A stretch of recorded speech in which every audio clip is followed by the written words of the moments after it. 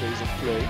6-7, I'm going to have to spin across the border there. This is the perfect time to get the job done. Oh, that's a fantastic grenade on real. Played off. 6-9 esports about to close this one. Assad is exposed. He's going to get dropped away, but here they come through, barging inside. The barracks can't save her, and that's a beautiful drop on Kind esports, losing one after the other. Guys from Noir esports are going to have to set this one all the way through now. Sovereign on the hit. No need.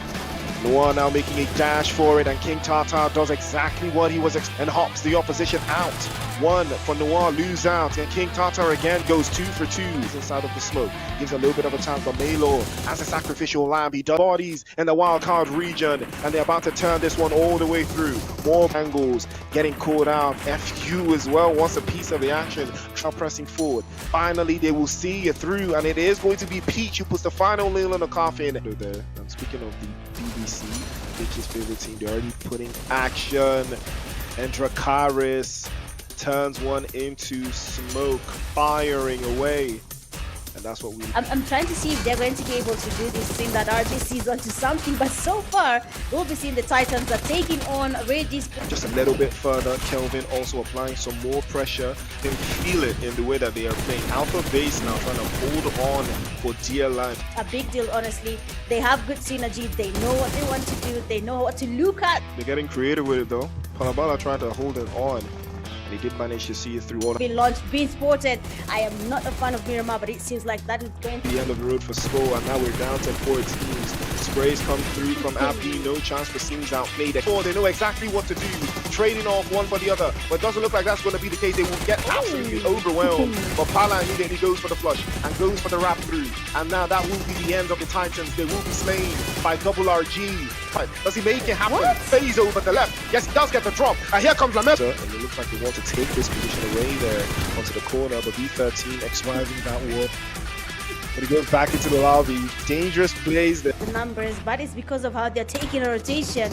Again, another player is taking one, but for Noir, they have the advantage here. 2 players from FL, for Rugby, I'm sorry, have been taken down. A nice grenade. That final third. Noir, on the other hand, are gonna get these. Right now, we do have at least 3 teams in the same area, and they fail. But unfortunately, the S12K will bring him down to his knees, and Vinfellas as well is gonna drop another and might go for the third. Oh, that's a beautiful trade-off. An easy time, and he might be causing one here. In reality, the players are looking for an opportunity. This side, phase off over to the top, and a 1v1 special, and here comes the angle, falls over to the chance trying again for that push. Vampire very alert here, just waiting for some players. Very nice play, but we have the Magicians being forced to go in. LB sporting on the players. The 2 here looking for that push, looking for a way to apply the pressure.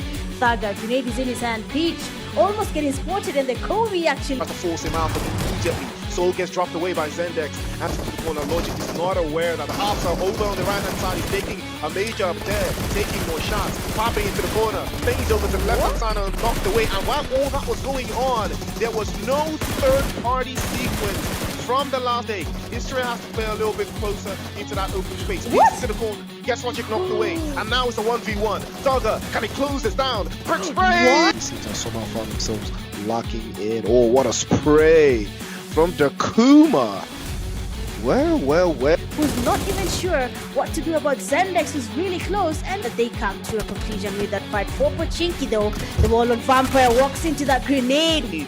And his shotgun will work in unison to drop another. Zendex pops into the corner, and he tries to assist. Not let that grenade get launched here. Mazakaza trying to get the cover. Damage. Not the start they were looking for, but they will find a way through. And here comes another drop. P90, straight in what it takes to do the job. Glory, and even Kaish has still been a thorn in the side of majority of the... Yeah, Nomi is also going for that push. They know the damage there. They're looking for the players. Kelvin in the space. 2 go down. He goes back into the lobbies. Kaish is now it's all left to him, and he doesn't have the zone as well. He does take damage there from all the way through, and they make a job easier than one would have liked. And now Gamer Eyes have been spotted and knocked away for the 2nd time in a string sequence with Matushka on the other side. This onslaught, no angle there for Smoothie. Grenade is surely... Stone? What? Why is he standing there? I'm guessing, I almost... Fly through, Thomas, and Obey. Might be exchanging something there. That's a fantastic enthusiasm going forward, but it is still best to wrap. From Zeus Morris back to the fast track creative, they're still looking for that push. Regna Mech. Viper on the other hand trying to deal with the guys from Elevate, and Elevate trying to hold on, deal with the guys from Elevate, and Elevate trying to hold on onto the guys from Double RG. Wait, inside of the open space when he pops through, he takes the damage as well. Melio is immediately going to sweep, immediately getting knocked away over to the other side. Now there is more pain, more chaos alive to this stage, but they will not back down. More sprays coming through. That's two bodies now getting caught, and a third one to follow suit. Hope is getting caught out.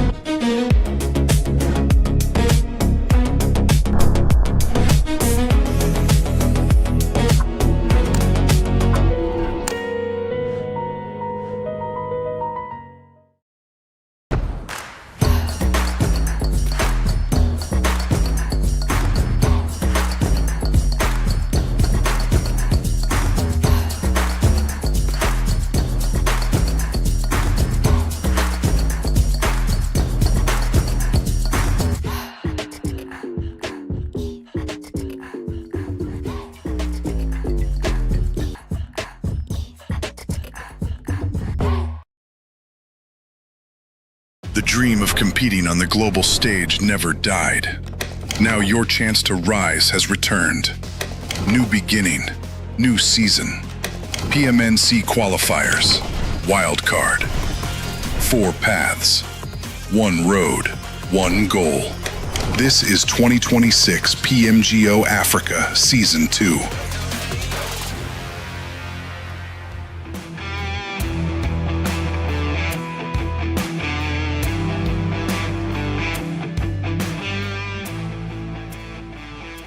Yo, Mr. Youngblood, how you doing, my boy?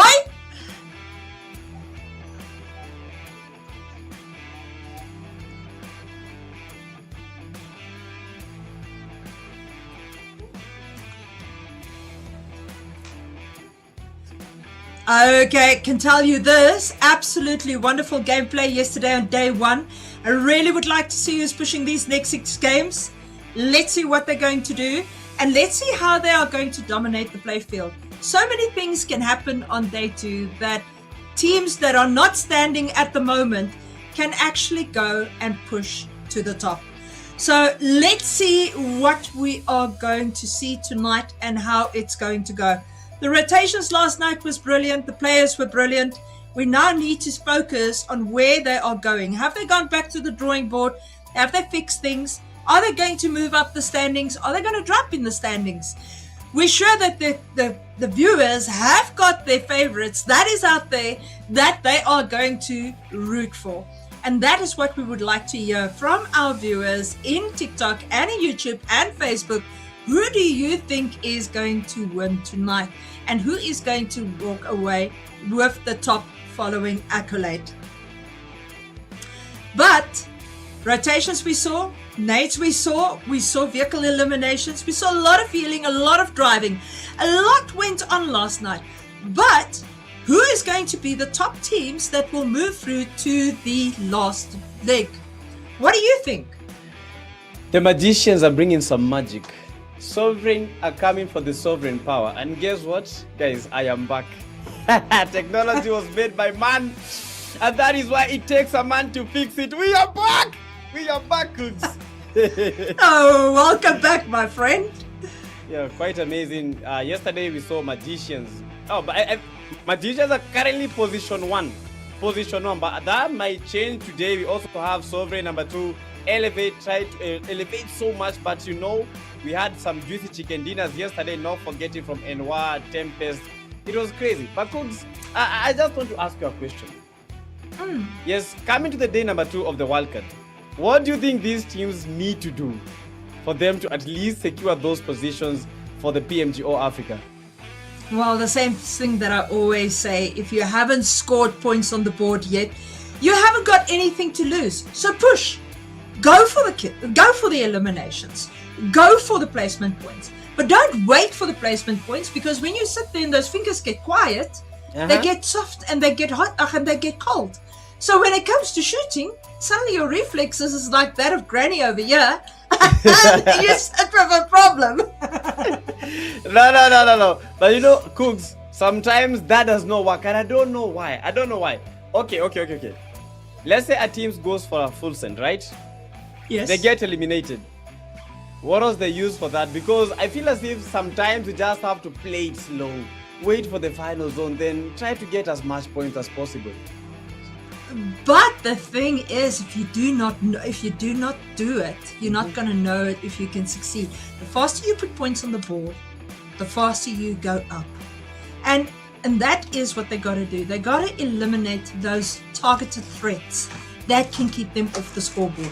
But let's go to the roadmap. Let's see what is going on here. In group stages, we had 120 teams coming through. PMNC Finals, 64 teams, and then the PMGO Africa Finals will see the top 16 teams right there at the end. Oh my word, 128 teams. That is crazy. I feel as if PMNC, it has gone too fast. It has been too fast. I think the next one, they need to put more teams participating in these stages. But you know what? PMNC group stage, you guys watched the PMNC Kenya Finals, where I and Mitch casting. Was crazy. Yeah, Cooks was there in the comment section, and thank you, Cooks. Yeah, she said that I look nice. I still keep on rewinding that in my brain till right now. You look like a gentleman in your suit. But yes, the Kenya finals were absolutely amazing, and we now have our teams that are going through. And then, of course, Nigeria, South Africa, and the wildcard, which we are focusing on now. So from these finals, 16 slots go to Kenya, Nigeria, South Africa, and Africa wildcard, all having those 16 slots. Yet it is very interesting to note, on the South African leg, there's 15 qualified and then one special invite, which is RJC. Yeah, being at RJC at the moment, I think Cooks, that's the best thing. Because these guys officially, they made it to the finals. They definitely are. I've been watching Shiva play, and absolutely brilliant gameplay from him.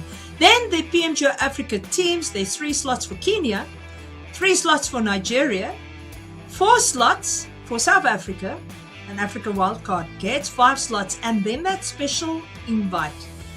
Do you know that organization that's hosting? Yes, 108E. I think that's the tournament La Cup that is currently ongoing, and I believe their finals are set to be in just a few weeks.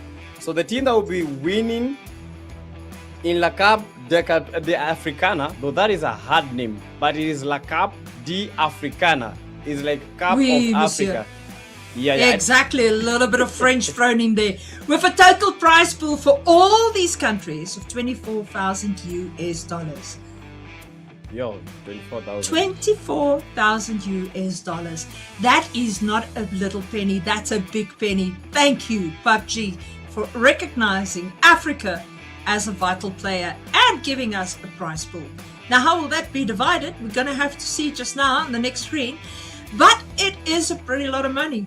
Youngblood, you want to come with me and we find the truck that is transporting this money? Yeah.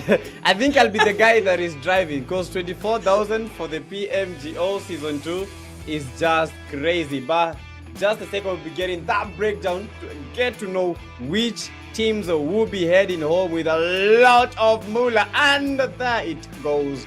Number 1, for the division of 3,000, we have all those stages, and each stage the prize pool is there. And for this stage, PMNC stage for the World Cup, 3,000 USD is on the line. But what I'm really eyeing at is the MVP position, where the MVP will be walking away with 200 USD. So Cooks, I think at the moment everyone needs to go just guns blazing, try and get as much elimination as possible, try and survive as much as possible, because 200 USD for just a single player, that is absolutely insane. Definitely, and even in 16th place, $20 is a lot of money in Africa. $800, just as much money, but the prize pool have been split very fairly all over all 16 teams that will be qualifying and playing tonight. So well done to them. And you just can't get to first place without knowing where to get the points, and just straight to the point structure, because this is just the same thing that all of us have been seeing day in, day out when it comes to the point system, and nothing has changed. The only thing that has changed is when it comes to the tiebreaker, which I think Cooks, she's the better person to explain that to you guys. But for the points, we have first place taking 10 points, second place 6, third place 5, fourth place 4, and so on and so on. But from position number 9 to position number 16, you get a very, very big and fat donut. But now, I wanted to concentrate so much on this because I've seen a lot of teams losing critical positions because of the tiebreaker rules. Definitely. Well, with the tiebreaker rules, the total number of winner chicken dinners across all matches is taken into consideration. Then total number of placement points across all matches, and that way it goes down. So the tiebreakers is really, really good. And here we can see the teams that are going to battle out, and hopefully none of them have to land in that tiebreaker. Well, here we go. B13, AET, Grim, PST, Mazer, SOV, FL, which is RGX, Regnum X, Zeus, 69, Glory, 67, 4M, AP, RRG, TB, and THX. These are your teams competing tonight. Well done. Oh, those are quite some good teams, because we have some teams to be watching out for. We have Tempest, we have Alpha Base, I believe that is from Somalia. But in that other wildcard, we have FL, we have TT, those are the Titans, C4, Vanta Esports, one of the craziest that I know of. But there's a team that I really want to eye out for, and that is Enwa. Yesterday they got a chicken dinner, one chicken dinner. Are they going to still bring the same kind of momentum that they had in the day number 1, also in the day number 2? Well, I think we just have to wait and find out. But the magic is from the magicians. They came in with the stuff and they just did the stuff of stellar champions, because yesterday they left the game as number 1, and with 45 points, I believe we'll be getting the breakdown of how it went yesterday. But okay, Cooks, which team do you think will be on the limelight? Well, I hope that I'm not glazing them, but 6ix9ine is a team that I know quite well, and Terra 6 as well. So I really hope well for them. But each one of these teams that have come this far, I really hope that they do well to push into the top 16. Well said, well answered, and she was avoiding banters. Yeah, she was.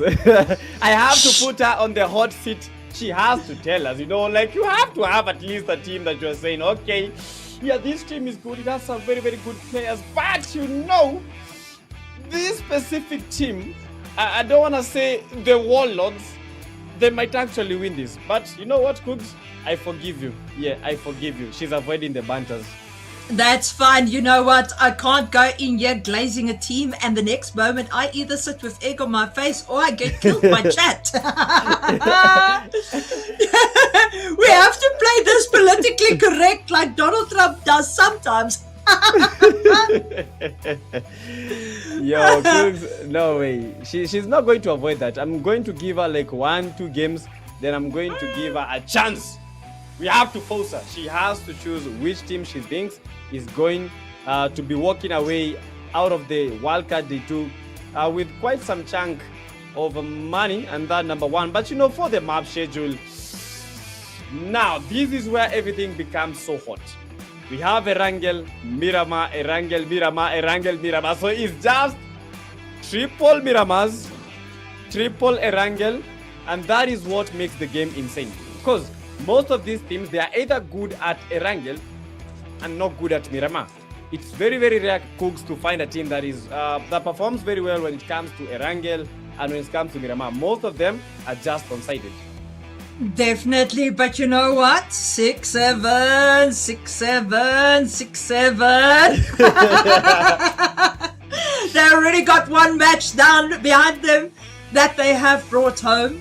So, you know what? I'm not glazing them. I'm just saying it up there. I'm not glazing them, but 6-7. Come on, you've got a name that we all love using. So 6-7, come on. You've got to do this. You've got to do this. Yeah, they're gonna do it. Balance the scales.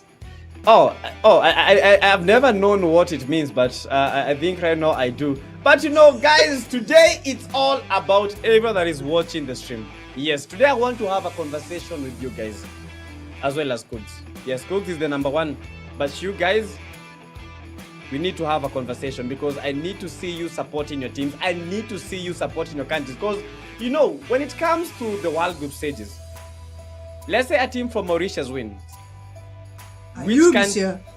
Which country feels good? Yes, of course. Mauritius! Yes. Il Maurice, oui monsieur, definitely, all the way. I support Yes. Mauritian teams fully. Mauritius is my island in the ocean that I love a lot. So, I spend a lot of time there, don't tell anybody. So, oui monsieur. Wait, Mauritius is an island? Didn't you know that? No. Mauritius, just on the other side. So if you fly from Durban, you get Madagascar, where we've got teams as well. And then you fly a little bit further, then you have got Reunion Island, which is part of France. And then you've got Mauritius, which is a tiny, I call it the rock in the ocean. Okay, I think the Mauritians people, the Mauritian chat right now is going crazy.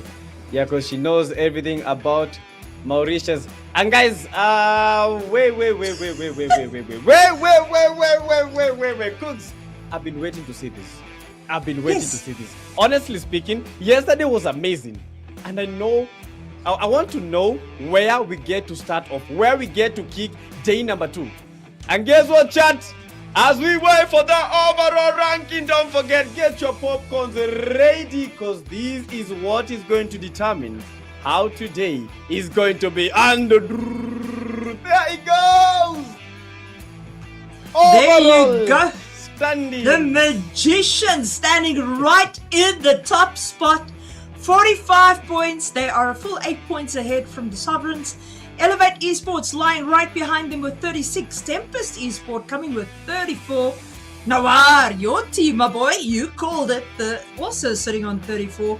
Mazer Gaming sitting on 32.67, coming on 29 together with the Titans. So those spots between second place and 8th place has a little bit of points, but not a lot. Then Gamerise Esports coming in on 26. This is now time to come and make your points. Terra 6, come on, pull up those socks, sitting on 23. Extraordinary 22. THX coming in with 21. Warlords WL coming in with 21. Astra Creatives with 20. Regmamex 19 and Ethrix Syndica with 16. It's time for these teams on the second sheet to actually move up. Zeus Morris on 12, Unkind Esports 11, Memo Gaming 10, Glory Esports also 10, BBC Extreme 10, Alpha Base 7, Seems Outplayed 6, B13 Esports also 6. So there's a big gap over here. C4 Esports, 69 Esports 4, Tribe Ascension 3, 4 Monsters on 2, Red Coast 2, Vanta 1, and FL Esports and Wildstorm GMG sitting on donuts. Guys, it's now your time to make sure that you get those points on the board. You have got 6 games. Do not give up. The fat lady hasn't sung yet. Let's go. Let's go. Let's get those matches in. And let's get those eliminations and placement points. The faster you eliminate the opposition, the faster you can push up the ranks. I've been listening to Cooks, and one thing is very evident. She is avoiding this. I want to mention it.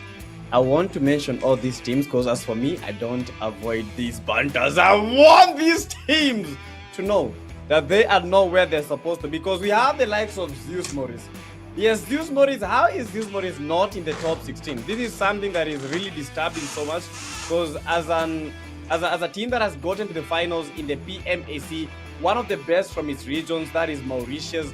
I'm not even expecting Zeus Morris to be a position 17. So whatever they did yesterday and did not work, Zeus Morris, just know you will be on my radar because they need to give us something good because they are the OGs, Cooks. What is happening to the team that have been dominating in this region for so long? Right now, they are dipping so much. I can tell you this, many factors can happen. I mean, internet factors can happen.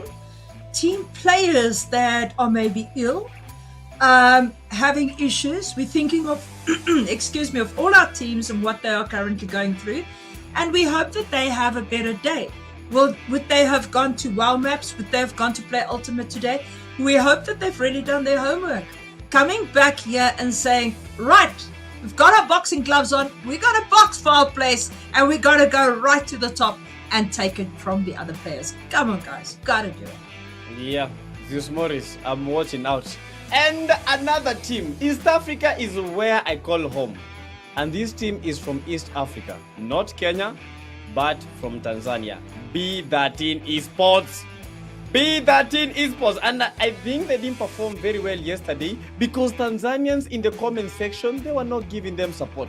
So for today, if your team is playing, and I'm telling everyone that is watching, if your team is playing, if your team is in a fight, I want you guys to spam those flags because why not? Tanzania, where are you guys?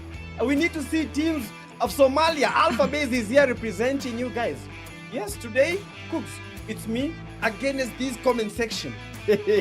Oh, you know what? You've got a very good point there. Support your fellow countrymen. That is what you got to do. I mean, they're there for you. They've placed themselves on the map.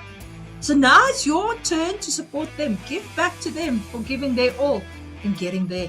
But we are heading over to Erangel. What's your favorite map between the two, Miramar and Erangel? I can tell you now, mine is Erangel. Yeah, I go to Miramar because Miramar, not a lot of teams know how to maneuver in that terrain. But if you know how to do it, that is just it. Definitely in the land of sand. What else do you expect? Anyway, right, we are heading off, ladies and gentlemen. The captain is speaking. Fasten your seatbelts and you're going to jump to get a gun and get eliminations. And that is how we do it. This is the first map of the day, number 2. And not forgetting, this is map number 7 out of the total 12 that will be played. And that is quite a very, very good and linear playing path, cutting across almost cutting Erangel in 2 halves. One half are taking that school, Ruins, Rozok. We have teams that normally fancy Salvani, Stalba will be 1 point, where most of these teams will not have reach of.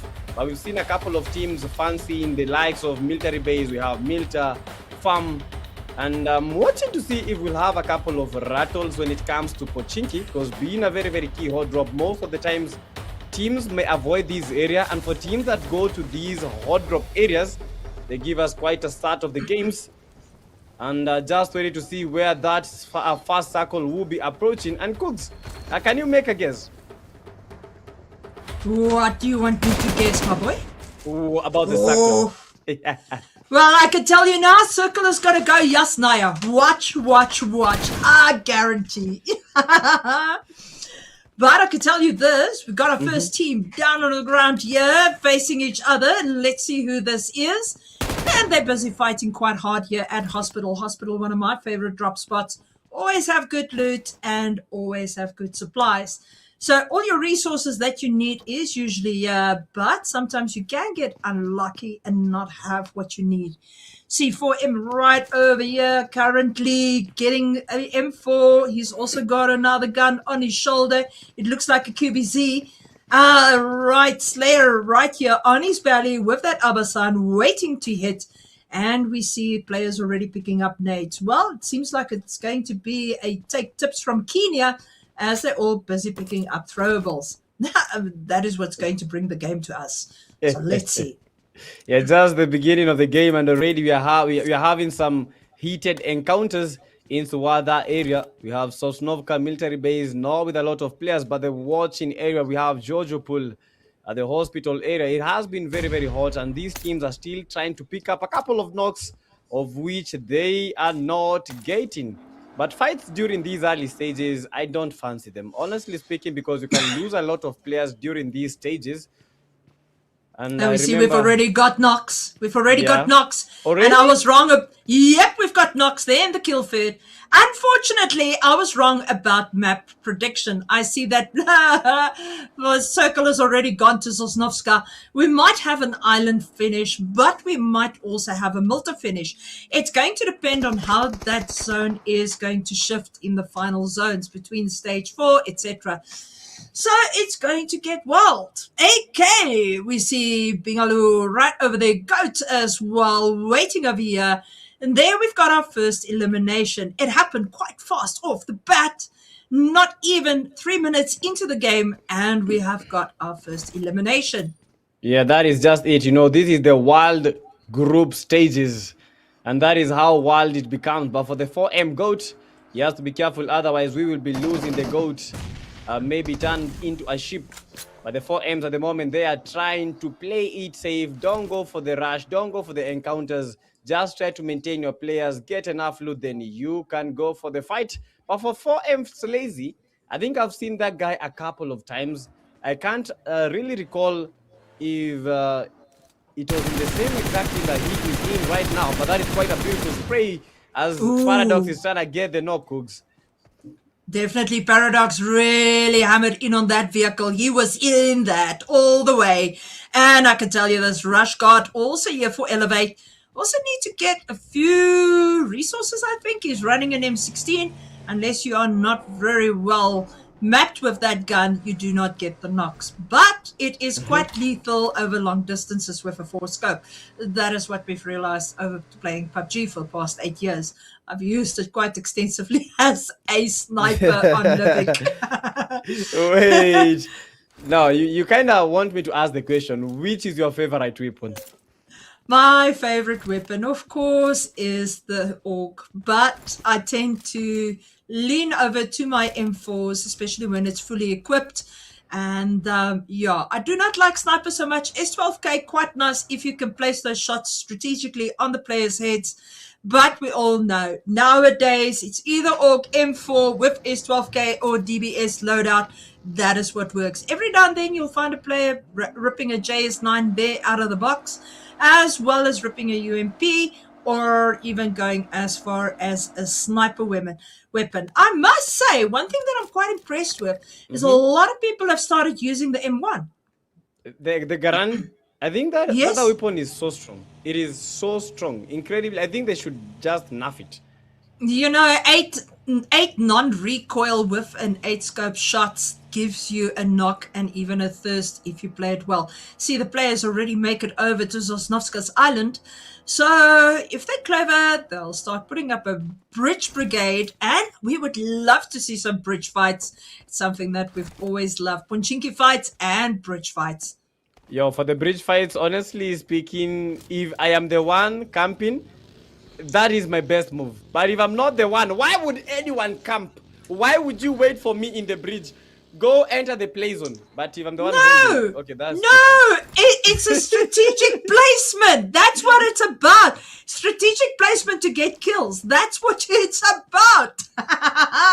No, they should not do that. They should not do that. If they should wait for me to enter the play zone first, now they can hold. If it's not that, don't do it. Exactly, and as we can see there with Apul, he's running his AUG together with his DBS. Like I said to you, shotgun, spray gun, that is the loadout. You're ready for CQCs as well as for those long sprays and short sprays.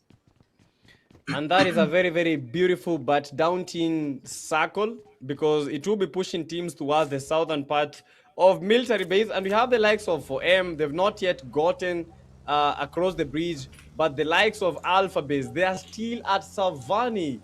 And this will take quite a toll of them. They're going to use a lot of utilities, because you can never let yourself suck in that blue juice.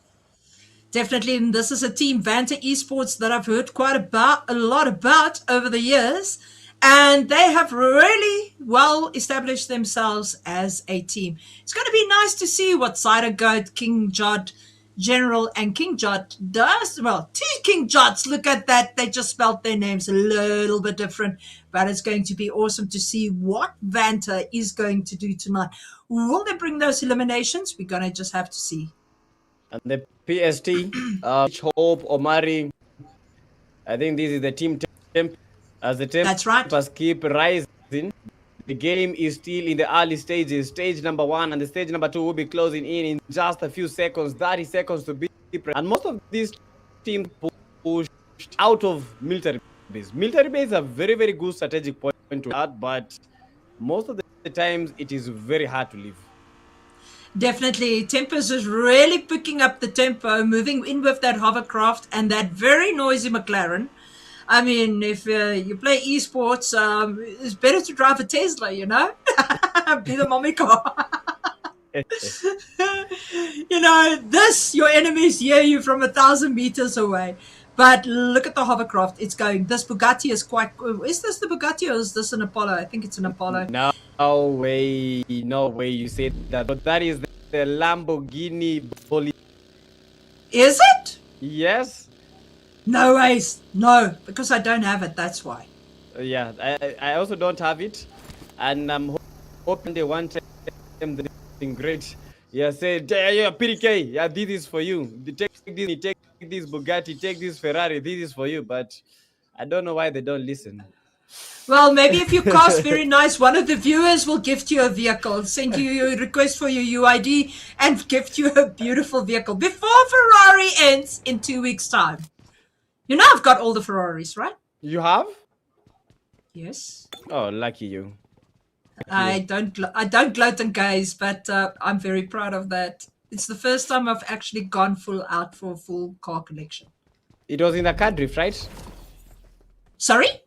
It was in a car drift. You got it from a car drift? The speed drift. Yes, Oh. speed drift all the way. We're not going to talk about the amount of UC that went. Yeah. Let's you not. know, yeah, my horse was very angry because he didn't get carrots. Yeah, okay. We see WSG and Red finding each other. The memo has been sent.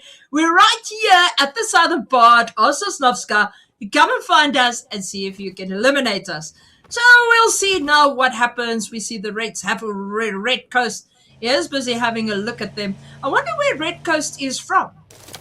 Yeah, I believe the chat, they come in clutch. So make sure that you guys are, so that we may get a glimpse, because most of these teams, yes, they are good teams. Yes, we know of them. But you know, at times it might make the confusion. I want to be really, really sure if we are going for team like Tempest. Yeah, what country is that from? Section, Definitely. don't forget, man. You need to write the flags in the comment section. We need an active chat today. We are having a session with you guys, because as in that rotation, most of these teams are not fighting. You know, we are approaching the stage number 3. Only 2 eliminations have been registered. Teams, only Exactly. two eliminations. Look at the stage. The zone, very, very small, and moving towards the fire where we don't even have a team, but I think 6-7 team to take Nova Fire. Yes, and here we've got Tribe Ascension, and they are busy knocking people out of boats, keeping them out of zone.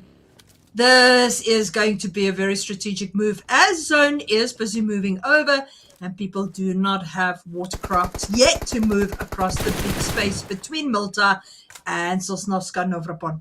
So we'll just have to see how this goes. But beautiful sprays with that Scar coming up.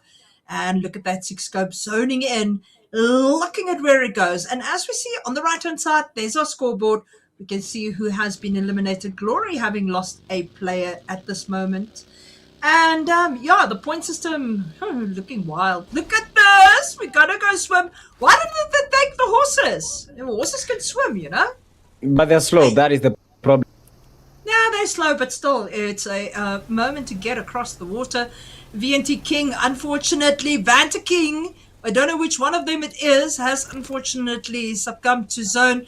Terra Future as well. 4M is at this moment, 4 monsters, as they are called, are busy taking those eliminations, sending people away and putting points on the board.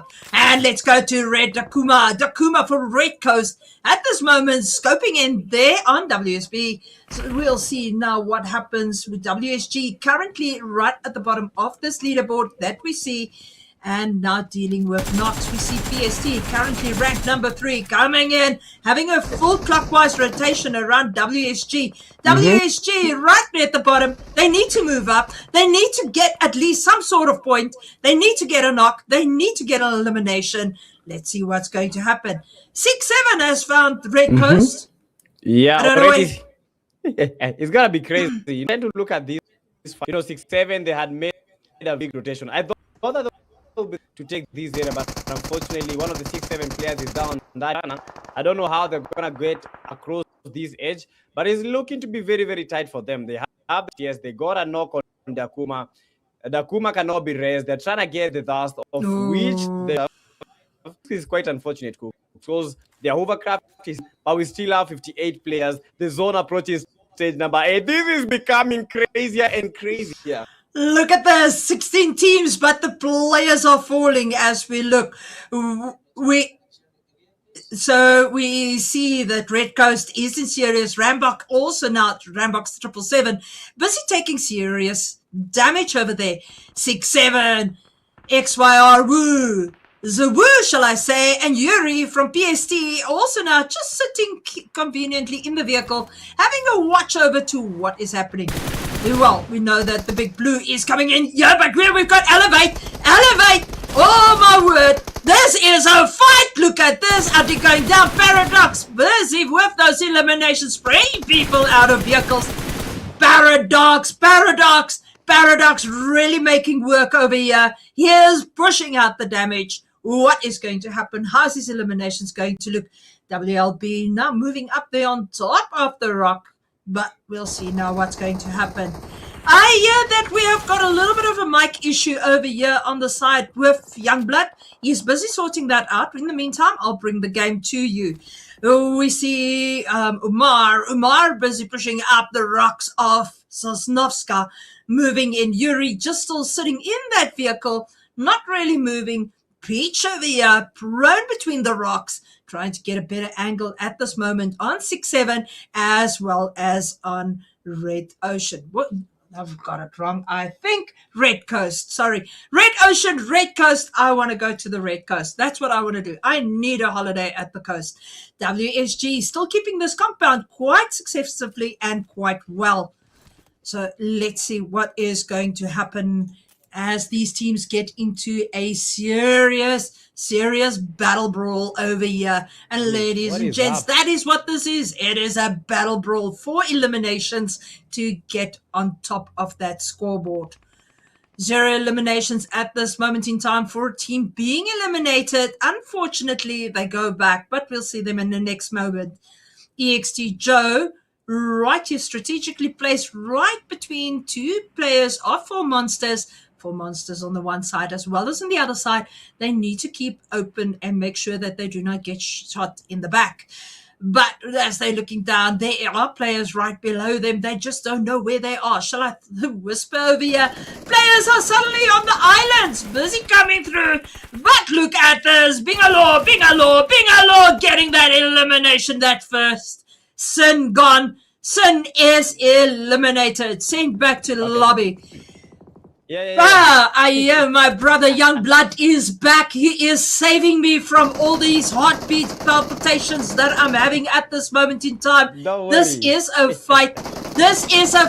Extraordinary fighting. Joe lying here on his tummy. But he has got quite a good view and idea of where the opposition is. Yeah, trying to cook up a nade. I don't know if Extraordinary can get that knock. But guys, we are back. Woof! Yo, I was tense. I was tense for a second, but you know what is more tense is the game right now because we have 47 players remaining, 15 teams in total. Only 1 team has been eliminated, and the game intensifying so much. Alphabet is already out of the race. Currently, our position number 16 with with only 7 points, not even elimination, just 7 points. So Somalia not looking good at the moment, but some of the teams here are looking very, very nicely. From Mauritius. We saw the early fights by Elevate, and they tried to get some knocks, of which they did, and they managed to survive as a full army.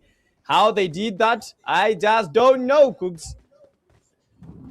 Well, I can tell you this, it is not looking good. I mean, for the guys from Alpha Base, I mean, they had 7 good points there on the board, but nothing that we saw that was extraordinary in this match.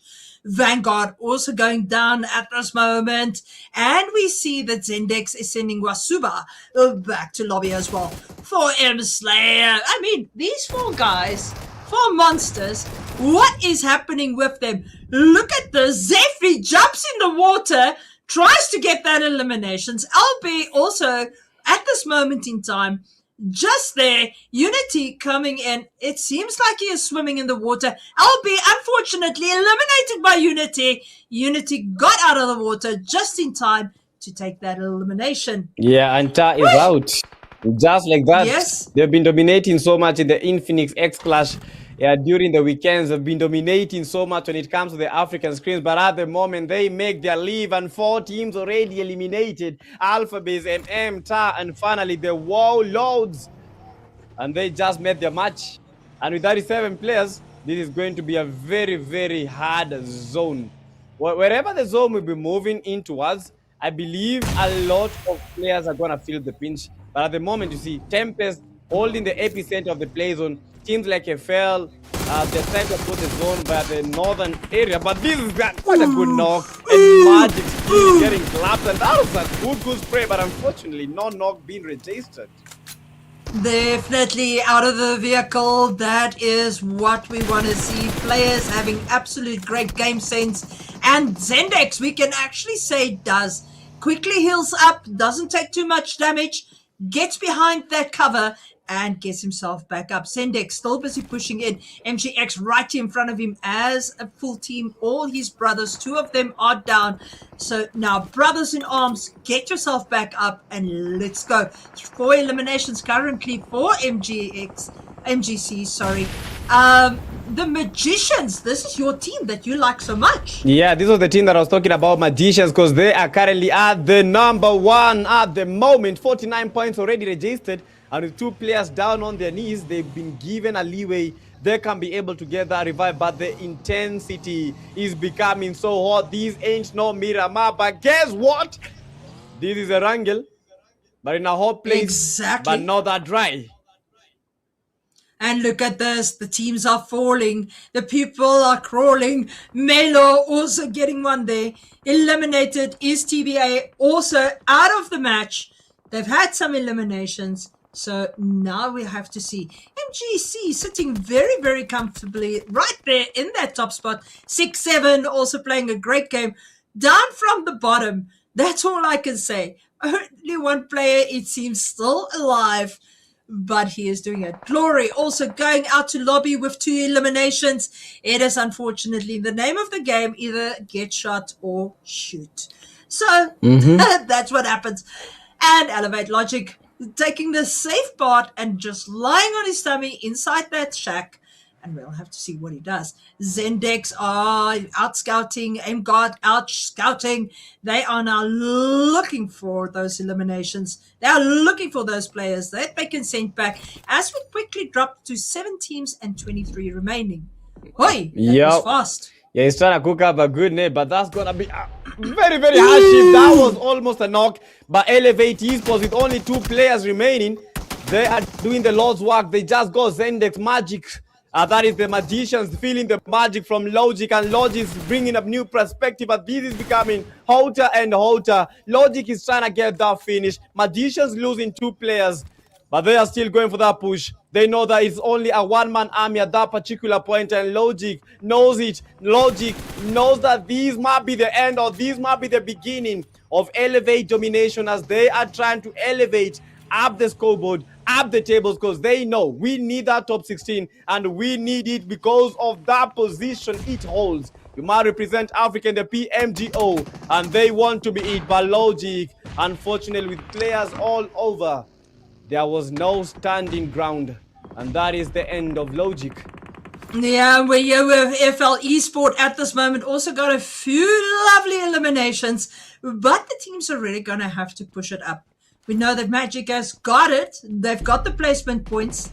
And also, what do they have? But look at this. Zendex, that nade landing on him. Take him low, and he goes down with a few shots from Logic. Logic really worked the magic over here. So, sorry Magic, but your magic got stolen by Logic there for a second. Ay, ay, ay. Okay, this man really did good there. Peach still alive. Yeah, Tempest Esport really coming in strong. We'll now see what they do, as it's still 7 teams with 17 players remaining. Not all the teams are full squads at this moment in time. Elevate seems to have a full squad. MGC also seems to be short a few, as well as a few others. We'll just have to see what is going on here. Scoreboard not showing up so nice and clear here with me. Can you see it better? Yeah, I think I can see it, but I don't. Yeah, I think I can see it, but just a couple of information missing. But you know what? I will still have the OG one. There are 17 players remaining, 7 teams in total. We are the Wild Gang. They have a full lobby intact. Elevate with only 1 player. We have 6, 7. They are still surviving, but only with 3 players. We have Tempest, also 3 players. But we have the FLs. Look at how they're moving. Dude. Just slow. Dude. Wildstorm, WSG took our advice, and look at them. They are moving up. They are now in the top 7. They are busy going for placement points. But they're going to have to do more than this. They are going to have to bring the eliminations. They have been holding that compound. They have been like a bunch of guard dogs, keeping the other players out of the compound. But what is going to happen? We don't know. We are going to have to see. Will they take this fight? Is Zone going to push them? At this moment, they are very comfortable waiting where they are. And everybody is out here fighting on the outskirts of the little island on the other side of Sosnovska, as Zone is busy coming in, and we're pushing in the next 5 seconds into stage 7. It's going to be interesting to see where Zone is going to go, where it's going to place them, and what is going to happen. Yeah. Oh, another hydrofoil in pieces right over here. It seems like vehicles ain't staying alive in this match. Yeah, we just have to blame the Zomba. Luca Omari tried to get the elimination. S12K in hand, and the flash has been felt, and FL leaving that race. And we are down to 14 players, 6 teams in total. WSG have been dominating that compound for as long as we have been able to spectate them. And I think they have the best position in the game at this stage, as Tempest Peach is trying to get some feet, trying to get inside that play zone. But the hard shift of the play zone will be felt in just a couple of seconds. But I believe WSG, they need to expect some full push. Definitely, it's definitely coming. But I can tell you this, PSD, Team Tempest, really putting some eliminations on the board. They're already sitting on 6. We would like to see more. Would like to see more. And here we are with Wildstorm, currently with 2 eliminations for this match.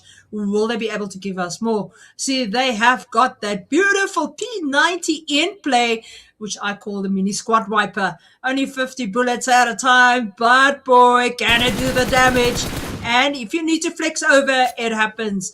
We see Magic has lost 2 players, but they're still standing their ground, making it into the top 6, helping them get those needed points to move up. 6 eliminations for them.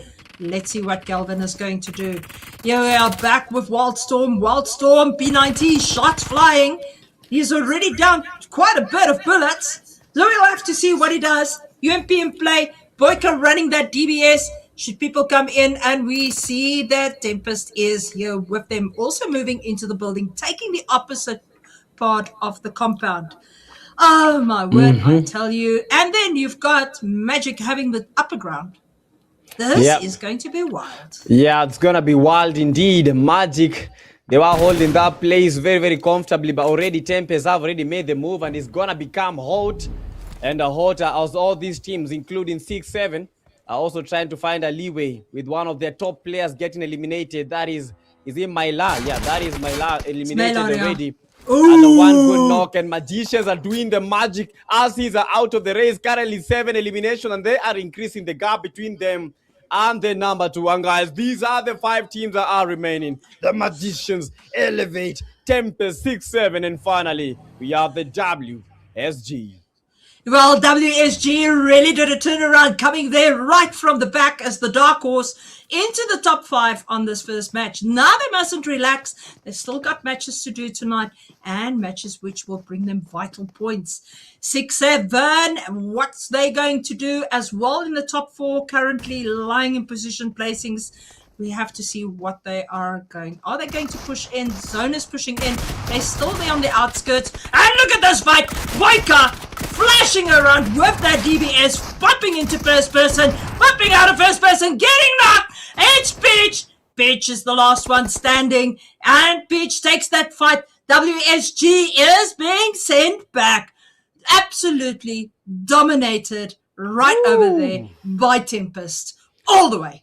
And that is what we 14s, call domination. That is what we call domination. You know, Cooks, we talked about WSG. Yes, they were so comfortable, and we were expecting a push.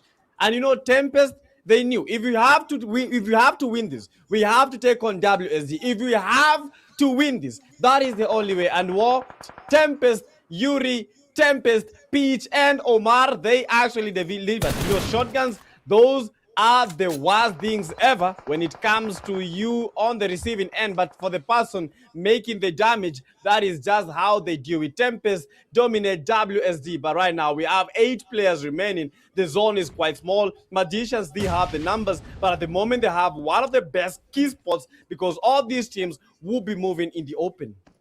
Definitely, that is what's going to happen. And at this moment, 6-7 has got a knock on their team.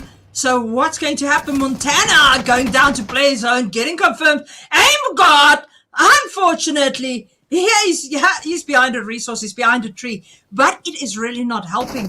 We see that Tempest is working absolutely as a team, working together, moving together, and they take Aim God to lobby as well as Calvin. Sorry, guys. And with that, your match number 1 has ended.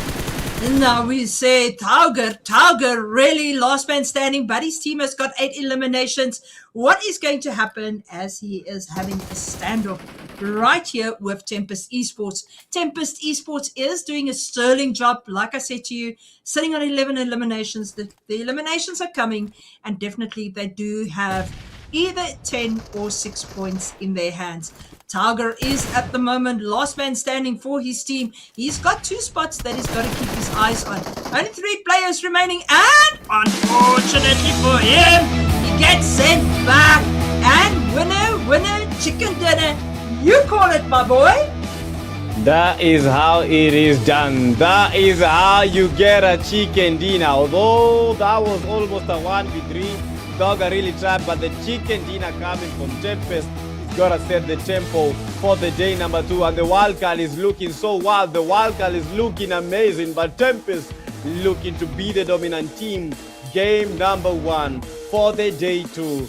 They get a chicken dinner. Not just get a chicken dinner, they dominate because they get more than 10 eliminations, which is what all these teams will be pushing for. But that is just for the game number 1.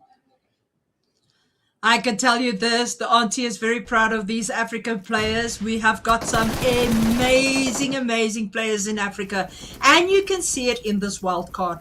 And Tempest Esports, that is something to definitely glaze about. You are a superstar. That was amazing. I was just watching these and I'm like, okay, for Tempest, they had to push up against WSD. They had to push up against, okay, we had 6-7. They avoided the fight against 6-7 and they went straight into WSD. WSD was dominating so much that compound. They took them off. And the only thing that was left, you know, we talked about Elevate. They had a very good position. But for Elevate, I feel as if they should have waited just a little bit longer in the blue zone. Try to get Tempest while they are in the open. But unfortunately, you know, these things just happen, and that is just it. But for Tempest, GG's, that was a successful game, successful chicken dinner. I can smell it. I can feel it. It smells tasty. Exact. Look at Peach coming in there with 7 eliminations, 6 knockouts.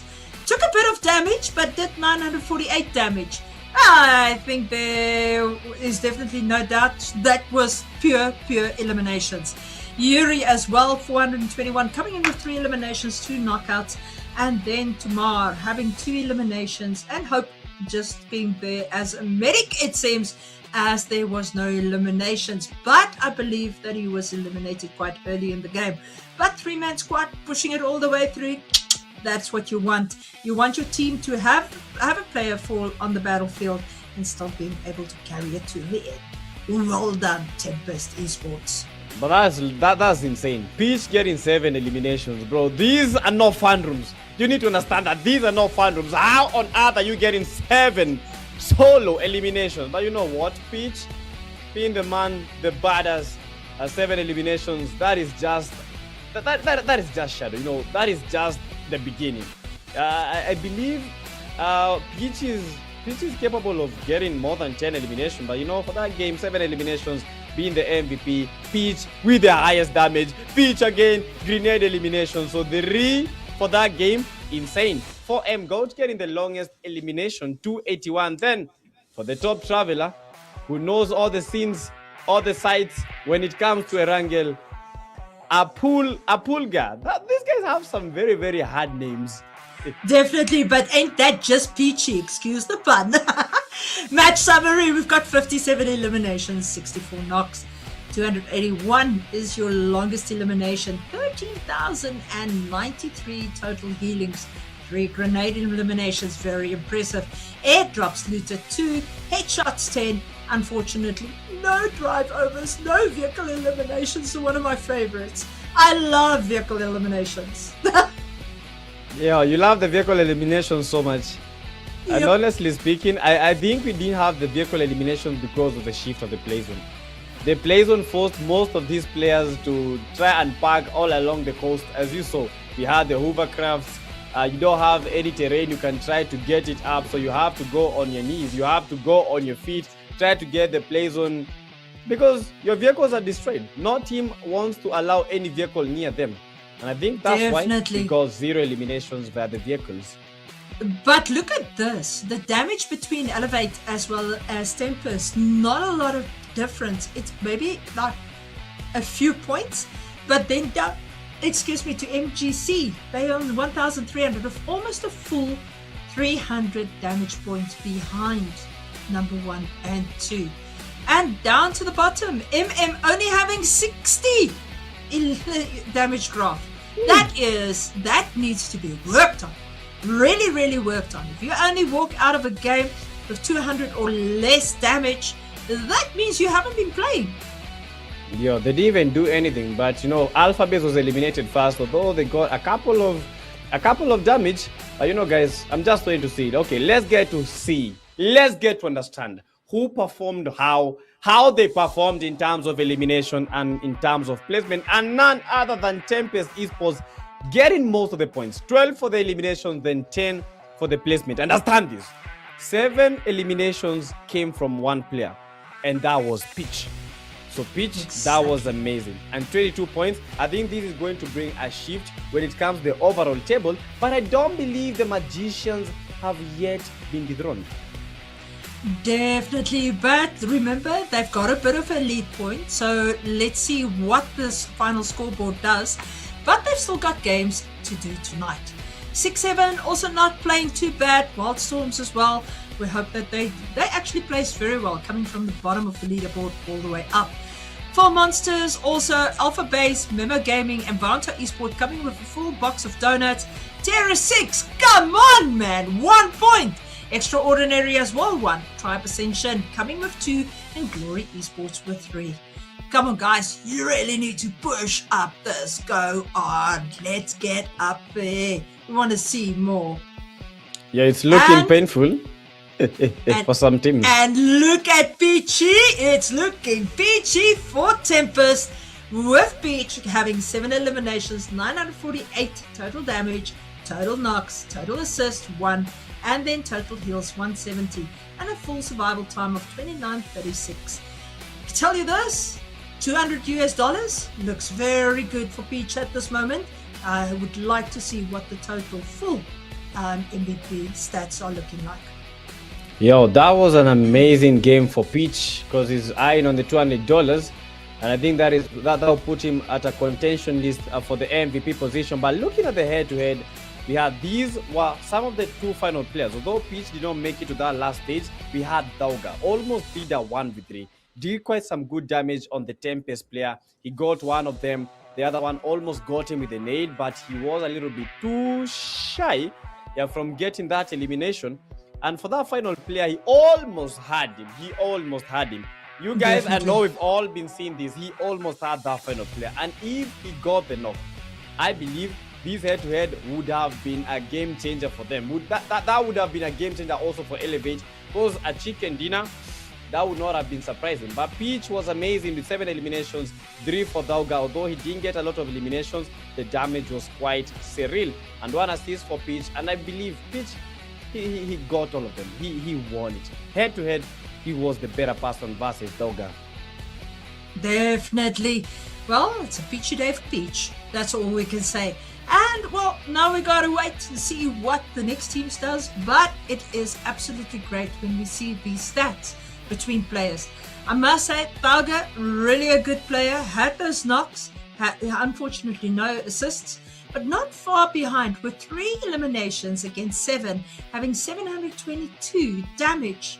That means he really, really played his whole out. He played heart and soul. Well done to him. Now, this is the moment that we've all been waiting for. After the game number 1 of the day number 2, I just can't wait to see how these overall results will be looking, because this is it. For Tempest, maybe a game changer. Elevate, a good game. And whoa, there look it at goes. that. Definitely, Magicians is only 1 point ahead. What will they do in their next game to keep ahead of the pack? That is the thing. Tempest Esports have moved up. They're 9 second place, 1 point behind. That is not even a blink of an eye. That's 1 kill. Elevate Esports sitting there also in the 50s with 51. 6-7 with 39. A little bit far to push. Sovereign 37, Nawar Astranova still sitting on 34, Mazor sitting on 32, Titans on 29. Now it is going to come up to the next games that they play where they're going to push. It's going to change a lot on this leaderboard. Warlords now sitting with 26 points, Game Rise sitting on 26 as well.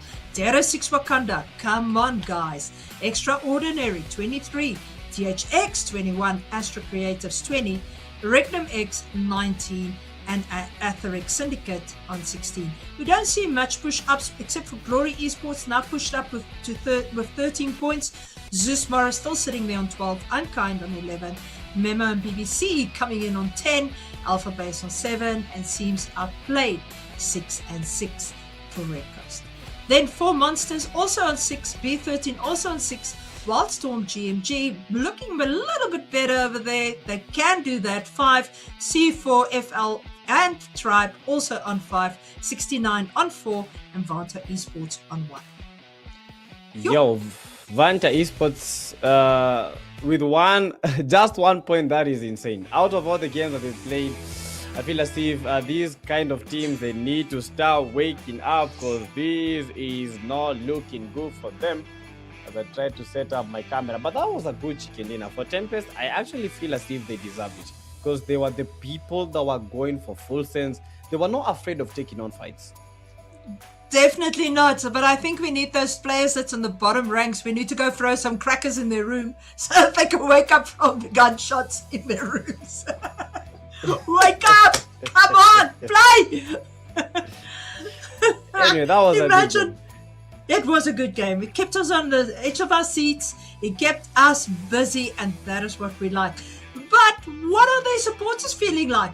I mean, if you've got a team that's lying in the bottom 16, how do you feel? Are you phoning them? Are you WhatsApping them? Are you getting them motivated and say, come on, give a bit more hard push. You have got more games tonight. I mean, each one of these groups have got 3 games. So all they got to do is apply themselves. True. Yes, that is all that they got to do. But guys, we will be coming back for the game number 2 of the Wildcard Day 2 in just a few seconds. So don't change the dial. Don't click on the dial. Get your popcorns. Refuel. Re-strategize. because not only the team that restarted, even you. But we will be coming back in just a few seconds. Don't go away.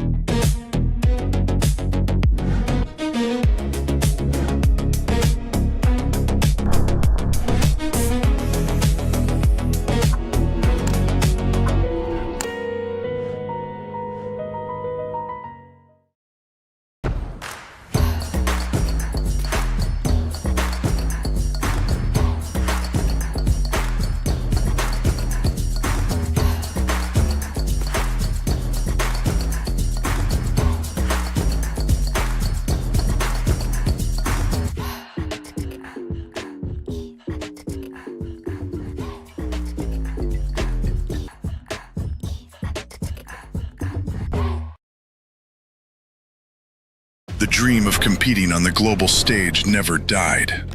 Now your chance to rise has returned. New beginning, new season. PMNC qualifiers, wildcard. 4 paths, 1 road, 1 goal. This is 2026 PMGO Africa Season 2.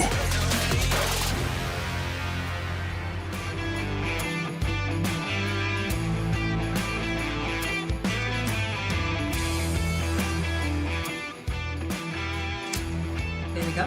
Mr. Youngblood, how was that win coming fresh off the first fight for tonight? Tempest Esports, dang, dang, dang, dang, elimination, domination, all the way. That is how you do it. You know, I've been waiting for these teams to have the, I don't want to say the but you know, that came from Tempest. Finally, at least we are having a worthy fight. You know, we need to see teams going all out. Because I think at the moment, these teams, they know the kind of points that they need to get to the top, to maintain the top 16. Because out of the 32 teams that are playing, only 16 are going to be making it to the finals. So all these teams, they got to start pushing. There's no time to waste because we've seen it. In that last zone, we have a lot of teams. I believe we've almost had 16 teams at stage number 4 of the play zone. Like I said to you, stage 4, zone is getting small, pushing everybody together, and you have no choice then to fight for your bread. You gotta fight. I mean, it's like getting together at a venue and there's only 5 McDonald's burgers. You're gonna have to fight to get those McDonald's burgers and to make it a chicken dinner at the end, and hopefully it is chicken burgers.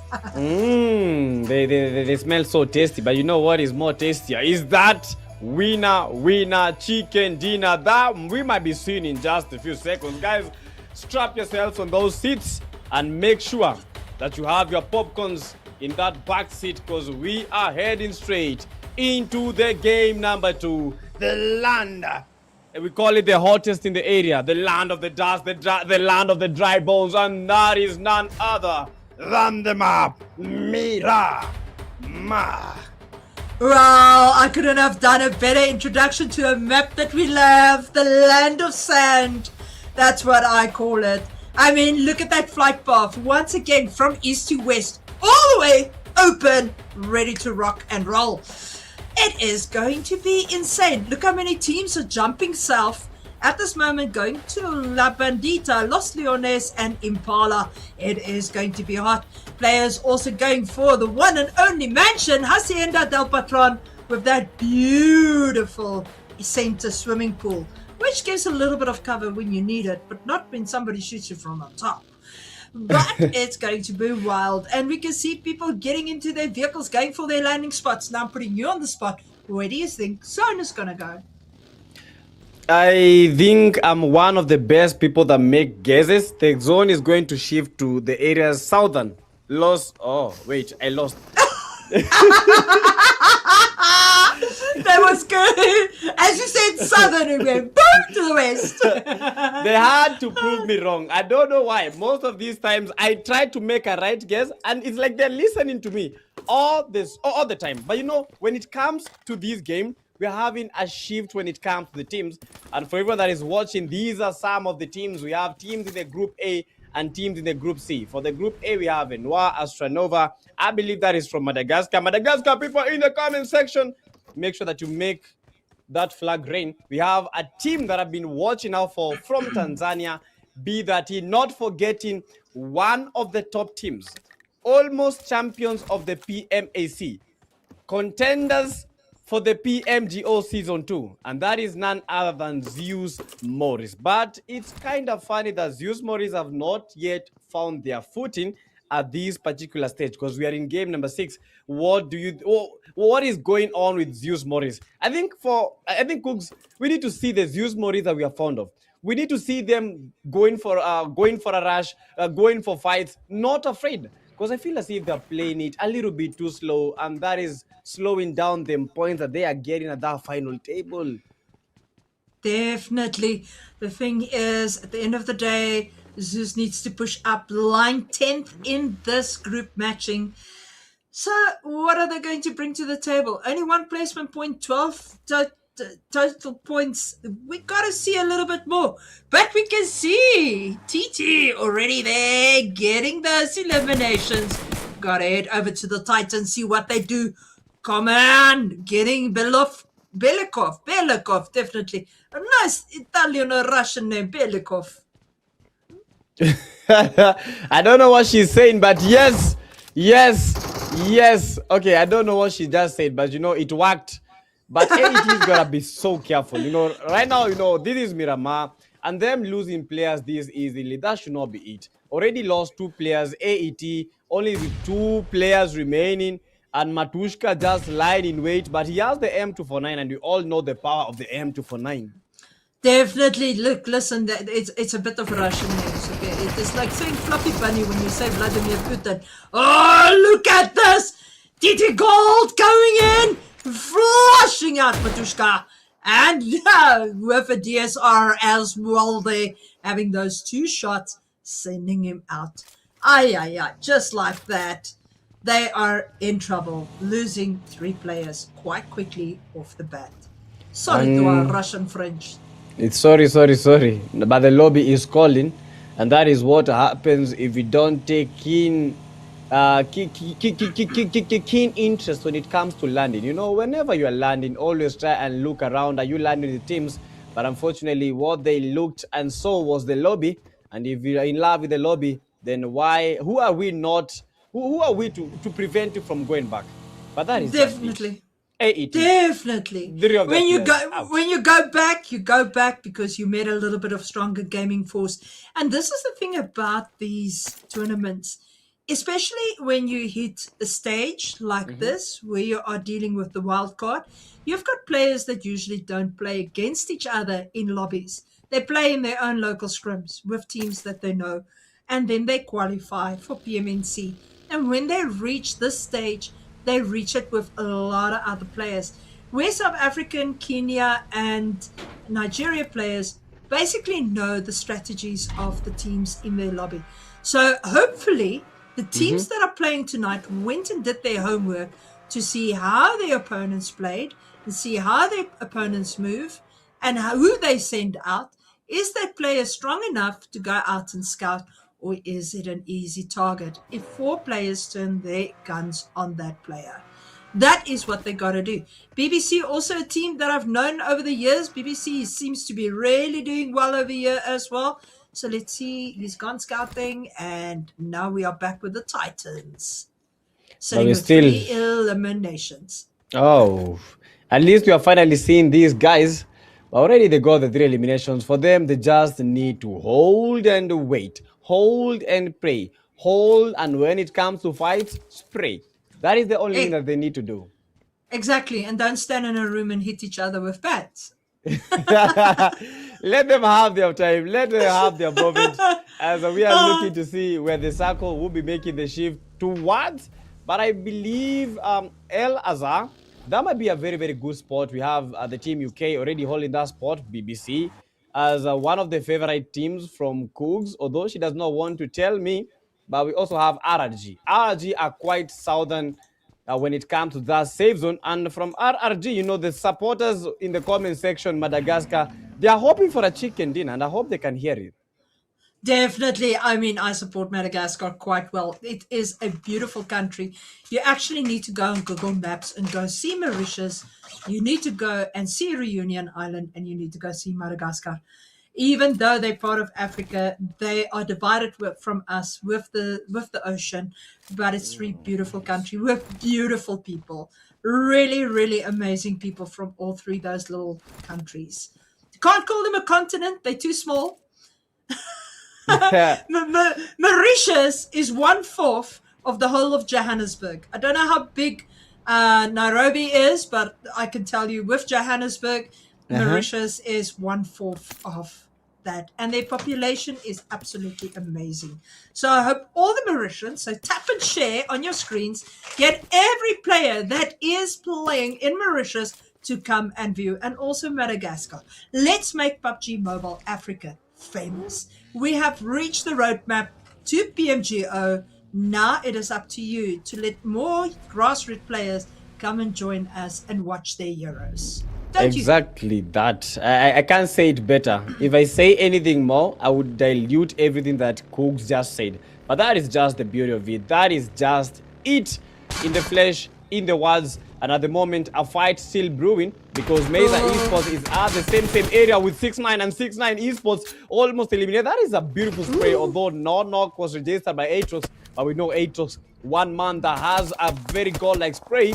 But you also gotta be careful because Aatrox was almost eliminated. And when it comes to the match, you need to understand that these kill size, that is the advantage that you have.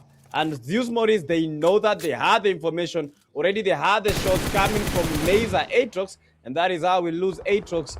But 6-9 just got that eliminations. That's gonna be painful. Look at this. Zeus is getting the eliminations brought to them on a silver platter. Where they are here on a hillside, everybody is rotating in towards them.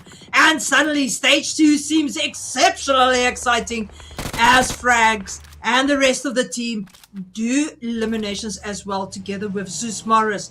Zeus Morris only having 2 so far on the board, but they're trying to get up the hill to get an even higher ground.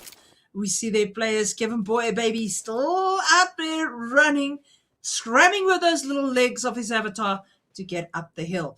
We see that Thornfinn already up on the hill. He's gone, like I always say, Jack and Jill went up the hill to fetch a yeah, to fetch Yes. and now Yes. they come down the hill and now they've got a mortar, an M4 and a mortar.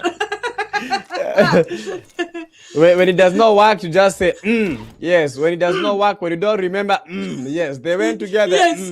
They had Yes. the, As long as we all understand. Yeah, if you understand that, just know you are weird. You are weird. Definitely, young blood, and you understood it, so you are weird. No! They've always called me a weirdo, but I feel as if for today, I've not been weird. Today, I've just been quite composed. But you know, I'm not lacking a couple of jokes because you guys have to laugh. I always have one in my back pocket and I'm about to release it. But just give me time to think about it as we are watching. Oh, what a good spray! Ooh, look at that! Look at that! Just suddenly he peaked, and he just peaked a little bit hard. And Rival with that hard peak, with that M1, I told you that gun is lethal.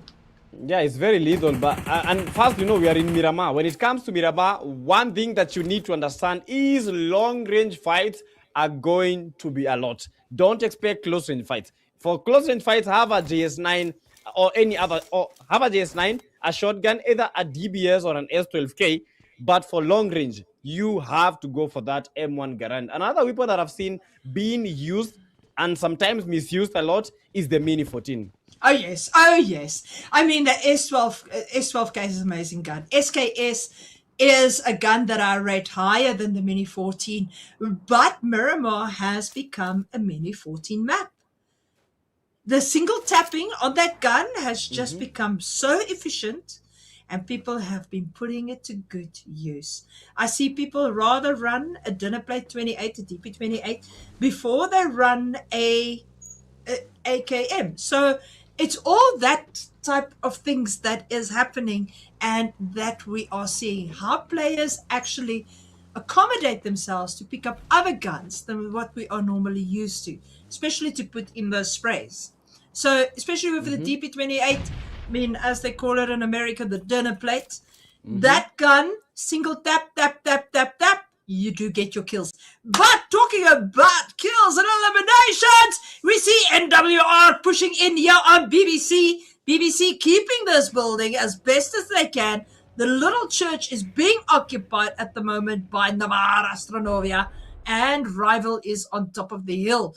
Unreal right here at the bottom, Nightmare right here at the bottom, but they have got assistance from the hill. So anybody pushing to the back might be eliminated from that side. We also have in the kill feed Gold going down as we speak, who is lying currently in 4th place with his team. Oh, 4th place, but you know, we're still expecting fights, and finally we've got a vehicle elimination. But you know, coming to that zone, Most of these teams will be looking to fancy the areas of El Arza with Cruz de Lavare, just a portion of which. We have a team like Regnum X approaching from that western side, but they will be going against the GRM team, which will be a very, very crazy clash because we have C7 as C4 story. They will be trying to get at that party, but already a fight brewing with BBC. Extreme taken down. Drakari is out of this feed, and they are trying to get the flash, but these 1v3 might not happen, but it's very, very impeccable as the Noir Astronova. They are coming in guns blazing with full motivation because they know how many points they need to be able to secure their top 3 position. Remember, chat, we are going for the top 16 teams that will be making it to this stage. 32 teams, and already the fights are brewing. Already the fights are coming. BBC with 2 players down on their knees. They are not praying. They are begging for mercy. But who knows mercy? Not Enwa Astronova. PUBG has no mercy. That is guaranteed. Not even in your wildest dreams. But look at this. They are Navar Astronova. And they are showing us how they can dominate. Smoking it up. The vehicle is right there. Getting back into that Murado. And off they move. They are now going for the full push as they know that BBC has only got 2 players. Nightmare coming in. Flashing that S12K. And the man is sitting right here in the corner. Is he going to get a knock? Or what's going to happen? Bloro. Obi goes down with a nade. What a nade that is. The flush is happening. And the team is pushing him. One goes down. But unfortunately, BBC, Valero, Lussman standing. And he is gone. And Navarre is getting that res. Well done to them. What a push. What exhilarating fighting gameplay we see to send players back to lobby. Why? Yo, oh my. This is what I was expecting to see. At least now we are having teams showing us some IQ. Because if Enwa Sonova had not made the push, that would have been a waste of numbers. They have the numbers already. They've gotten 2 eliminations, and for them, going for that full push, that was the ideal thing. And they have fall to their back pocket as 14 teams are still surviving. 50 remaining in terms of players. And the zone might be shifting, but this nade is cooking. They are trying to get some good knocks, trying to provide the cover fire. Unfortunately, not able to get the knock. And Podelu trying to escape, but that is a good flash, and that is a good spray. He didn't know that there was someone making the cover, but that knock, that was a very unexpected one. Definitely, what a flush that is, and now it puts that team back at moving forward. Now they've got to get the raise before they can actually move further into zone. But we see Kaish coming up, seeing Navar Astronova right here in front of him, but they have got good cover in that triple building. So let's see what is going to happen here. Is Kaish going to take this fight alone? I see his teammate is back up. So not too bad there for the Sovereigns, still keeping a good space, sitting in second place at the moment. And then, of course, Navar Astronova really sitting there in pole position with Mazur knocking at the door with 34 points. Will these 3 teams that are in the 30s be able to push more and do more? And then you've got teams like GRM and RRG not far behind them. THX has shown us as well that they do want to bring the points to the board. So we'll just have to see what they do as they've got 0 eliminations at this current moment in time. Beautiful logo though, I must say. So professional. Yeah, beautiful logo, very professional. But what is needed right now is not that. What is needed is that chicken dinner and those eliminations to come packing in. Because if you don't make it the top 16, you don't make it at all to the PMGO Africa. And C4 Sigma, C4 Esports, they are still trying their best to put their team inside these. On the other end, we have B13 from Tanzania getting battered with RRG Pew Pew, finding one of the best plays in the game. Asa Creatives, RRG from Madagascar, they are trying to find some very good buffer. And Samurai, not with a katana, but sent down with that Skael, and shots being registered. Smoothie's gotta be careful, otherwise he will be turned into a smoothie, and the game is not smooth anymore. And they are still cooking. Look at that. Definitely. Melio, is it Melio or is it Meliot? I can't see if that's a D or an O, but this man is smoking, he is nading, he is doing everything. And like you say, a smoothie might turn into a smoothie back in lobby.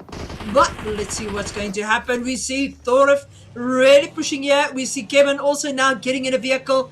We see that Zeus Morris now sitting with 4 eliminations. Now moving a little bit up the leaderboard. Still got all their players. Thomas busy firing over there. Is he getting any knocks? We don't see anything, but cover fire is definitely happening. He's trying to get his team to be fast and to be able to move. They're moving the vehicles a little bit back, and unfortunately, there we see another team eliminated. 80. Sorry about that. Ooh, that's painful. That is painful already. Four teams have been eliminated with BBC, 6ix9ine, AET, and TT. For AET, that's a kudos. That's a kudos because only one player was surviving, but was able to survive so long. At least he got to the top 12 teams. Top 13. But the 13 have already been eliminated, and this is the fight. Mesa Gaming Federalis trying to go for that push with the S12K now switches, but unfortunately the DBS a little bit too strong, but they still have numbers. Kevin Baby trying to get cooked, but saying no, this is not today. I am the chief chef, and I will be telling you when to cook and when not to cook. Zeus, Kevin Baby, they get this as Mesa. They came in with a major fight, but they are getting a major knockdown, major letdown, but that is how we do it. Mesa Gaming out of the race. Definitely well done to Zeus, moving up even 2 more placements. It is absolutely amazing to see them take control at this moment. This is what you've been asking for, that they actually start showing this type of gameplay. Melio also taking damage. They are RG right against the hillside. Here we see Navarre busy pushing very strategically together. They're taking shots from somewhere up there in the distance, but they're definitely not going to give up. They want those eliminations. They want to send people back to lobby, Astronova style. Yeah, you gotta make it happen. Astronaut Nova at the moment, but they have the chance. They had the chance of making a trio wipe, but they didn't wipe that. They made RRG come back to the game so that they can show them that that was not by luck. We want you to come back strong. We want you to come back strong because we have something to prove. Maybe Enwa Astronova might do that, but RRG is not letting them have it easy. They're trying to smoke up that area, maybe try and blur the vision for Astronova, but they're looking for Nox. But Nox not getting registered in towards the end. Mini. There we see a Scar doing what a Mini does with those single taps. Absolutely beautiful. But will it be enough?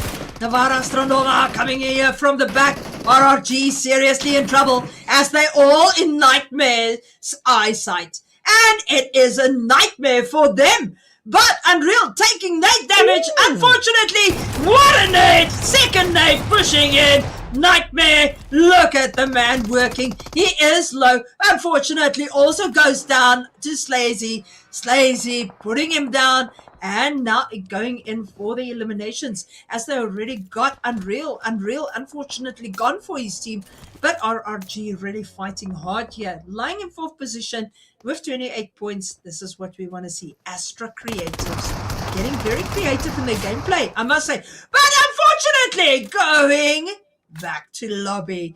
And we see Navarra Astronova lives another day with 0 eliminations at this moment in time. Sitting in 1st place, but 0 eliminations.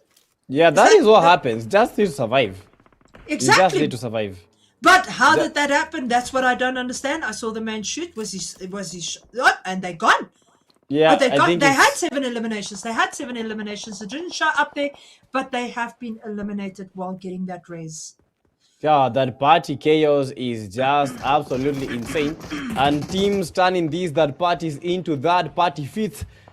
I thought the Astra Creatives are gonna lose that, but Astra over. They are out. They are trying to find their route. They are trying to find their rhythm, but the rhythm not found. They sang a song, but the only song that they found was that PUBG mobile song inside that lobby.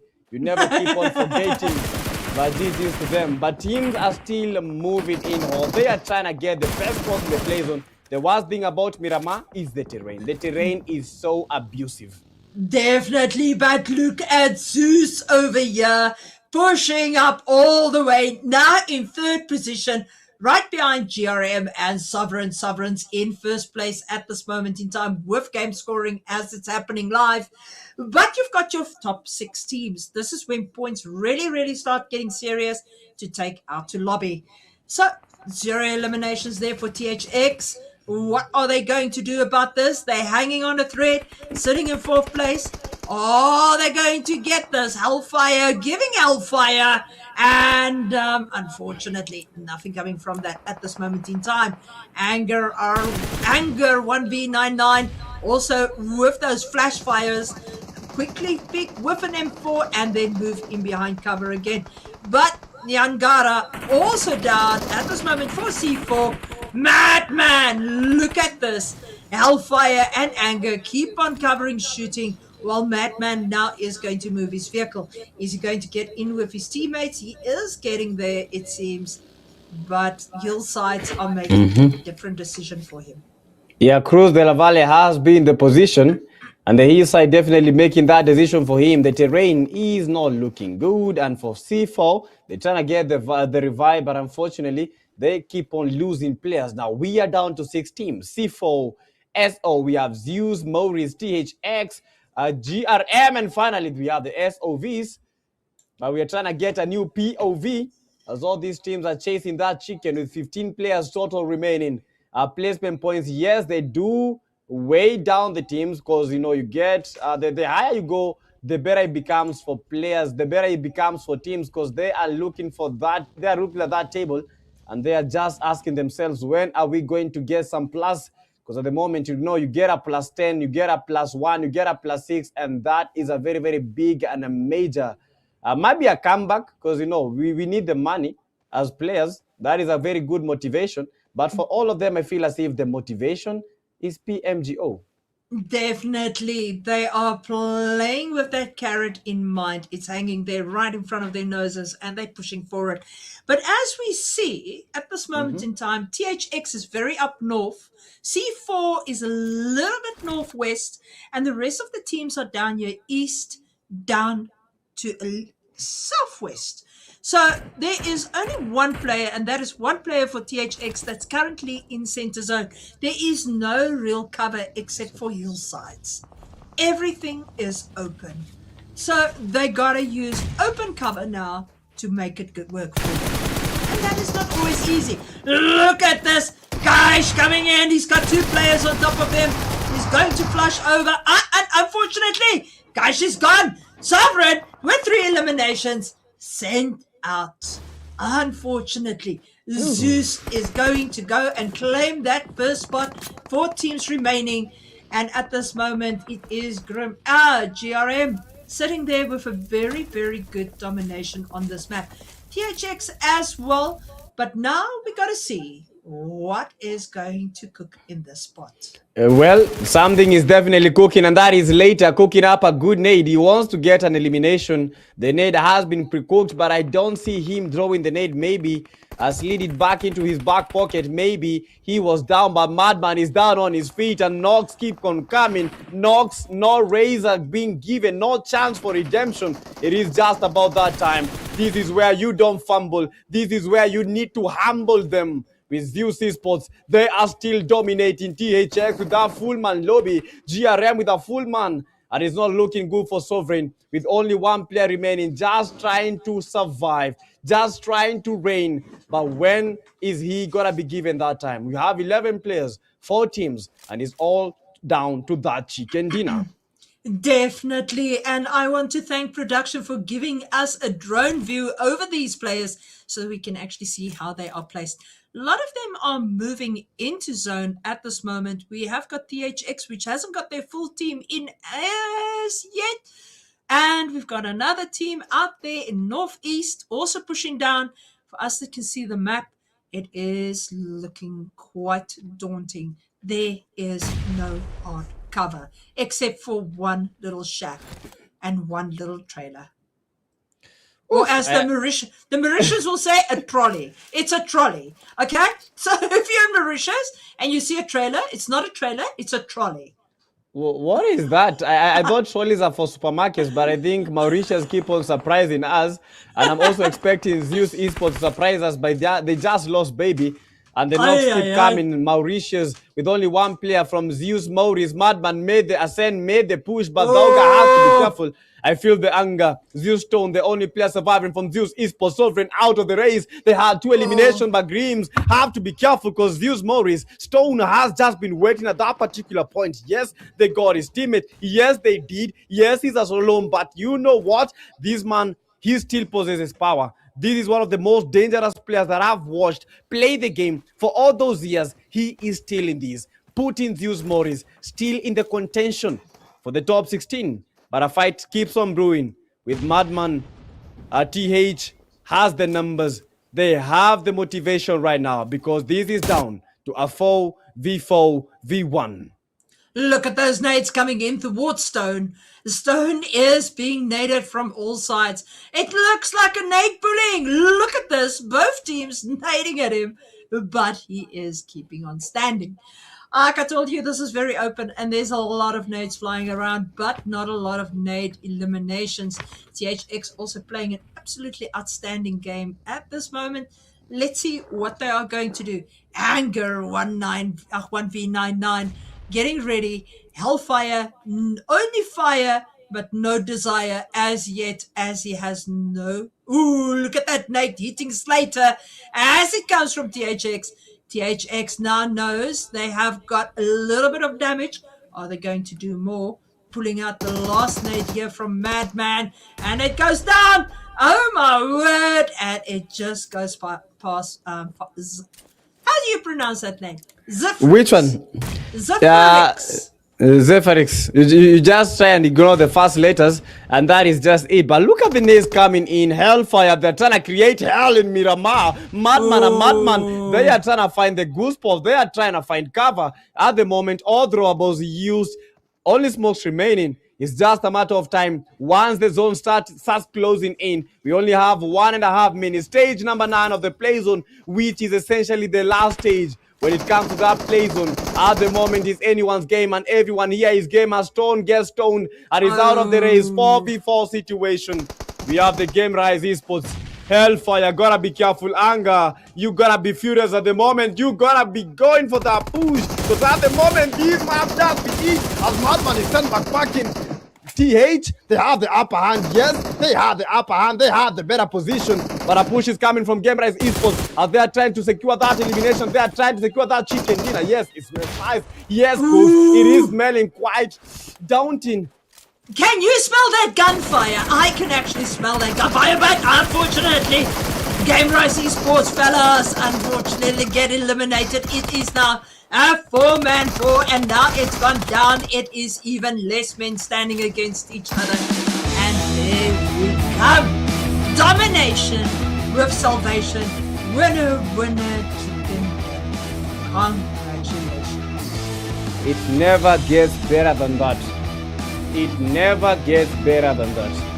That was amazing. We were expecting fights, and they came. Exactly, and that's the type of fights that we want to see. We really want to see those fights. People pushing each other and taking those definite eliminations. You can't get better than this. This is gameplay 101. And I can tell you now, our top 16 for the finals is definitely going to give us this all the time. Ooh. But that JS9 push was amazing.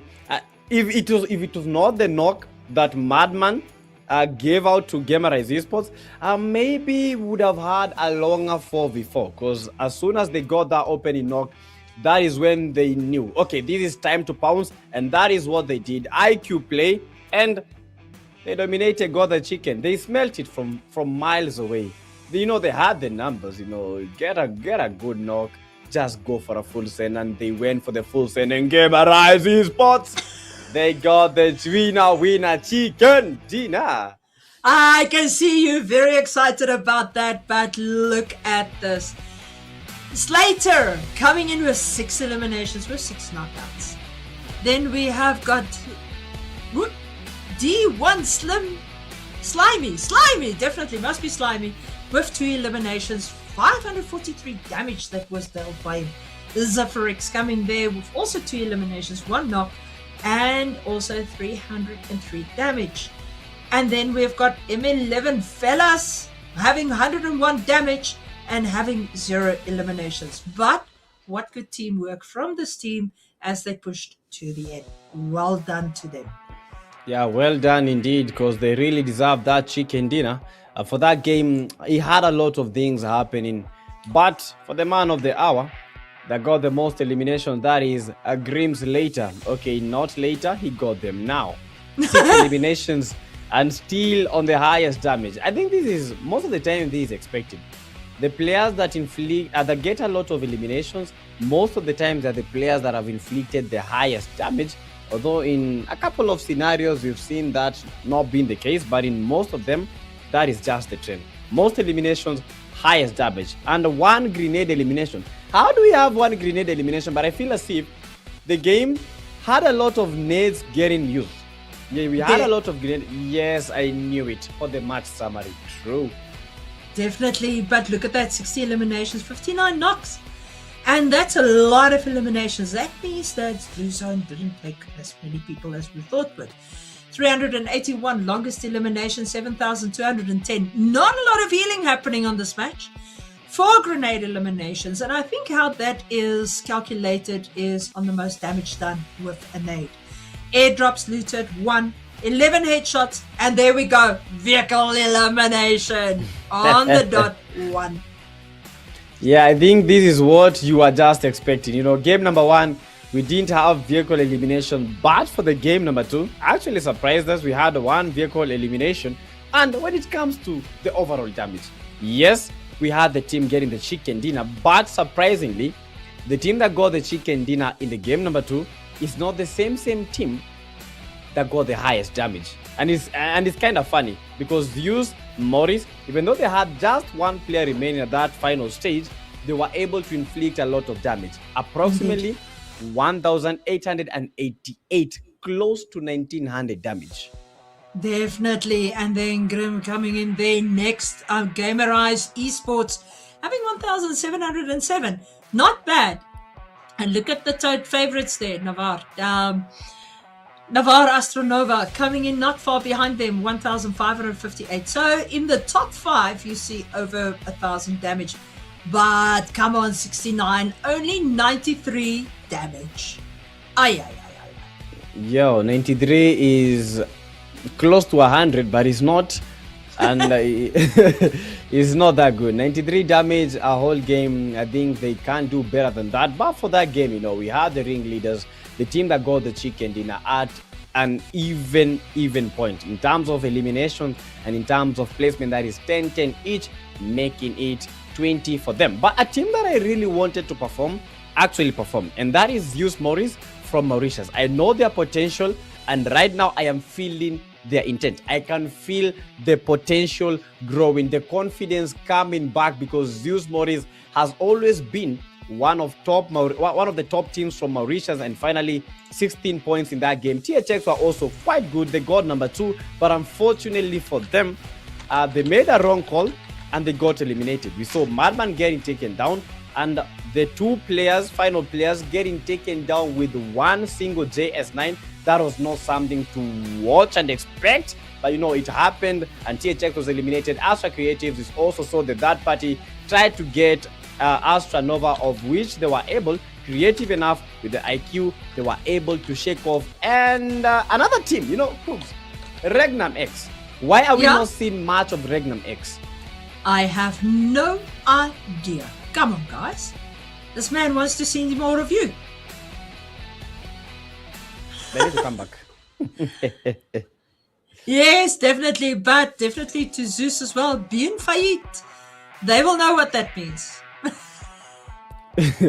Okay, for the guys that understand French. Oh, that is French. I didn't know that was French. But you've seen teams like B13 from Tanzania. This is one of the best teams from Tanzania.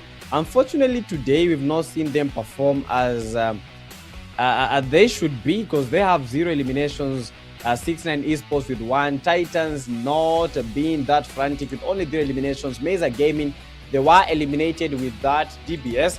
and that was insane. And guys, for the match MVP, don't see you later, guys. This is just happened right now. And Cooks, Mr. Slater. 22 Slater. Slater was an eliminator. 6 eliminations, 759 total damage, and total knock 6, total assist 1, and 194 heals, and he survived 1 minute and 1 second. 31 minutes and 1 second. Yeah, 1 second. 1 second. See, 1 second on top of the 31 minutes. I wish it was 31:00. That would have been insane. Perfect timing. But you know what? You never know when you're going to clutch this out. And after that very successful game, yes, the ring leaders, these are two of the best players in that game, and they are best because of one reason. For Zeus Esports, Stone was the last surviving player, and for the GRMs later, this was the player that was calling all the shots, the player that made the clutch and got the chicken dinner for the GRM team. And 6 eliminations for him, 4 for Stone. Honestly speaking, I think if Stone could have survived a little bit more, he would have been the better person. Definitely. Look, if he could have clutched that team, it would have been something for the history books. But unfortunately, he didn't have the numbers. That he didn't have the support, as he was last man standing for Zeus. So these things do happen, unfortunately. See it day in, day out. You think you can clutch, and then unfortunately you are eliminated. But 6 versus 4, not bad. And also that damage, really not bad. The damage actually justifies the eliminations and the assists and also the knockouts. Yeah, 7, that is close to 300 damage in between. But for Stone, he was a bit lethal when it comes to stealing those eliminations, because 2 of them came from his very good habits. Yeah, and for the overall top MVP, out of all the games that have been played, we have 3. We have the Group A and C, none others than Zendex packing 14 eliminations and 14 knocks. So this guy is quite lethal in this way. Every knock that he gets, it's a finish. He does not let anyone go away. So if you get knocked by Zendex, that means that you are out of the race. You are out and back to the lobby, because this guy does not let anyone leave. And for Peach, with just 1 game, he's been able to turn everything around. Yes, we saw them getting that chicken dinner and him getting 7 solo eliminations. For Peach, that was the game changer, and I think I feel as if he deserves to be here, even in the top 1. Definitely, Peach is getting there. He is 1 elimination behind Zendex. But look at this, 3 players, Thorga, Nightmare, and Wheezy, all sitting on 12 eliminations. That is really close up the heels of Zendex and Peach. Guys, just reminder, $200 up for grabs here. So you better push through to the next phase so that you can claim your MVP prize. And for the overall top standings, this is looking very good for a couple of teams. One team, Gamer Rise Esports. With just 1 game, they've been able to make themselves appear in the top 4 with just 1 game. That proves to you that how 1 game can be the whole difference between you making it to that top spot and you getting eliminated. And for them, that chicken dinner, their first ever chicken dinner out of all the 4 games that they played, took them to points. That is 46 total points. But they're so close to getting number 1. If they have another game like that, I believe Gamer Rise Esports can be able to turn the table and go to first place. Teams like Tempest, yes, we saw them at game number 1 where they played the Wrangle. It was quite amazing for them. They got to 56 total points. But now, things are not that even. The competition and gaps are starting to increase. And when we go higher the table, massive shifts in terms of the cash that are there. But for now, we are just looking for that qualification round into that final stage. Definitely, all the way. Remember, they've still got 1 stage to do in the standing. So we really got to see who is going to go there. And at this moment in time, it is looking quite bleak for a lot of teams like Titans, Stereo 6 Wakanda, and the Warlords that have all dropped spaces. Athrix Syndica as well dropped the space. Glory Esports, Unkind Esports have gone up. Seems this Outplayed has gone up. Mimo Gaming has gone down. BBC has dropped quite significantly. C4 Esports also that you've mentioned is a good team, also went up, and Alpha Base has dropped down a bit. No. I think most of these teams have dropped into those stages because of one team, Zeus Morris. Zeus Morris was a position number 18 coming to this game, but for Zeus Morris were able to give us a good game, even though they didn't get the chicken dinner. They got a massive, I think that was 16, 17 points. I can't recall very, very well because, I'm young blood. Yeah, but don't be fooled by the name. But they've had a good game. They've had a good game. You're not such young blood, you know. You are quite professional at doing what you do with PUBG, and you know your gameplay very well, young man. No. Okay, let me take the flattery. But that was just the game number 2. Glazing you. I am acting so serious right now, so corporate. Okay, guys, that was just the game number 2. That was quite amazing. That was quite awesome. And as Cooks can testify, Zeus Morris might be coming back into that top 16 because they were at position 18. Currently, they are sitting at position number 14. But we'll have more of Zeus Morris, more of Tempest in just a few while. For now, just lay low, get a cup of milk, get some more popcorns, because we will be coming back for the game number 3 in just a few seconds. Definitely. Don't go away, guys.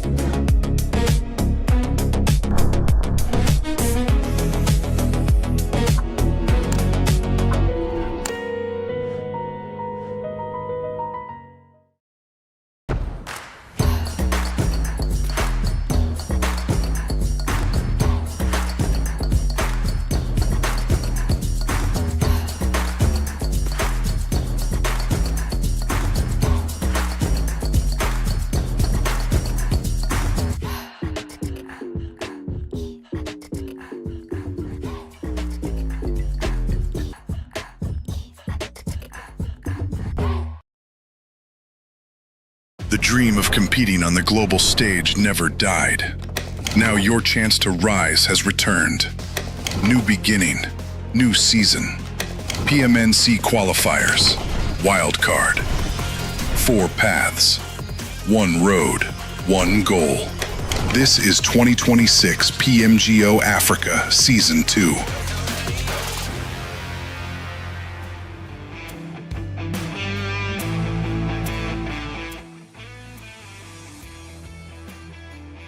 Hey viewers, I hope you didn't go away. But now, I must say, Mr. Youngblood, what a performance there from your favorite team. But not only that, look at Gamerise Esports. Woo-hoo, boy, what a match. Yeah, they knew what they were coming for. For Gamerise, as soon as they got the knock, they knew, okay, let's go for this, and they went for it. They got the chicken dinner, and you've seen this also in the game number 1. The team that gets that opening knock is the team that calls all the shots. So these teams, they gotta be so aggressive because the lobby is not looking so limit. And I can tell you this, there's a lot of people with bounty on their heads now. They are definitely gonna go for the top teams. I think we might start seeing a shift now as we head into the next Miramar. And it's again Group A and Group D. Group A and D. Okay, this is going to be insane because some of the teams, we've already seen how Sovereign is playing. 6ix9ine Esports B13. Yes, we saw them their first game today. Previous one, although they got eliminated, we will be having some players, some teams. We have the Magicians, Alpha Base, Warlords. They will be making a comeback after their first game. Now they need to do the magic once more because I think the Magicians, they played a rather good game, being fast, the kind of pressure that is there, because most of these teams, whenever they know that you are the ones they are fighting against, they comes guns blazing all the time. I never understand. So for Magicians, first game was good, but what about this Miramagi? Well, I can tell you this, like you said, Lobby D and Lobby A. My word, we are going to see fireworks all the way. And here we go, into the land of sand, Miramar. The land of sand indeed, but not for the sad souls. Definitely. We're definitely going to blow your minds. Game number 2 when it comes to Miramar games, but the game number 3 when it comes to the day number 2 for the wildcard. These teams have been crazy, but they need to be more crazy. 4 monsters have been good, but they need to be better. Mimo Gaming, not seen them in a lot of fights, but let's talk about that circle because the circle might be coming in hot with areas of Impala. That is quite a very, very good and not nasty plane path, because we've seen a lot of nasty plane paths for this game. I think it's a little bit too lenient because occupying most of Miramar teams have a chance to go to Impala. They can also get to the water treatment areas of El Pozo that has a lot of loot. Okay, Cooks, what area can you prefer and recommend to everyone that is watching? I would love to see a final fight in Sumasera or in El Pozo. Those will be amazing because so far we had an open area fight. It will be amazing to see a fight in a built-up area. It will give such an insane playstyle from players pushing apartments, pushing compounds. That would be nice to see, just pushing over a hill, and then you shoot into the sand. If you just bend that device a little bit wrong, it goes wrong. But we also need to note to our viewers, and welcome to all our viewers. It's nice to have you here with us tonight.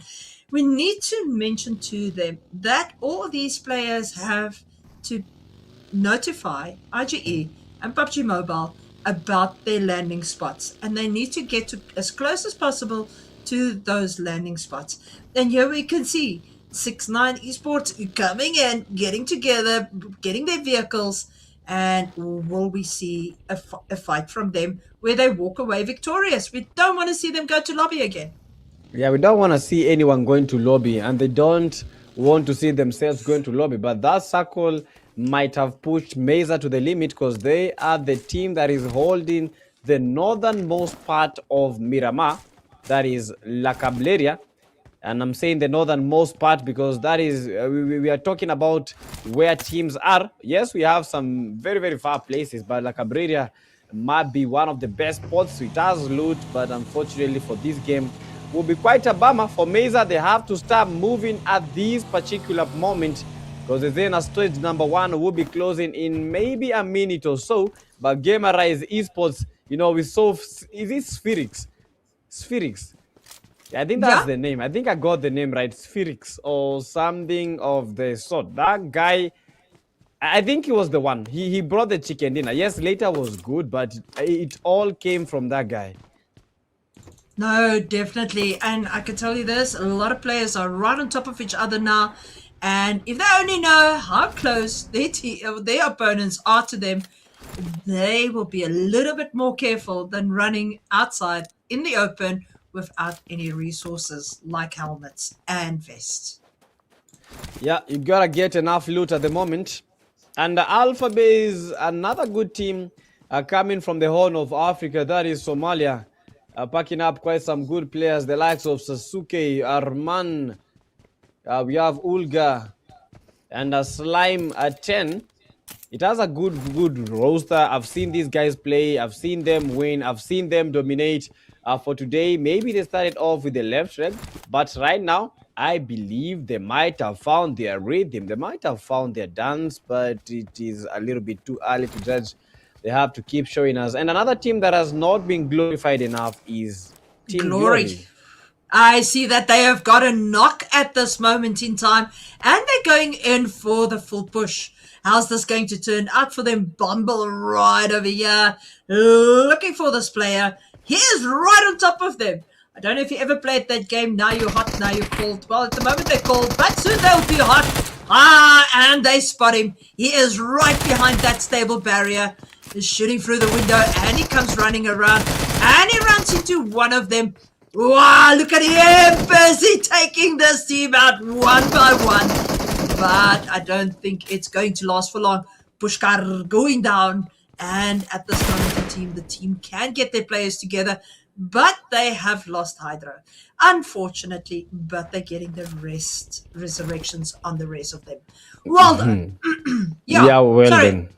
I've got a little bit of a frog in my throat, so excuse me if I go every now and then. I don't know if I've got the dreaded flu coming in, but we hope not. Yeah, we hope you don't have it. We hope you don't have it. Just stay safe.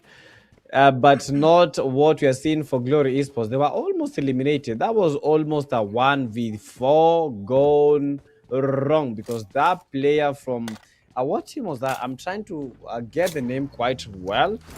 I think it was a team. Okay, if I remember, I can't remember either now. Yeah, but Alpha Base we saw eliminated very early on in the previous match. Yeah.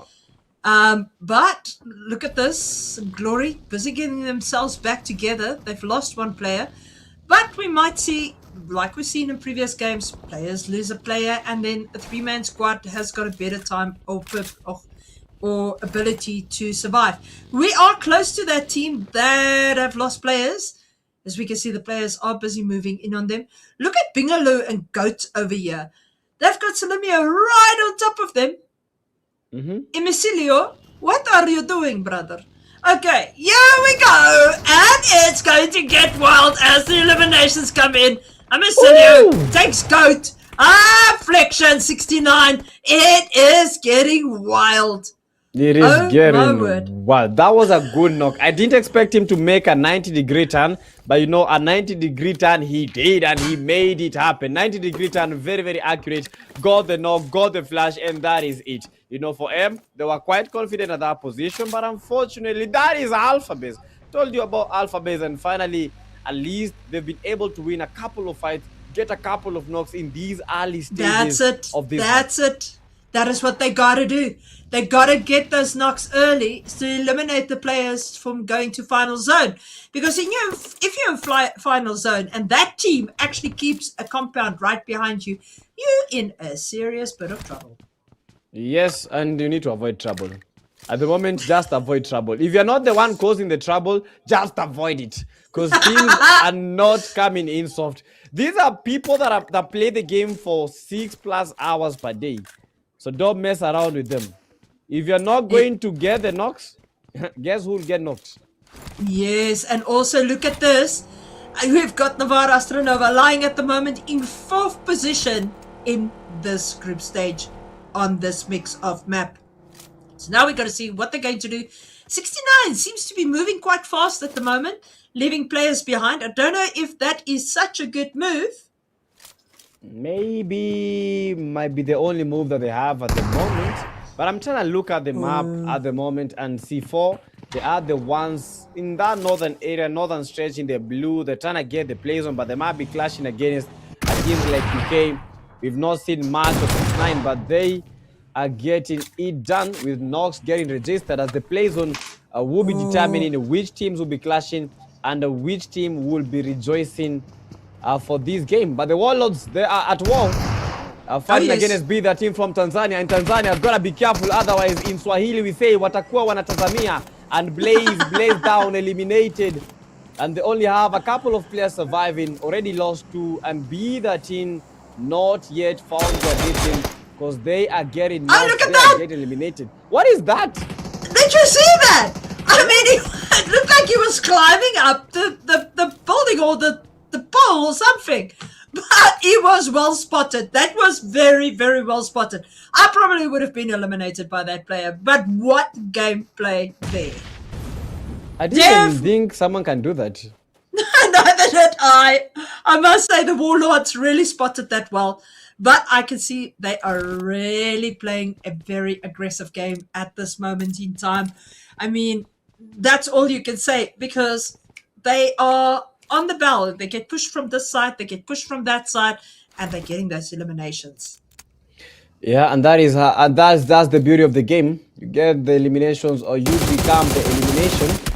And be that in quite a beautiful spray from 001. I wanted to get that, unfortunately, not fortunate enough, but that is it. Vampire. That is it. Just a switch of positions, and you can change the whole game. And the elimination, getting not yet.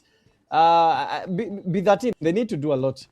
You know that vampire ain't getting any blood. Yeah, that's for sure. That's for sure. But it's bleeding. Can vampires suck their own blood? Maybe we might see that. We might get the answer right now. Exactly. Here comes Anger on horseback, playing a little bit of cowboy on Miramar.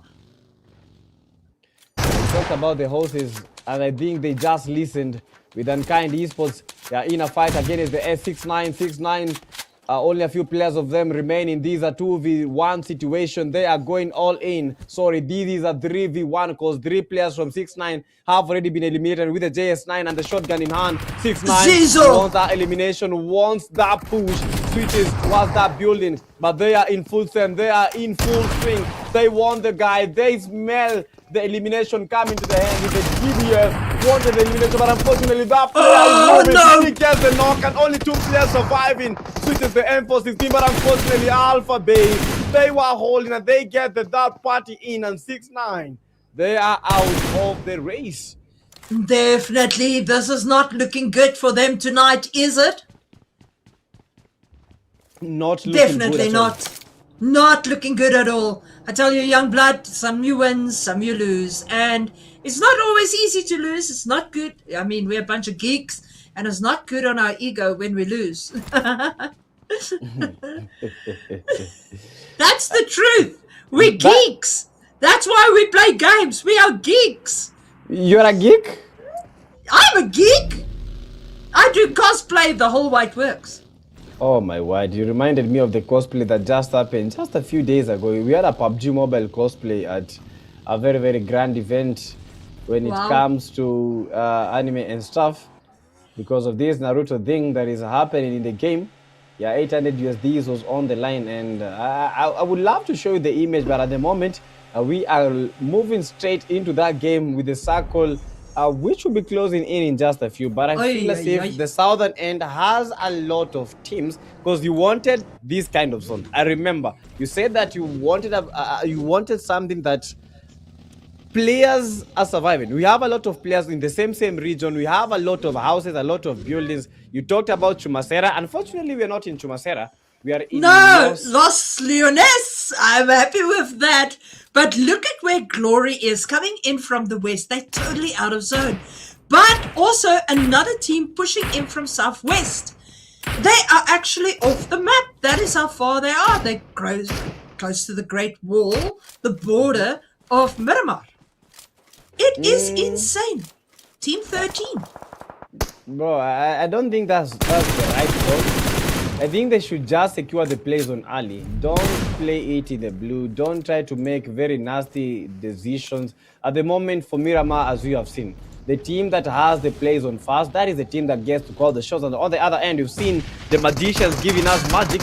And at the moment, they are going for the full send. They are going for the full push. But Red, and they have to be careful. Rambo not rambling, but falling into the Rambos. And they have just been eliminated. Kabisa being the final player. RCs, they just need some rescue in because they did not see that coming.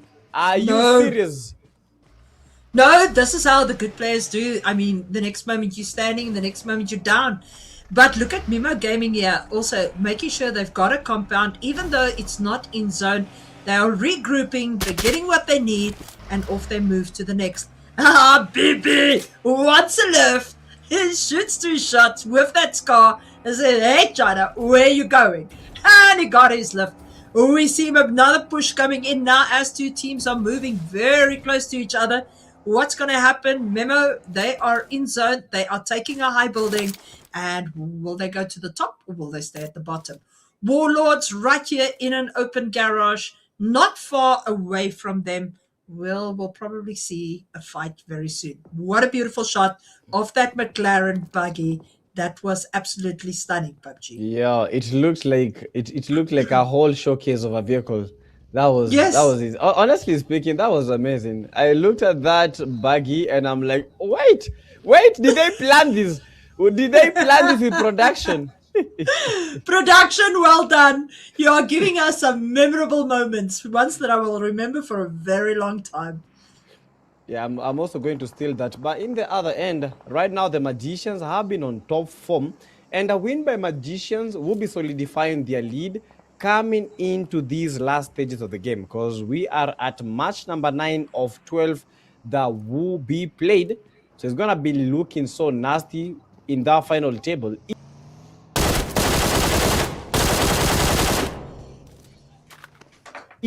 Big gap and a stretch for the teams that are lying just lower that gap. No, definitely. And I mean, we see stages of zone coming. Next stage, stage 5, is on us as we speak. And they've got 2 minutes and 30 seconds to get their move and their groove on. But look at this, Warlords. They know they've got a team. They can smell the blood. And here they go. They are going for the push. And they put Anger out of his misery as he was crawling towards a room. He was crawling towards his teammate, but unfortunately, his teammates are a little bit far. Hellfire not far from here, just down the bottom of the building. Will they be able to find him? Warlords sitting on 3 eliminations at the moment. They got Vampire back. Look at that. Yeah, Vampire is back. And I wanted to say, I hope you guys will laugh. I have a joke. Tell me. Yes, we saw Anger getting eliminated. Is that what we call anger management? Brilliant. Oh, gosh. No, I tell you, I hope his device is still in one piece. Bro, still got games to play. Yes. We still have 3 more games, but Anger, GG's, as he was eliminated. Hellfire, on the other end, is in quite a stretch, in quite a ruffle, because he'll be fighting against a Vampire who is looking to suck in some feeding. I'm not gonna say blood because I am young blood, but Vampire's gotta be careful. Hellfire are still you gotta be very careful. Yeah, but we saw Lamzo also eliminated now in the kill feed. Oh, look at that nade exploding right on top of Hellfire. He is also pulling a nade now. Ooh, will he be able to strike with it? That's what we want to know. Matrix sitting right here on the balcony. Ooh, falling hard on his head. He takes a lot of damage. Unfortunately, not eliminated. Or shall we say, fortunately for him, he's not eliminated. But let's see what's going to happen. Lots of nades flying around at this moment in present time. And people on the hills definitely having a good third party here. Really trying to see if he can see Habibi going down 1-0-0-1, having a really good game. We want to see those knocks and we want to see those eliminations. If production can take us over there, it will be absolutely outstanding. And as the eliminations keep on counting, I think this is the moment we are waiting for clutches. You know, Mimo Gaming, I think these are very, very worthy team, but they're not getting it done. They're not getting the work done. For B13, even though 2 of their players were eliminated, they are still pulling the shots. They are still putting Tanzania in these for the Magicians still survive. I feel as if Magicians, they have the right kind of confidence because they're the ones calling the shots. They're the ones that are making the moves, the big moves all the time. In the first game they played, right now in Miramar, still the same exact strategy. Just go for a send, go for a full push, and try to get as much eliminations as possible, and that's it. And look also how they move. They move in unison. They might have one player for a short while off the bat, but all the time they are right on top of each other so that they can quickly get should one of their players be knocked. It is absolutely fantastic to see. Sovereign's in trouble now. Eilish, Eilish, what is happening there? We are here with some, okay, right front. Madman! What is Madman doing? He is turning mad. And look at that, drive-by shootings are happening. It is a reality. Do not move through an area where there's a lot of players. And unfortunately, Afak is gone. That name sounds very bad when you say it. Glory Bumble also gone. A baby also.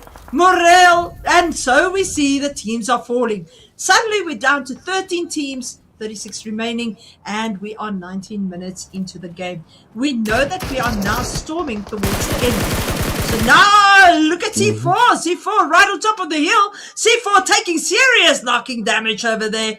But Grim is on the move. Grim having a great confidence at this moment. We'll see what they do. Yeah, I think the confidence is just because of the chicken dinner that they got in the previous game.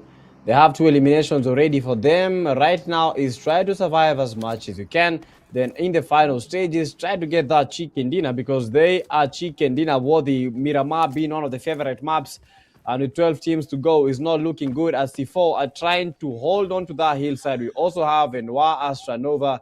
Yes, we did see them getting eliminated previous game, but finally they are putting numbers on the chase. They are surviving.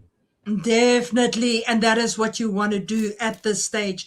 No eliminations yet, but you're still in the game, and that's what matters. And I must say, one thing I keep on seeing Alpha Base having knock after knock. Will we see an Alpha Base win? There's still a bit of time, so we'll see. But they're really playing a very aggressive game. They're quite north at the moment on the map where there is nobody that's on either side of them. So we can see them still moving in. We've got 28 seconds left of stage 5. So we'll just have to wait and see. B13 at this moment in time also playing well. And then Alpha Base, here we go. 5 confirms at this moment in time. Sasuke. Yeah, here we go with all our Naruto names. Yeah, what is your Naruto name? Madara? Mine? No, I don't have one. I'm Kooks. I stay Kooks because I've got all the boys. Okay, my Naruto name is yet to also be said publicly because I know you guys, you'll tell me to wear the outfit and I don't have the outfit with me, not even the connections to get the outfit. But Naruto, a very, very good update. And I remember the player that was flying, the guy that shocked us. I believe that guy is now playing the Spider-Man update because of how he's moving. My word. Still are looking for teams that are worthy of that chicken dinner. Yes, Alpha Base is doing good. And Noir at the moment, rival getting a knock with the Mini 14 and the B13-001, even though he is a one-man army, he is getting the work done. Magic on the other end, Magicians feeling the pinch with one of their players getting knocked. They still have that chance of making a push. And Glory, they're looking for their glory moment. And this might be that in rage. very furious. He wants the knock, he wants the elimination, but the guy played it a little bit too still because he knows I don't have the numbers. He knows he only got the position. He got the intel that he is getting pushed by a team that has the numbers, which are not his. Definitely. And then we've got the Magicians right here below 0001. It is a split up of a team, and suddenly what is happening? They are both being pushed by two different teams. This is not a good position to be in. But we here with C4 Esports suddenly putting 4 eliminations on the board as they send a team back to lobby. That was not just any team. That was Gamerize Esports. Won a chicken in her previous game. Now has just been sent back to lobby. They didn't even get to the top 10, but they wish they did. Yes, that was Gamerize. I didn't even realize that. We moved so fast into that fight, and the next moment they are gone. And they are such a confident team. My word. Yeah, confidence is good, but you need to understand that this is not your ordinary lobby. This ain't a classic lobby. This is the PMNC, and we are in the wildcard group stage, day number 2, with only 3 games remaining. Rage was furious, but Rage feeling the blade and has been taken back to the lobby. I know, but have you realized we haven't seen one M1 stab yet? Where you can actually stab somebody with an M1. I haven't seen one. Who has got the gas to stab someone with the M1? You knock them, you stab them. you don't have time. In this lobby, you might try to stab them, then find yourself back to the lobby. Watch, we might see it tonight. Yeah, 0001 is really having a massive time up there, dodging bullets. That's all we know. He is last man standing for his team. He's got 2 eliminations. He is trying to bring more home. But the Big Blue is pushing in. I don't think he has got great luck. I mean, taking a jump from one section of the building to the others. But Los Leones, like I said, the 13 eliminated right there on the bat. This is absolutely amazing when we have buildings in play. Oh, look at Soda! Magic Soda going down. And it is Glory Bumble doing the honors. Glory Esports really playing a very good game, sitting on 8 full eliminations. Well done to them. Yeah, and I think they might be back, baby. 8 eliminations already for them, with Bumble still making them rumble. Frags, 2 eliminations, then finally load. Try to create the temple, try to create the pace with Magicians. Not having a very, very good time. Not worthy for them as Vortex might be the only player surviving from the Magicians. But he will be caught in quite an encounter as Vortex went for the push, but unfortunately that was a very nice nade. Who prefires a nade? That was a pre-fire. And this is another one. And this might be the second nade elimination. Yes, it is! It is! Look at that man. Look, acting like a ghost. And this is a man that is acting possessed. You never deal with such kind of players. 2 knocks, nade, same place, same area. That is a man worth not pushing. Exactly. Look, listen, I haven't seen gameplay like that. You throw 2 nades, you get 2 knocks, you jump down, you S12K a player. But now, will he be able to do the same here? As Kasky is down, we see that Matrix is trying to get that res. But Abdi is over there trying to keep cover as he is also being pushed at this moment. It is a lot of teams suddenly in a very small zone in stage 7. Nice drone view over there. There's even a horse in play. Vortex is moving alone at the moment, as I can see him. Nomi as well. The big teams are, like I told you, there will be a bounty on their heads. And we are seeing Navarre, Astronomia, still standing, still strong, a full squad. And the war is nigh. And it's all about that full squads. As Cook mentioned it, right now it's all about the numbers. Any team that has the numbers, has the utilities, might be able to take this win. Yes, the Warlords, one of the players is down, eliminated. But, you know, we have 18 players remaining. For them, they still have the numbers. With coming into account, like we have 10 teams remaining out of the 18. If you are a full squad, that means you have the bigger advantage. You've seen Hellfire with quite some hell of a grenades. He Yeah. got 2 knocks, but unfortunately he only got 1 finish. I feel sorry for the guy. Definitely. And look at this. Unfortunately, they are down left to 1 player. But Navarre, Astronovia, 3 players still going. C4 playing an absolutely ridiculously good game, keeping that mountain high top and playing good into the zone. And unfortunately, there we see the poor guys going out to lobby. Alpha Base has been eliminated after some exceptional gameplay. Oof, you might Navarre. be good, but other players might be actually better. With 1 good nade, that might be a knock. Honestly speaking, with that kind of throw, unfortunately, no knock register, but they are pampering C4 with nades. at And that. finally, they do get a knock. Not just a 2 knock, a nades, finish. an And they are elimination. cooking. Yes, that is how you do it. That is how you do it. So fast as squad wipe being registered.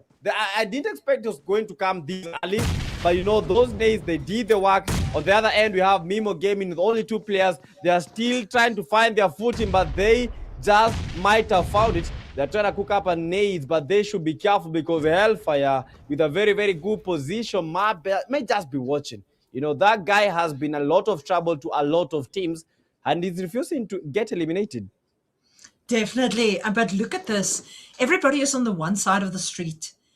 Everybody. Double M, THX, NWR. They're all right here. I mean, Unkind Esports also right here. MGC taking Vortex, taking serious damage, and he is the last man standing. He now needs to stay alive if they want to keep that lead. It is getting really, really serious. 7 teams all on the same side of the road. And look at that. Unfortunately, his path on this Miramar map has just suddenly ended thanks to Glory. Glory pushing in good there with 22 points. And we see Unkind as well. MM on their knees. Going down. Sin being eliminated by Nightmare, your favorite kind of player. And then Insane also coming in, having some knocks. Frags going down there to Abid. It is not looking good for a lot of these teams as we move into the top 5. Look at that. Unfortunately, Unkind has been sent back. We're now in the top 4.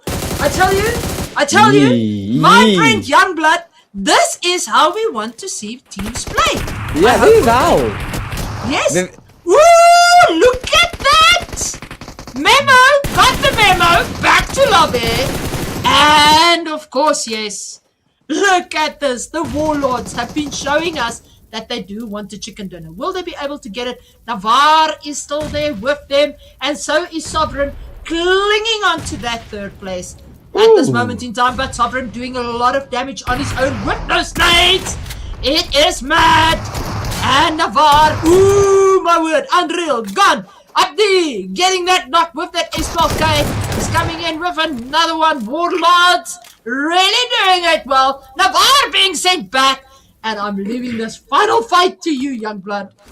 Yeah, I'm just waiting, just watching, because this is just a 1v1. Abdi versus Nomi. You think we know you? Abdi on the other end trying to heal up. He's trying to get the info. Where is Nomi? I know him, but where is he? Just trying to wait around with the Mini 14. In hand, that is a player. M416 trying to get Nomi. AUG versus M416. This is a 1v1. Nomi is gonna be careful, but look at the spread. Look at that strike. Switches the M12 came out. Bye-bye. In through the smoke and down he goes. That is the spirit of a man. Broken, bruised. Look at that knockout. Look at that man. He wielded enough for you. But that is just how you make it happen. That is how you bring a winner chicken dinner home. Exactly, and he was like, do you know who I am? And we send a message on the PA, do you know who this man is? Because he doesn't know who he is. And he said, just know me. I am a Sovereign. Well done to him. He really stood up well there. And look at how this final blow just turned out. It is absolutely madness. Upti jumping into first person with that S12K and then just being eliminated. Wow.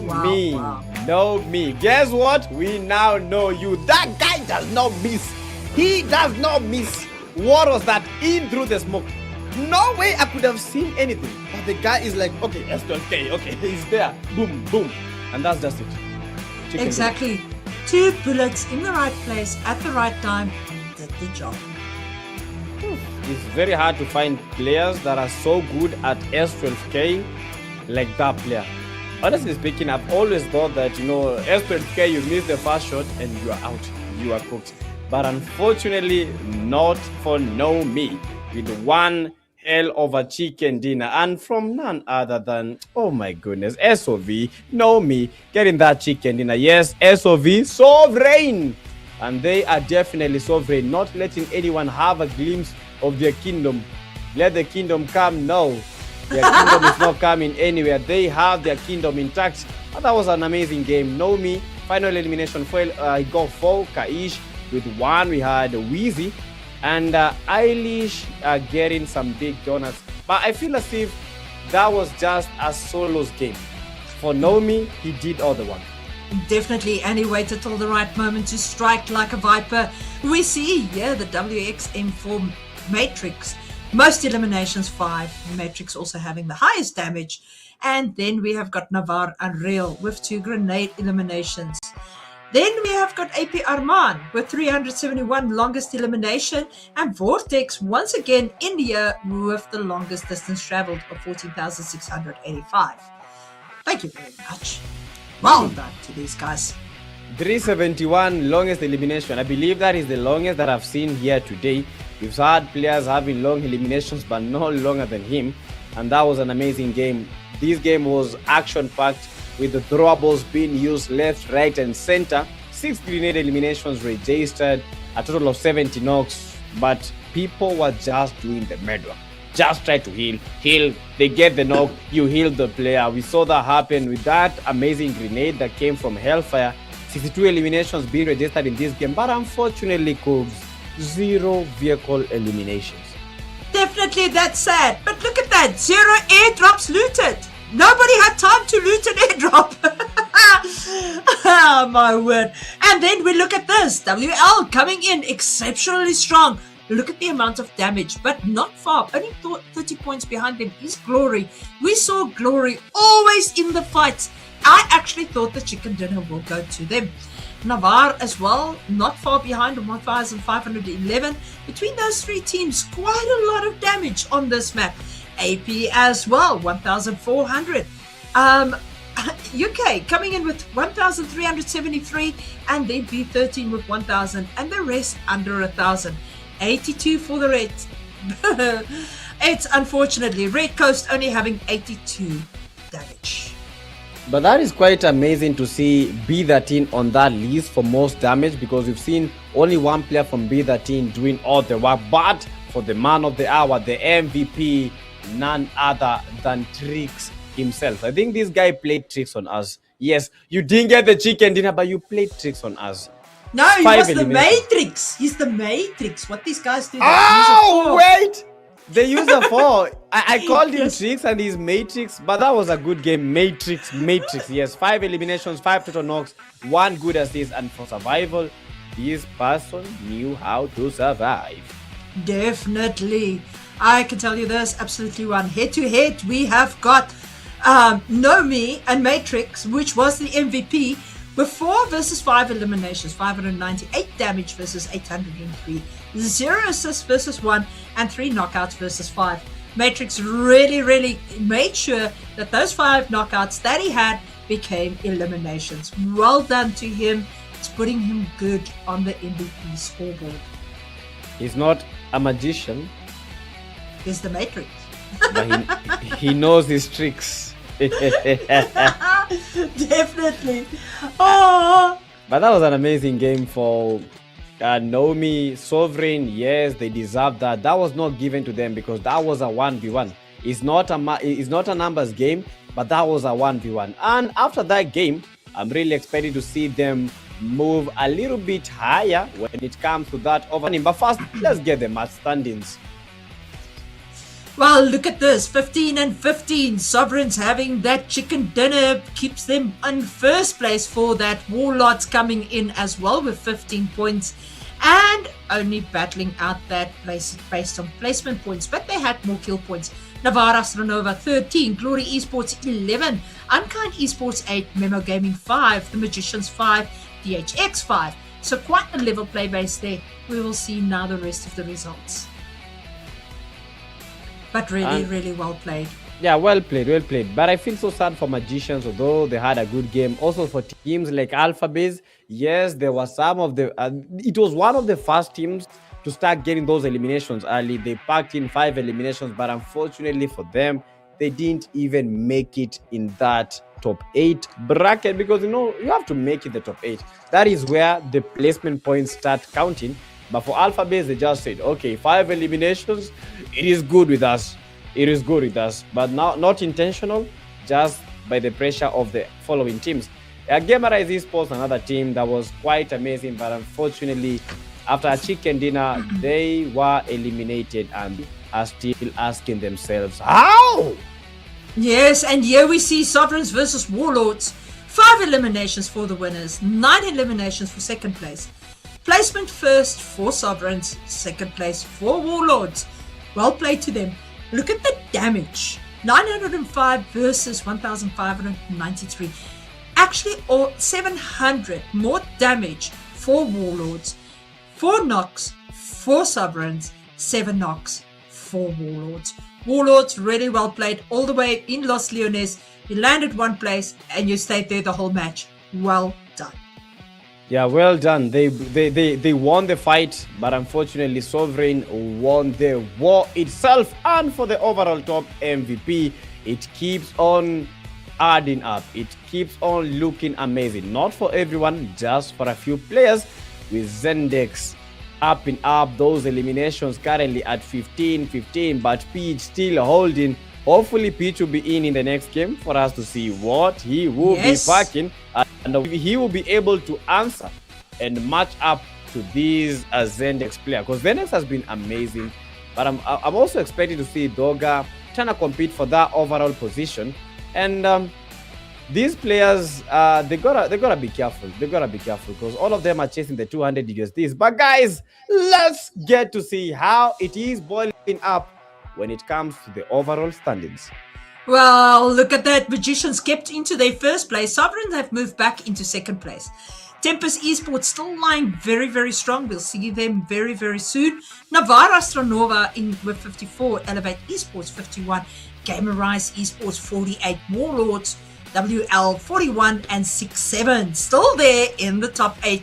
Have dropped down a space because Warlords as well as Navarra Astronova has moved up on the leaderboard. Ooh, for Astronova, this is amazing. 54 points. They have moved up. You need to maintain your team in that top 16 bracket. Otherwise, you will be closed out of the bracket. And you know how it goes. Just a kick to the backside and you are out of the PMGO. That is how it says goodbye. Yes, and look at these teams. Some of them have THX has stayed in the same position. Mesa Gaming has dropped. Titans have dropped. Astra Creative has dropped. Zeus Morris has dropped. Terra 6 has stayed in 14th position. Regnum X has stayed there in 15th. Glory Esports has moved up to 16th position, but Terra 6, Regnum, and Glory all on 24. Astra and Zeus all on 28. Zeus better pull up their socks. They've still got games. They better do this for us. But the games are just a few that are remaining, because that was the game number 9. Now with just a few games remaining, they have to up their socks right now. They have to up the game right now, because we don't have time. And they know that Alphabase is a very good game, 5 eliminations. But as you can see, Alphabase are not surviving. 0 placement points in all the 5 games that they've been able to play. Exactly, but look at for esports, they've moved up. So did Alphabase move up, and Memo Gaming also moved up. B13 Esports has moved up. FL Esports has moved up. 69 Esports have shown us that they want to be there. They have moved up. All they need is a very good game. We see Wildstorm, they have dropped a little bit. 4 Monsters have dropped. Red Coast has dropped. And I actually expected a lot from Red Coast watching the first Miramar. Yeah, but for 69 Esports and for all the teams that are on that lower bracket, I've noticed one trend. They are not surviving. They are not surviving. 0 placement points almost for all the teams. Yes, they are able to get into fights when with 13-0-0-1. That player was getting good eliminations. But unfortunately for B13, they are not surviving well enough and long enough to get into the position. Definitely. But we are moving on to the next match. We're going to see what's happening. We're going back to Erangel. It is going to be an epic match again. Once again, like you say, Miramar is your favorite. My favorite is Erangel. So let's get cracking. Let's get rocking. Let's see those eliminations coming. And let's see those points going up on the leaderboard. Yes, we are taking a short break and we will be back for more action in just a few seconds. So lock in. Lock in, don't go away.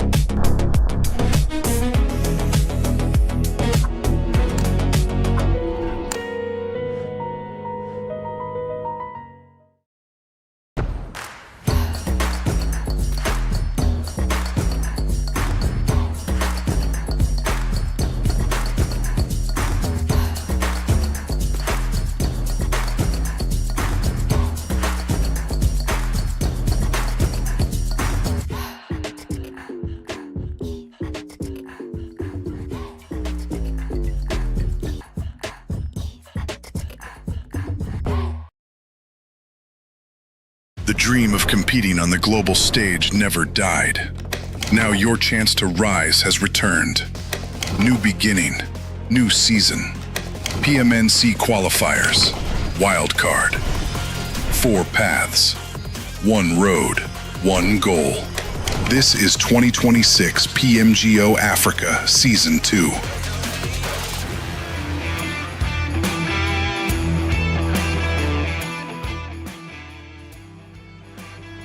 Now, Mr. Youngblood, give it to me. Silence.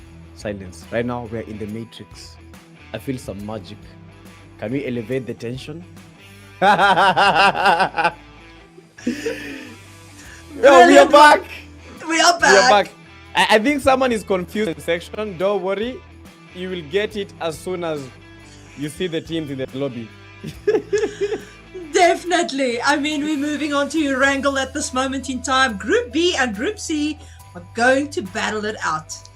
Are we going to have another Sosnovska finish? Are we going to have a Stolber finish? Are we going to have a Georgia Pool finish? Are we going to have Center Mac? We're going to have to see. I would love a Malta cliff. The cliffs below Malta Power Station. I love that side of the map for a finish. But it's very rare. It is very rare. I often get it in scrims though, so for me it's fun to see that. But different parts of zone or big open there by Gatka in the open field, crawling in the grass, looking for a bale. That can be a possibility as well. But maybe they should give us a zone that has more water in it. You understand those kind of zone? Like you find a zone where almost half of it is a water body. That is the kind of thing that I really want to see. That is the amazing kind of stuff. Even the camera is zooming in and out because it wants the kind of tension and intention. That was absolutely super insane with the camera. But I can tell you this, we have seen some absolute amazing games tonight. Sovereigns, well done. What a game that was. I mean, that was a nail-biting finish right to the end with those two teams, both ending on 15 points. Yeah, 15 points. I think for Warlords, they could have gotten more. They could have. If they clutched that final kill, it would have worked in their advantage because they would have had that chicken dinner, they would have had more points. That would have meant 10 points versus 6 points, plus an extra kill. That would have mean a full 6 points more for them. Am I right? 6, 4, yeah, 5 points more. Five, yes. 5 points more. Yes, so it would have been 5 points more for them. That would have pushed them up a little bit more on the leaderboard. But unfortunately, it's the name of the game. Things happen and you don't expect it to. I think Coogs is one of those people where you have to see her facials all the time, and I'm so glad that we have her here. Yes. But all of you. Look, for me, I love playing PUBG, but for me, the best part about PUBG is spectating other people's gameplay. I can actually sit in lobby and spectate my friends to see how they play. I don't know why. I don't know. I like it. Or when I get killed early on in the match, I don't worry about being recalled. I like watching how my teammates play. And oh my word. Look at this flight path, my friend. That is a very, very good flight path. Before even I explain to you guys like how this flight path would be, I now know the kind of player Coogs is. But let's go to that flight path. That is quite a beautiful plane path, not for the players, but for us who are watching, for us who are casting. It's a very good one because these would give us a lot of fights because most of these players will be confined into the areas of Milta. We have the areas of prison. Pochinki this time round might get a couple of teams that position, but Suka military base, a lot of teams avoiding that point. I don't know why. We only have like 2 teams, one taking over fire, the second one taking Sosnoka military base. But I've been expecting a lot of early fights with this game. Oh yes, definitely. But remember, they have got landing spots and they gotta try and get there. Bonchinki is in play, my friend. And look at that. Yasnaya, Polanaya, and Stolberg, Kameshki Mansion comes with our zone. That is where the players have got to go. The players have got their landing spots in those areas that are going to try and make it and push over. Well done to them. GG, school apartments, all open. But we see teams are busy heading over there. I must say, I love SO's logo. It is so unique. It's hand-drawn. It looks amazing. So unique. Yeah, who would have guessed that? I think the person that made that logo should make one for me. I love it. I absolutely love it. You know? Yeah, that is the modern art. Yes, I mean, that is something that stands out. Seems outplayed. I love your logo. Yeah, they are outplaying everyone, but honestly, right now, they are not just impressing in terms of the logo, also in terms of elimination as TB Unity. They have just faced 2 casualties, and Samurai is not letting that katana loose. No. He's not letting that on his back without any blood. And guess what? They are dominating Unity out of the race, and 2 players right now from TBs have just lost their lives. And don't be fooled. Don't be fooled by the logo. Definitely not. It might look a little bit mediocre, but it's definitely not mediocre for us.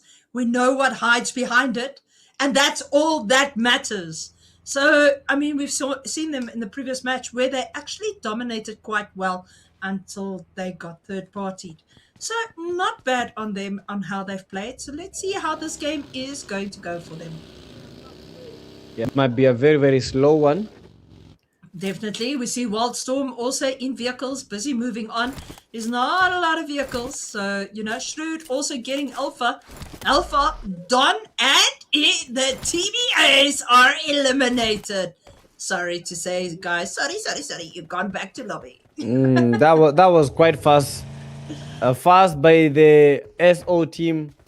Right now, that is just it. It's so sad as we watch teams getting eliminated, but you know, that is the beauty of the game. If you are not getting eliminated, then why would we be here? It's a competition for a reason, and the M1 Garand almost got flash. I fear that weapon because we have players that use it effectively.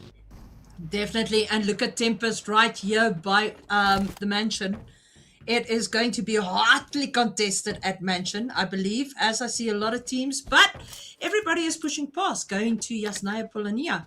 So some might be pushing down to Stolberg. And when you come down that mountain, you are fair game. Either you take the game or they're going to eliminate you as you try and move in. Hey, look at this. Velord getting Belikov going Skull over there, getting Melodor. It is a 1v1, literally. I shoot you, you shoot me. Yeah, get a knock, I get another knock, get a finish, I make sure that we also get a finish. But they lost Belikov and that's a very, very good. And I don't know. Maybe because I'm coming from Eastern Africa, but some of these names to me, they are unique. Really? Tell me more. Yes, like we have Kairos. What are the names? Joe, these kind of names, you don't really see them in Africa. We have Jord. I've never had a name like Jord. In East Africa, sorry, we have like what can I say? Like some African native names mostly. Like you have to have like an English name, then a name. But for these teams, these players with the very unique names, I don't know. Like Rafiki, which means your friend in Swahili. Yeah. But it will be so rare to find someone called Rafiki. Yeah, we've got a South African player called Rafiki. He plays for 7mm. Because they're not in East Africa. If you're in East Africa, it will be rare for you to be called that. Because we all know, but it will be rare in other regions. But in a region that is used so much, it is not rare. That is why you cannot call anyone that. Look at 6-7 over here, immediately inside Stolberg. They are taking that position to keep that high ground. And it sometimes works, it sometimes doesn't. So let's see. Elevate also keeping it very quiet at this moment as they have got teams moving right around them. It is sometimes just better to keep quiet, especially at the beginning of the game. if you are not sure, if you don't have the scopes, if you don't have the guns, to take a fight that can end up having you going back to lobby, sometimes it's not good. BBC Extreme also playing very good here, having 2 eliminations for Shrewd and Valor. It is going well. Yeah, it's But running, going. Uh-huh. yeah, but running in the open, that's not going well. Yeah, opening up. That is the thing. You never run in the open. No, It's you like game over. exactly. It's like being a bunny in the headlights. Yeah, I think players need to understand the kind of lobbies they are in. These are not the lobbies who just do things casually. These are not classic lobbies. Running in the open, they're gonna run you over. And that is what is happening as BBC with 3 eliminations already. And they're trying to wrap up these elimination game very, very early so that they may go for the placement points for Astra Creatives RRG from Madagascar. And before everything else, I just send in the comment section the flag of the country that you are supporting. Now, I want you to write in the comment section that you are watching the stream from, because yeah, we need to know how many Africa teams. So write in the comment section, log in on those flags, which country or from what part of Africa are you guys watching the stream from? Let's get to know, let's get to understand, and let's get to have these sweet conversations. Definitely. And guys, if you want to get here, come and join PUBG Mobile every week, Monday to Thursday in their scrims, as well as join PUBG Mobile Africa on a weekend, Fridays and Saturdays in their weekly fun rooms. Register your slot, get in there. This is how you train up to be here. You're not going to get here by playing classics. Yes, you maybe will, but at the end of the day, this is total different gameplay. And the place where you train is definitely in scrims. And PUBG Mobile has created that platform for you to assist yourselves in getting to the top. I wouldn't have said it better, and that is just how it is. PUBG Mobile Africa, we are moving in, and we gotta show the world that we've got it. Because most of the times I feel as if we are so rated, but with these kind of games, with these kind of teams trying to push Africa to the tippy top, yeah, that is how, and that is why we need to support them in each and every single moment that is there. As teams are playing 2 eliminations registered inside the first seconds of the game. We've not seen much of the Regnum X, but hopefully we might be seeing them in this game doing a lot of things, not just surviving, getting into trying to get those eliminations, because it's not looking very, very good to them when at that table. Look at Thorger over here, busy healing up. Elevate is really trying to dominate and keep this position that they've got. But they have got teams right on top of them. We're now with Wildstorm. They're also doing exceptionally well. Yes, Zeus Stone, Zeus Maris, really a good team. There is Thomas. Ayum, bonjour, comment ça va? Good luck, my boys. And off they go. Seems outplayed, Mr. Samurai. Wax on, wax off. Let's see if he is going to be able to do that. Zeus, Morris, and SOs finding each other right. No, it's AET. Matushka right here at the bottom, smoking up vehicles at this moment. Vanta Esports also here. Yasnaya is suddenly becoming a buzzing town. Everybody has come here to see what they can get and what they can do. Skull right here at the bottom. We see General and Cider Goat really trying to scare out Skull. Are they going to get it right? He's right there by the open door. That nade hit right outside, but unfortunately, it didn't take him down. We see that General also now pulling a nade. Will we get a little bit of an elimination, my friend? Yeah, almost an elimination there, but Skull letting them easy. Yeah, although he does not have the numbers, that compound is pretty good. Comfortable position when it comes to defending, because they cannot be pushed without getting that the other team. They cannot make any team spotting them. And as we see these fights happening, we have Dracarys getting eliminated. Part of the BBC Soul also getting other knock, and BBC might actually be out of these. And that's the good General. Although no knock has been registered, the damage that was dealt just to himself, but they have the advantage. They have a 3v1. Why wouldn't they go for that push? Why wouldn't they get this knock? General trying a cheeky position, is trying to get to that balcony area, trying to create a choke point, trying to get Skull out of that building because he's holding a very, very good spot. Any moment that they try to make a push, they might be out, and Skull didn't expect that, and he is out of the race. And that's why teamwork makes the dream work, but not just teamwork. Q make that Q come home. Definitely, game sense comes big time into play here. If you don't have game sense, you've got no sense. And that we call nonsense.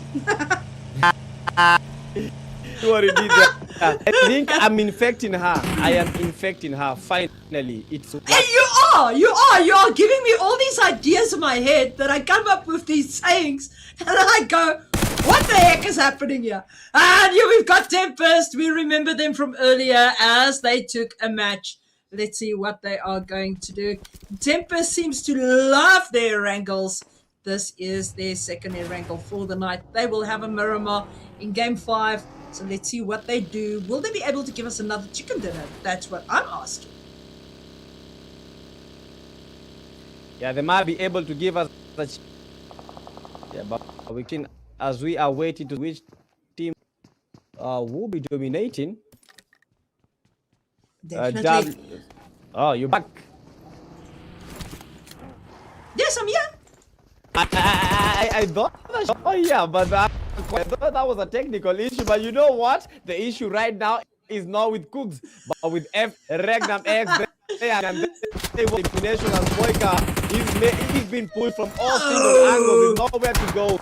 Now we only have one player from his squad that is remaining, but Regnum X giving go W insane. They have just found Regnum X, who is on top form. They are getting those eliminations, not just the elimination, they are busting. And busting WSD. Yeah. Oh. And right now, 4th game, they are sent back packing. Regnum X is back, and they are flying their flags quite high. And this blow win, and they just blew. Oh, definitely. You said that they're a good team. We haven't seen them. They got your memo. And look at them now. Mazur also in this fight. We see them as they are working around the Titans. Titans going, unfortunately, down to them. Loot is being taken, as it is vital at this moment in time. Get the kills, get the loot. Yeah, that is all you need. But for this particular point, very, very tight spot for them. Tight hands. Of that PUBG update, the attack on Titans, and they just attacked. So that was basically hey, it's looking nice, insane, and every single angle taken into account of. Woo, we're not gonna breathe it. I don't think we are going to. Look at Mesa. They've moved up. They've actually moved up on the leaderboard. And that is what we want to see. We are now with Seems Outplayed, the people with a funky logo. And that is what we want to see. Matushka needs to heal up quite quickly, get in that vehicle and push the zone as the big blue is coming in and now doing serious damage. Mazur, we can see, is totally out on the west. And so is Outplayed. They also at south. No, they are at southwest. Yes, and they need to move in. They're quite close in Namibia at the moment, if we look at it like that. And Western Africa is on the left. It's upcoming from the north. We've got teams also pushing in. A lot of people coming in from Stolberg side as well. And it seems like we are going to have an open hill fight. Ooh. Which is very, very interesting. Yeah, very, very interesting. Open, very, very rare to find in a wrangle, unless you are the unlucky ever. But teams are trying to round elevate with a lot of people saying that they are gonna dominate the guys before we even get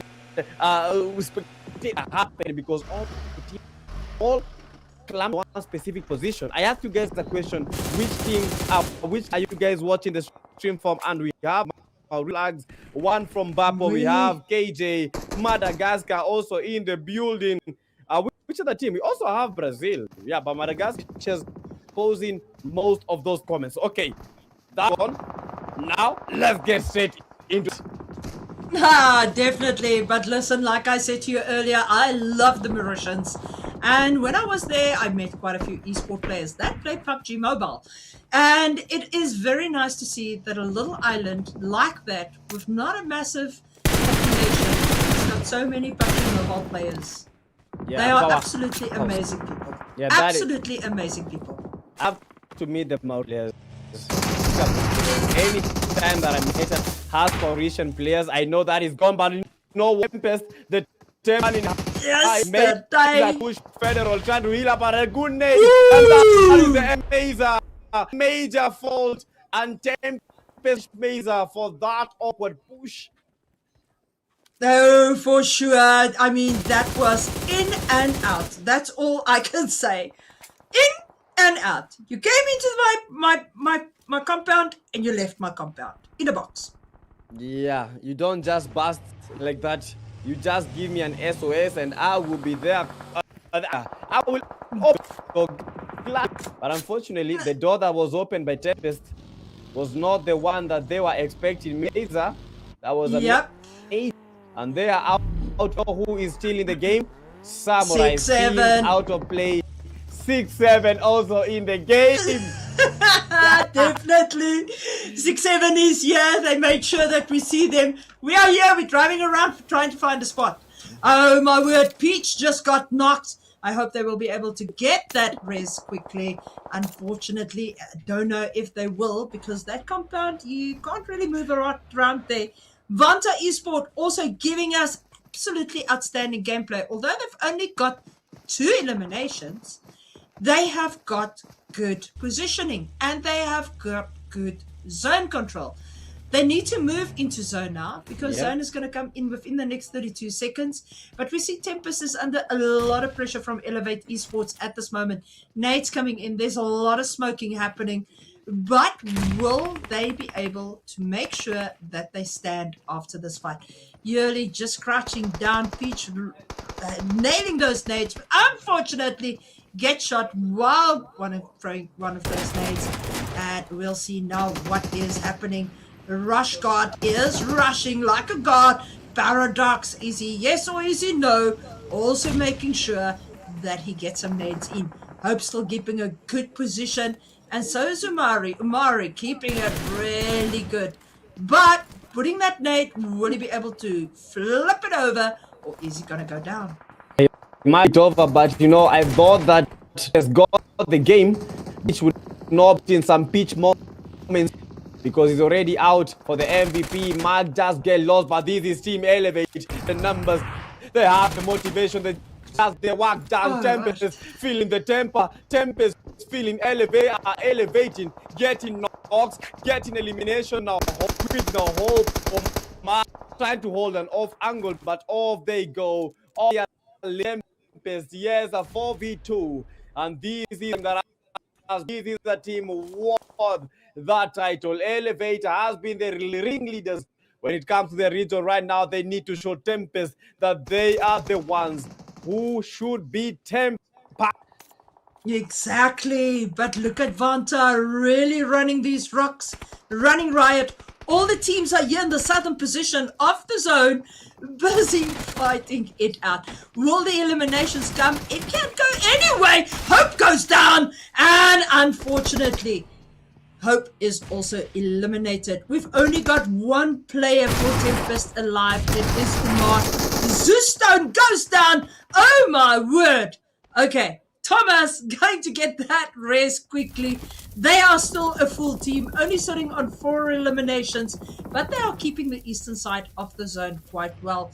Your team has RGX, unfortunately, feeling the pressure at this moment in time with zone in stage 5. Stage 5, really small.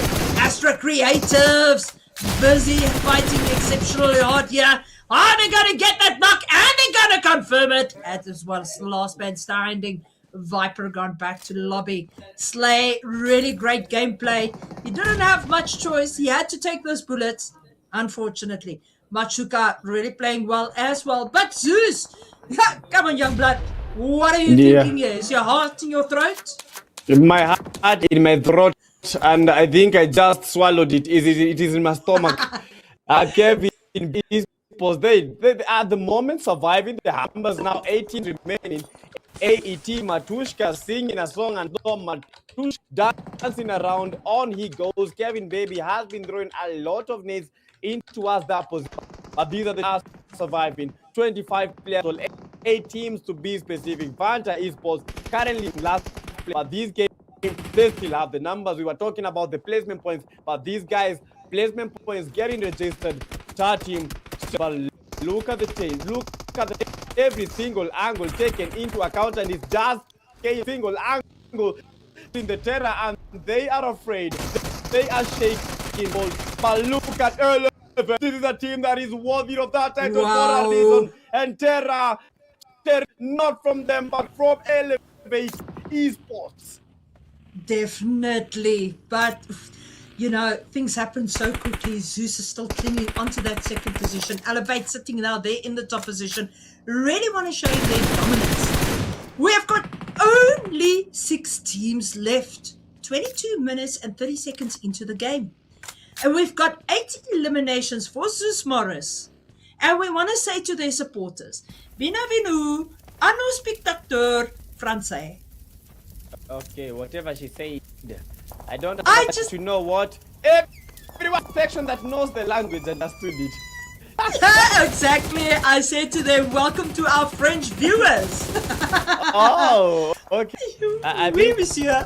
I need to start learning, what is that? French.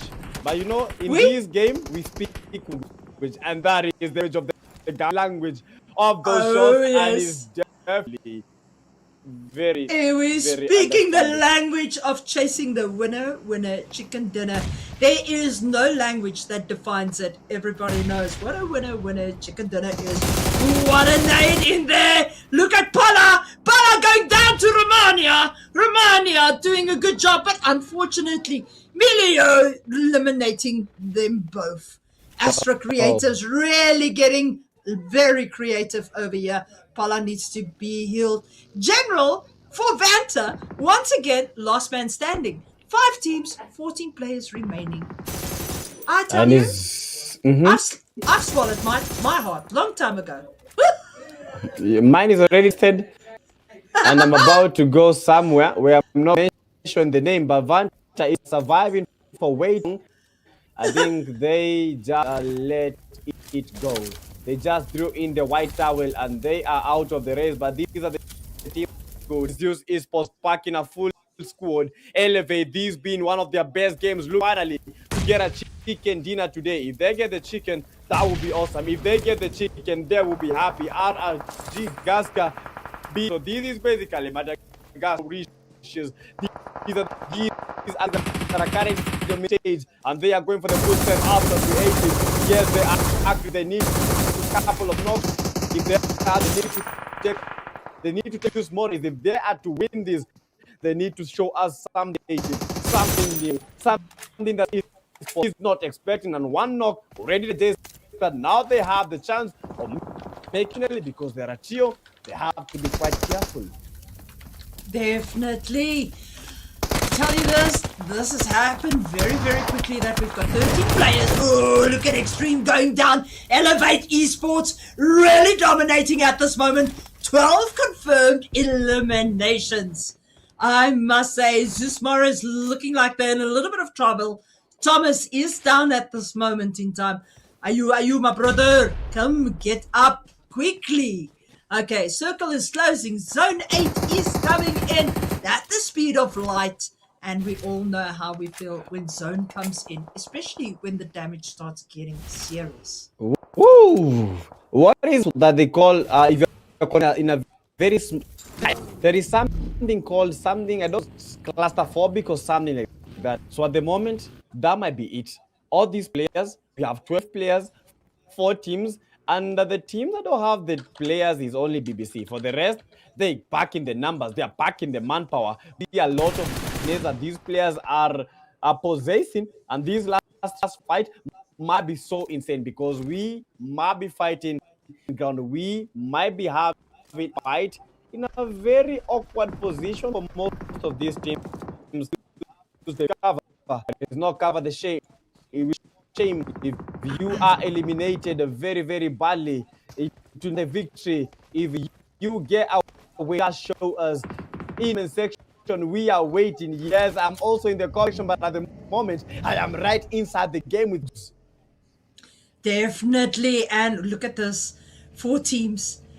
12 teams, 12 players remaining, and Zeus Morris really putting a lot of nades in there.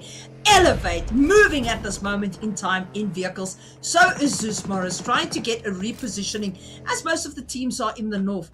Only one team currently in the south of this little zone. 6 seconds left, 4 seconds left until we hit stage 8. And look at this RRG, Astra Creatives, coming, pushing in on Zeus Morris at this moment in time. Pushing in and doing it in fine style. As they stick together, it can be very detrimental if 2 or 3 nades go in there, but shooting as one man also helps for squad eliminations. Yeah, that definitely helps. And at the moment, it's dying for Morris. They gotta be careful because Paradox is holding an off and he can get the backside. And this will be quite an advantage because if Zeus Morris is one down, we are expecting to see from 8 or RR because their position for Zeus, they don't have a very leading position. That is very good for surviving. In terms of defending, quite bad because they don't have off angle, only all stacked at one specific position, and time is taking tick as the stage number 9 is closing, and we are closing in into that very high-weighted, anticipated fight between Zeus Esports and RRG. Definitely, it is looking good for either team. The fight can go any way, but Paradox at this moment, yes, no. Is he saying yes? Is he saying no? He is doing a full send into this team, going for the push, getting close so that nades can go in. It is at this moment in time a matter of do you move in or do you stay away? We see that the team from RRG is rotating and they're staying on the edge of zone, but they are being pushed seriously. Is Zeus Morris going to use this moment to just hang on before they get stuck in this fight as well? Or are they going to third party? That is my question. Maybe they might go for a third party, but someone is cooking, but not me. He is the one cooking himself, getting cooked in a very, very heated moment. You gotta avoid, and that almost they have been holding the offense, but have been quite impressive. They've been holding this position for as while. They've been holding this position for as long as we can and elevate. They are about that, but they are quite happy because they tend to lose numbers, and if they lose numbers, that elevation comes in. They are just waiting, holding. As season will be shrinking in just seconds, in just minutes. This is the stage number 9. After 4 big wait, class and me. This is it. Zeus is they're going for the send. The zone pushing them closer. Coffee the Mark get knocked at oh my word! Names flying, and it's all a barrage. They are going for the elevate. This is the elevate. They do not. Oh my word! Out of the race. Elevate is for cook. They're cooking this. My word! And this might be it. Elevate advantage. Whoa!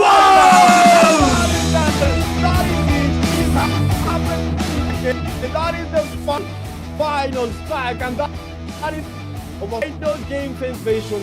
That was a beautiful triangle, and it is bottling up at the top. It is as we've been waiting to say, winner, chicken dinner for tea. Woohoo! All the way. Félicitations! Well done. I mean, Elevate, I think, really pushed in well there. It was absolutely not. It was absolutely amazing right to the end.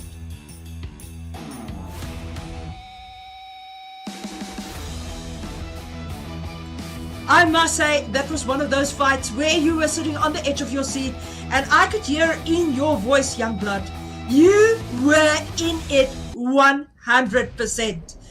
That match was just one of those. Look at the guys from Zeus building a wall of nades as they're busy pushing in and going for that final elimination. However, it didn't turn out well. As they get run over with vehicles, as Elevate takes it from them, they push, they thought they've got it, and unfortunately, their necks got cut right there, and the eliminations went to Elevate. It was absolutely fantastic to watch. Congratulations, Elevate. You really did your country proud. But we'll be back with you shortly with all the information. Winner chicken team stats. We see Thorga coming in with 7 eliminations, Logic with 5, Paradox with 2, and Rushguard with 2. We see the damage was quite well. 911 for Torga. It's like 911, what's your emergency? Logic coming in with 680. Paradox there with 963. And Rushguard with 271. They all had quite extensive knocks. We see 16 knocks across the board. And we see quite a lot of damage received. Target taking the most damage with Paradox, the second most. Right, now we're going to the match summary with Thauga having the most eliminations, Paradox having the most damage. We have Melio having 2 grenade eliminations, and the longest elimination going to Thauga, and Pew Pew 6S having the longest traveling at 14,497. We will expect our friend Youngblood back just now. Just be patient with him as we're trying to sort out a technical problem. And here we come to the next summary. Right, let's see. Match summary, 59 eliminations, 58 knocks, 306 meters, the longest elimination, 9,874 total healings, 8 grenade eliminations, 2 airdrops looted, 1 vehicle elimination, and 10 headshots. Absolutely fantastic to see these stats up on our screen. Thank you very much to the production team for making this possible. This is right, and as we move on, just give us a second.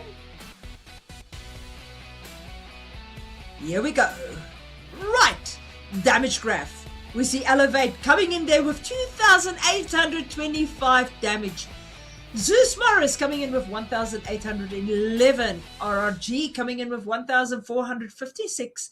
BBCX coming in with 904. And down to TB that has only got 19 damage. Guys, come on. We need to see more damage from our other teams. But the playfield in the middle was quite open with an average of between 900 and 200 in damage. Waiting for our next slide. But it's insane. Elevate, 2,825 damage. They were just dominating. Right, and we're moving on. Here we go. Right, MVP player, Elevate Thauga. Thauga with 7 eliminations, 7 knocks. He made sure that he confirmed them all. And 794 heals. 911 total damage, total 2 assists, and a survival time of 30 minutes and 9 seconds. Well done to Thauga. Really putting himself, securing himself on that MVP list going into the next stage.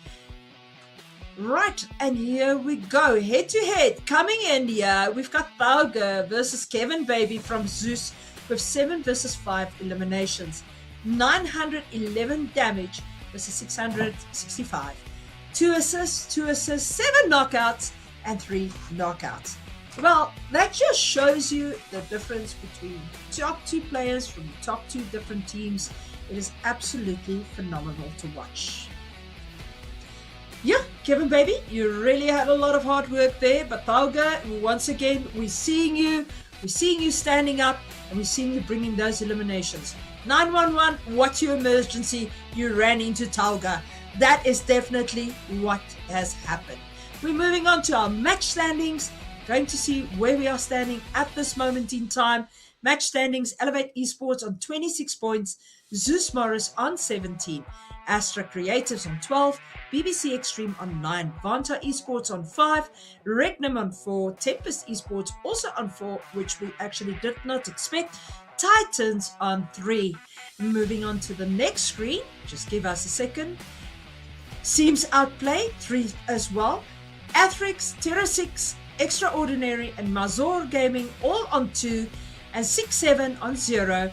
Tribe Ascension on 0, and Wildstorm on 0. For those 3 teams, a full box of donuts, but we're sure that they will try in the next game to bring better gameplay. Okay, so let's move on to teams. Right, as we go head to head for the teams Elevate against Zeus. 16 eliminations versus 11, 1 placement versus 2. That means 10 points for Elevate and 6 points for Zeus Morris. 2,825 damage versus 1,811 for Zeus, and then 16 knockouts versus 9 for Zeus. Well done there to Elevate, really showing dominance. And as we're going to see what's going to happen in the next match, but first we've got to see the overall top MVP.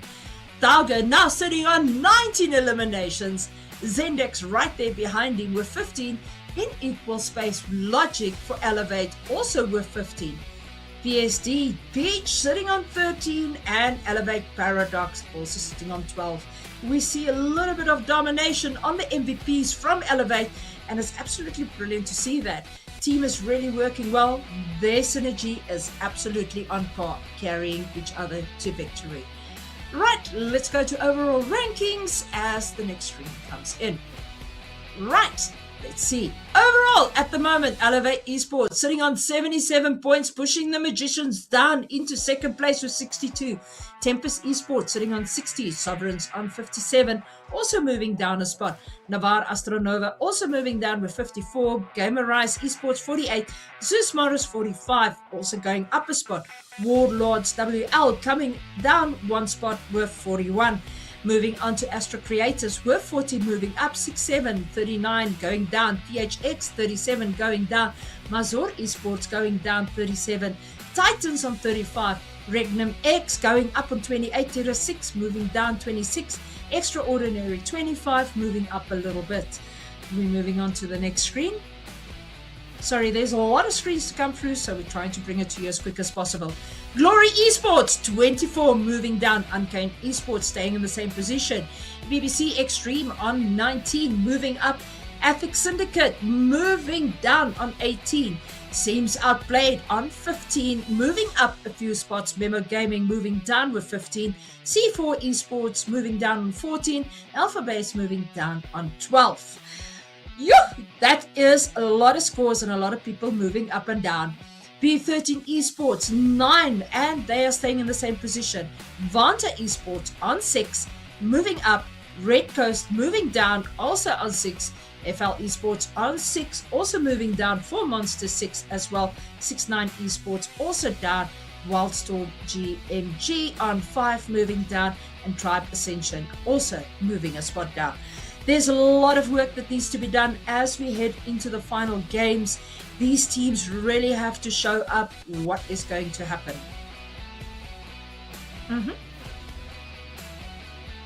Yes?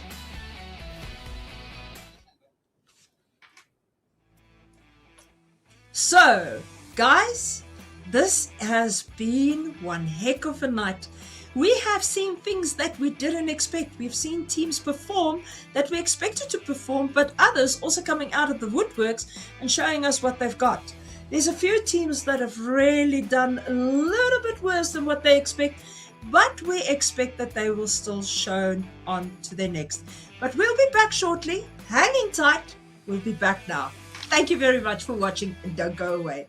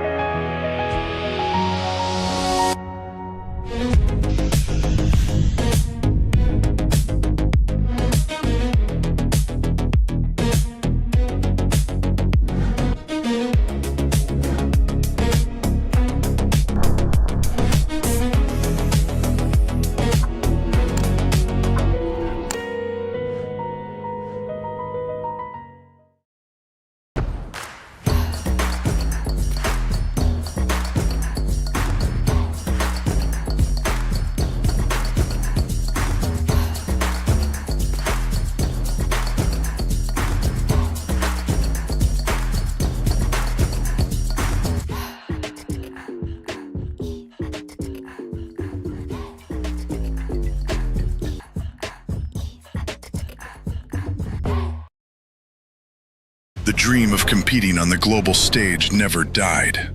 Now your chance to rise has returned. New beginning, new season. PMNC qualifiers, wildcard. 4 paths, 1 road, 1 goal. This is 2026 PMGO Africa Season 2.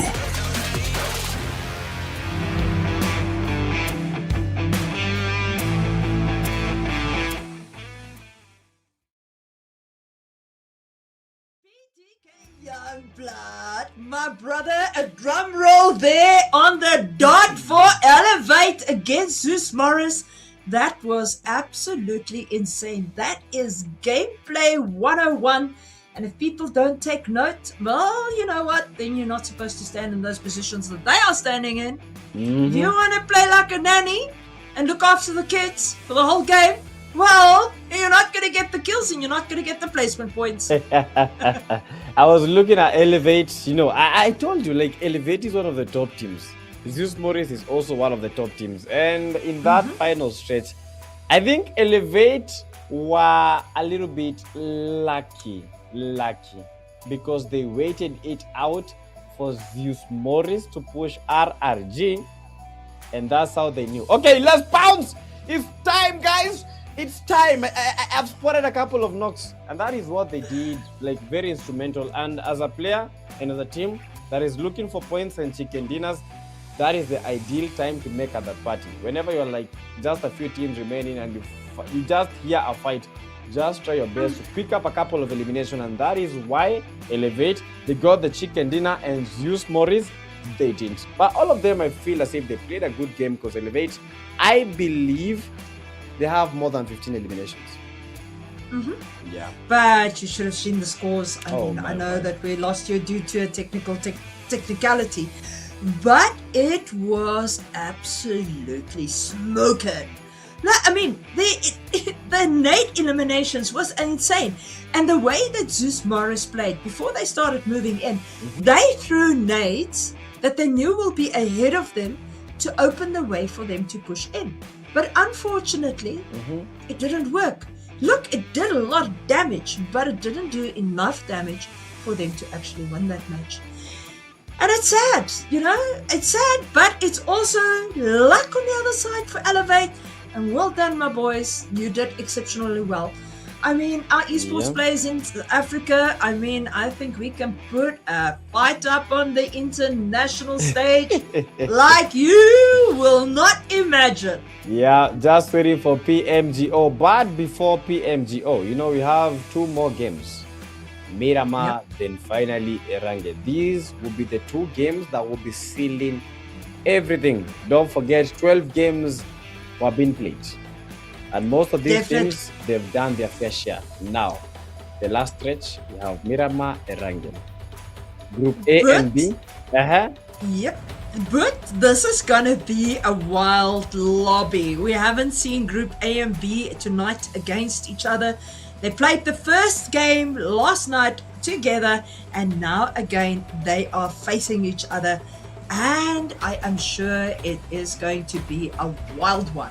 As we watch this flight path, as it is moving at this moment in time, it is very northeast down to south.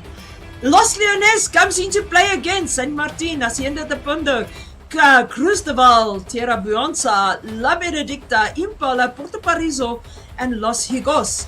I tell you, it is going to be madness, as the team players are already moving to the center of the map. But where do you think that zone is going to go? I've got a funny feeling Vela Del Mar is going to become a very, very hot spot. I have a feeling that it's going towards El Pozo. Yes, You El scared? Pozo, Crater Fields, and Trailer Park. I have these. Listen. That might be it. I don't want to shout so much because PUBG Mobile, they might listen to me, but they'll go against me all the time. Every single time that I try to get it right, PUBG is like, no, you know what, young blood, we are going opposite. Why are you going that side? And I said it. Oh, yeah. I said it. You called it. Look, listen, Bella Del Mar is also still in play. So it can go north, it can go south, it can go west, it can go east. But we're going to have to see how this is going to play out. Players have already got vehicles. They're already on the move. Los Leones didn't get any people landing in it. PST, Tempest is right here, south on the map, close to Los Ligos.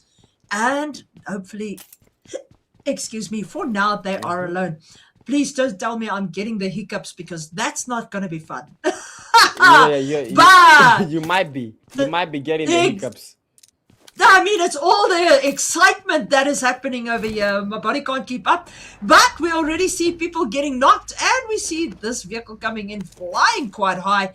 If we can see a full view of the players playing at this moment so that we can actually identify them.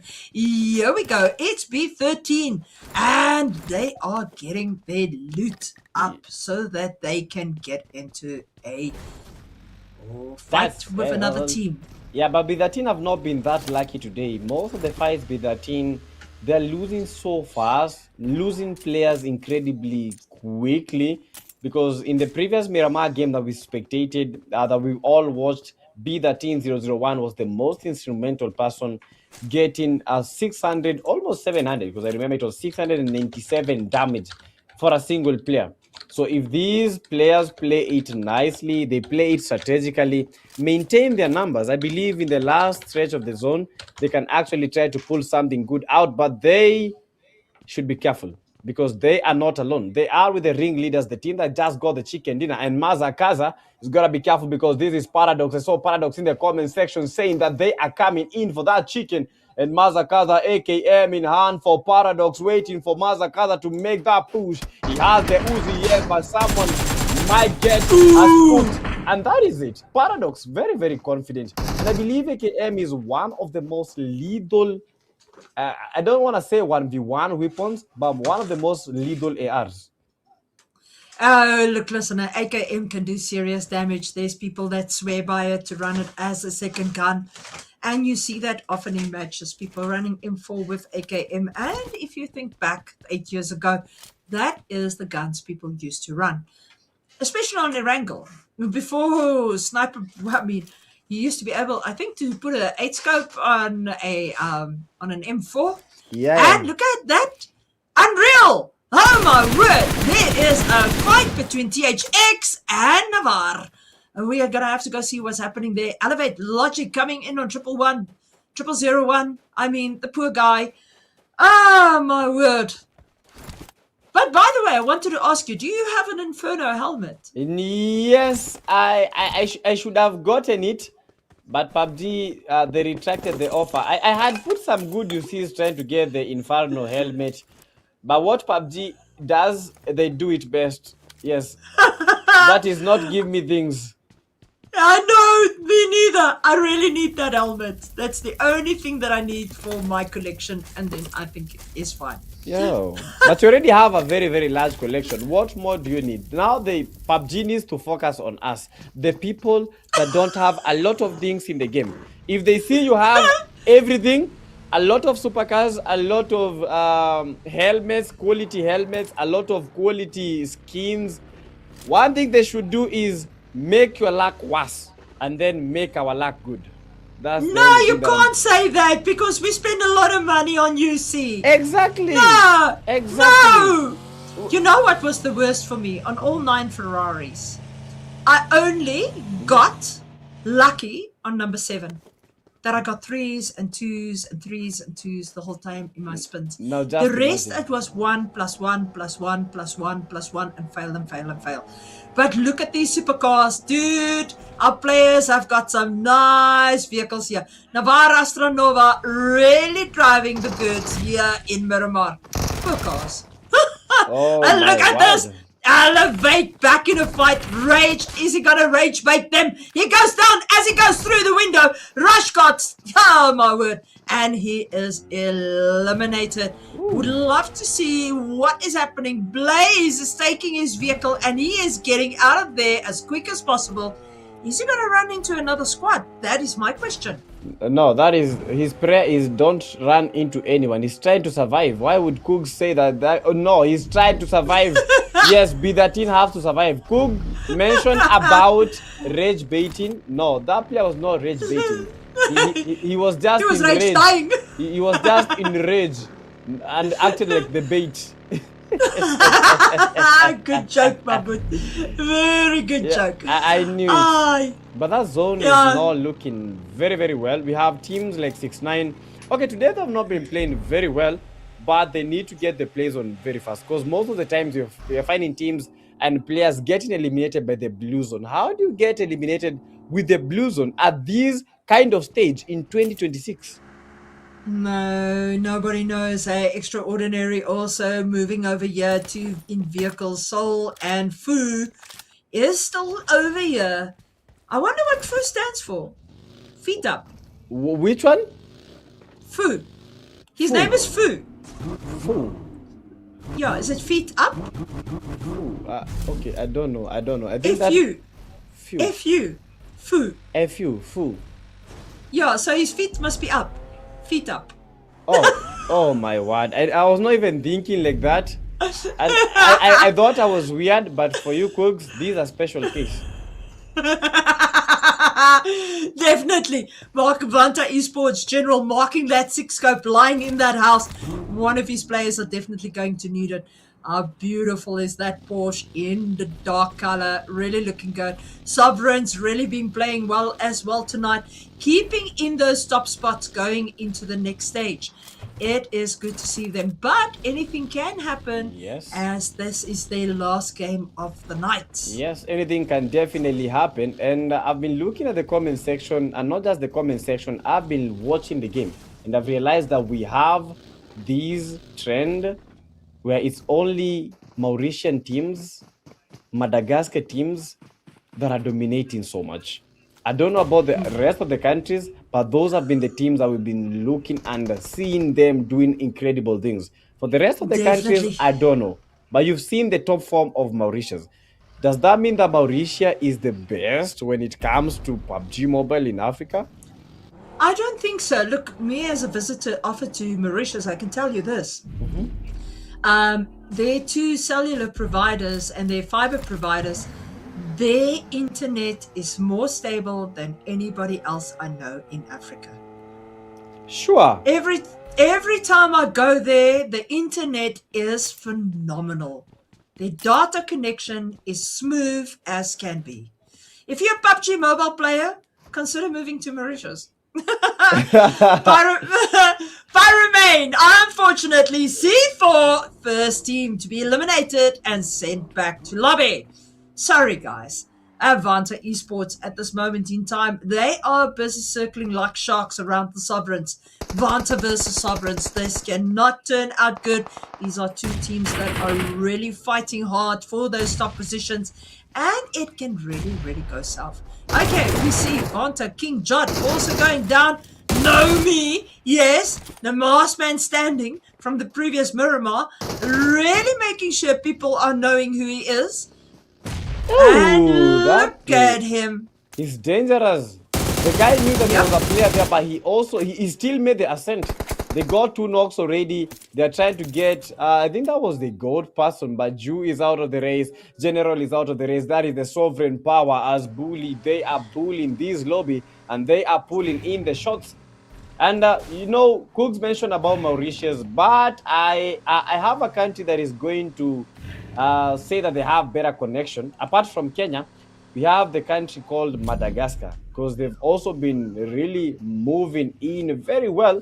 But I don't know about the internet connection. But on the other end is a knock for a knock, as Boyka got the knock. And unfortunately, Insane was also insane enough to get the knock, counter strike. And they have a 1v1, baby. Making that push, baby, very, very low. And it's a UMP battle versus AKM. And I can't imagine who will be getting the black baby out of the race. And someone is crying and not the WSG, just baby in the sheets. Wildstorm, really playing well over there. Insane versus Insane. I don't know if you saw both players had the same name. Just one in uppercase and one in lowercase. DHX moving at this moment in time. And aim guard with those vehicles. Spray coming from 69 Rambo. Rambo now getting back in his buggy as he moves into zone. Are they going to wait for him and eliminate him as he moves in? Or are they going to run to get into the safe zone? The match goes straight on, head on by Tar Team.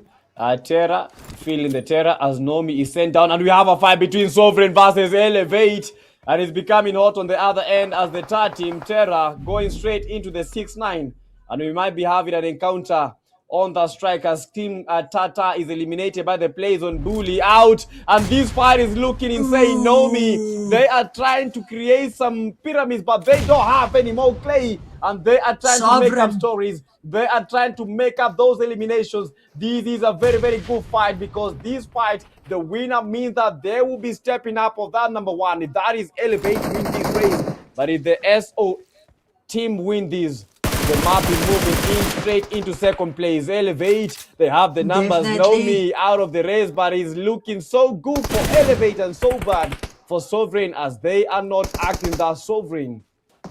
Definitely, and if we look at the scoreboard, Elevate and Sovereigns both sitting in top 3 teams. Now look at this. Navarre is dropping down to 4th place. THX fighting here with Navarre as well. We got to see what is happening there. But at this moment, Elevate and Sovereigns are bringing the fighting to us. And look at this. Elevate now knowing exactly what they're doing. Paradox behind the hill. And are they going to get him? Eyelash is gone. Sovereign leaves to lobby with 2 eliminations. It was absolutely wonderful to see how Elevate has stepped up their confidence level since the last match.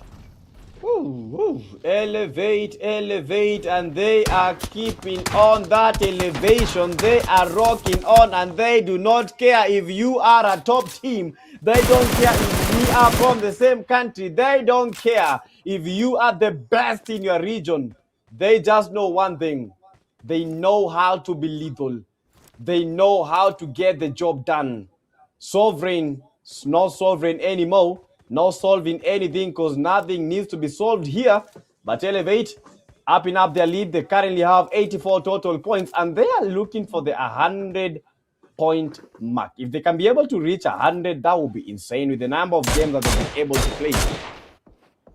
Yes, definitely. I mean, I don't know if you watch the weekly matches that happens. Terra 6 constantly play those matches, and they're actually a very aggressive team. For me, it is actually a bit of a shock to see where they are currently on the leaderboard, but I'm sure Terra 6 Wakanda is going to show us wonderful things in this match that they are playing. This is their last match for this stage. It's not looking good, but Terra, yeah, I've also seen them, quite consistent, but if you put the best, all the best teams in one place, we'll only have one best team. Even though all of them are the best, we'll only have one best team. One has to outbest everyone. And as we look at that play zone, we have a hard shift in towards the areas of Radiliela.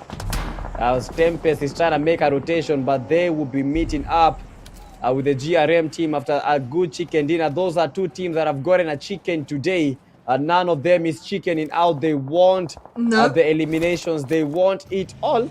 And I believe that final zone, we're going to have some of the teams that have been dominating so much today making a very huge clash. Definitely. I wanted to ask you, Tempest, did they get a chicken dinner last night? Yeah, they didn't get a chicken. Yes, they got a chicken. Yes. So 2 chicken dinners at this moment in time for them. Gamer Rise also moving exceptionally well with those vehicles, taking a little bit of vehicle damage, but they're moving out of the fight. So also trying to need to position themselves, get to their final zone positioning. It can go hectically. King Tartar is gone. Yaros, LB, and Forgotten still over here, but it seems like Forgotten has no meds. Elevate Logic in that vehicle, out that vehicle, and we move to Paradox as we speak. Okay, but look at Grim going down to zone. I don't know what is going on there. They're quite southwest, outside zone. Their team players are moving in with vehicles. I think they are going to try and get that res. I don't know if it is going to happen. But let's see. They were down close, very close to Villa Del Mar. No, it seems like Zone is getting the best of them. Sorry about that. I think Tempest might have done some damage on GRM. That is why they got out of this game back to the lobby by the blue zone. I think Tempest might have caused it all. They might have maybe inflicted some damage because those are the two teams that were clashing at that particular position, and all of them were trying to eye out. As you can see, Tempest still waiting for GRM to make a move. All of them just in front of them in dead eye. So this is the team that has been making and giving GRM Peach. a run for their money. Yeah, but Peach, you gotta be careful. Yes, they do have the elimination, 3 eliminations to be specific, and that is almost a knocker quality headshot, but not being registered. And GRM fighting across all the ends. They are trying to save their skins, but they are getting skinned alive. Yeah, and look at Peach. Peach getting in that Marauder and pushing down. And who is with her? It is Umar. Umar going with Peach. Let's see what's going to occur here as they've got cover fire from the top of the hill, waiting for Grim to push out. Oh, we keep on saying Grim. That's Gamer Rise all the way. And they have been sent back. Back. Hope is down, but they will quickly get that res. I'm quite confident on that.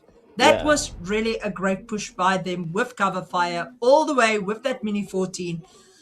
I tell you. Yeah, that was a good game. That was a quality push by Tempest. I think they're making the right decisions right now because they know the position that they are standing at. They are currently at position number 2, and they need to try and extend their lead if they are to stay in the race. But what a shot! Beat that win out of the race with the AMR. I didn't even expect to see players using snipers. Yes, most of these players will try to use the the M1 Garand. Most of the times you'll find them in the DMRs, Mini 14, but never with the actual snipers, never with these AMR. This is the first time that I've seen a player use an AMR and actually get the work done. Definitely. Look, listen, when I look at an AMR, you know it does a lot of damage, and so does the AWM. And so does the M24, but you don't see them often in matches anymore. It is actually quite sad. It's seriously sad. I mean, I can't remember a game last, except for a while, that I played with a sniper. Oh, but I think for the AMR, most players do not use it because of one thing. It has limited ammo. For most of the guys or most of the players that are playing the game would prefer the AWM over the AMR. Because AWM has like 20 bullets plus the ones that are in the chamber. But for the AMR, if you try to miss, you are cooked. You have only 10 bullets. Exactly. I wish they would bring in an option where if you get a loot gun that you can pick up a VIP loot shop, that you can actually go in. Ooh, what a night there by Mr. 80. It's SatX. What a night that was. But unfortunately, now everybody is getting on top of each other. Forgotten is all alone as Yaros, LB, and King Tartar unfortunately have been eliminated. Kale lying in that building, busy cooking that night, cancelling it off. It is 6-9 really coming, bringing us the gameplay. 6-9 is doing what I expect them to do. Quite a good team. I expect more of them, and they are giving us the goods. Only 2 eliminations at the moment. They have lost Rambo, but they do not give up. Look at Peach flipping from that AMR to that M4. Look at this. No scope, only a red dot. What an insane, insane, but what an insane knock that was. No, that what was really happened? something. No way that happened. No way. That is a very good player. Maybe he plays on a red magically. He can take a red dot and turn it into a 3-scope. You never know. Bro, that is not it. This guy had an option of switching to the AMR that has an 8M scope, but he decided, yo, you know what? I don't need the 8M scope because I can see. Just give me the red dot and then you will see. And quite some good establishing shots by Legacy. And if that is not a good litmus test of how good the WSD form is, I think Tempest needs something else. But good establishing nade, no knock, register, Legacy. You're trying to create something good. Yeah, but Peach able to backtrack. Yuri still waiting. They know that they are getting pushed by Legacy. Yes, he did have the upper hand, but those shots, they are giving him a run for his money. A 1v3 situation. Legacy, GG's. Legacy still in the game. I thought he's gone, but unfortunately, he does not go in the hands of Tempest, but goes in the hands of Team Elevate, who just that part is the fight. Definitely, but look at Tempest and Elevate here on this map, really making things matter as they run into their last game of the night. 6-7 up there in 4th place at this time as well, 69 as well. Vanta, keep going. This is what we want to see. These teams are showing us that they're actually using every opportunity that they get, and now at the final opportunity, they are showing it even more. They are fetching the sharpest pencil out their pencil box before they write their final exam. But I have a question. Is it really enough for them right now? Because I feel as if we are in the last stretch, as we just lost pitch. We are in the last stretch, and these teams trying to make a comeback, or maybe I think they're trying to make a good show out of the last game. Look, the thing is, if you can pull off a chicken dinner and good eliminations, it can push you into that top 16 spot. If you are too far behind, I don't think it will happen, but if you eliminate a very good team that doesn't put points on the board, I mean, we saw with EWC that last match for S2G really meant a lot to them, but because of their previous gameplay, they stayed in that pole position and they won EWC. But now the question is, can any other type of team pull that off? Or will the teams like Elevate, that is lying in a record-breaking point scoring at this moment in time, really pull it off, even though they do not do well? If they are eliminated now, what is the gameplay going to turn out to be? That is the question that we want to ask. But at this moment in time, you know what? You've got a team like Vanta with 7, 69 with 9. Then you've got 6-7 with 39. That's probably got a chance. NWR, that has got a very good chance. They can probably make up 30 points if they really give it their utmost. PST, that can make that gap up between them and Elevate. But we're going to have to see, my friend. Yeah. This is where we absolutely live with each one of these players through every fight they got. And just to be here, GG's. Yeah, just to be here, GG's. I think the teams that we'll be watching out for so much is 6-9 and Vanta, because those are the only two teams that have not gotten to the double point mark. 6-9 with 9. Oh, I think they're matching up to the name, but 6-9 with 9, then Vanta at 7. So 6-9-9, Vanta 7, 6-9-7. Okay, we continue the action as Elevate with 12 eliminations. Yeah, don't listen to what I am saying unless you are as weird as I. But Tempest still dominating. You are not weird, my friend. You're a geek, and that's normal. No way, I'm a geek, but look at that shot. Oh my word. Thauga is really making sure he's getting those kills, eliminations, to stay in the top. You remember, this man is leading the MVP leaderboard, and he wants to stay there. Why?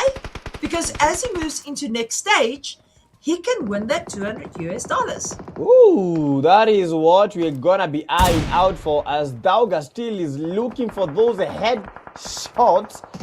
Yeah, but Dauga still cooking up and trying to find a very, very good spot, and Logic does get one of the 6-9 players, and they are down but not dusted. And Elevate is calling the shots. They are looking for a 100-point finish.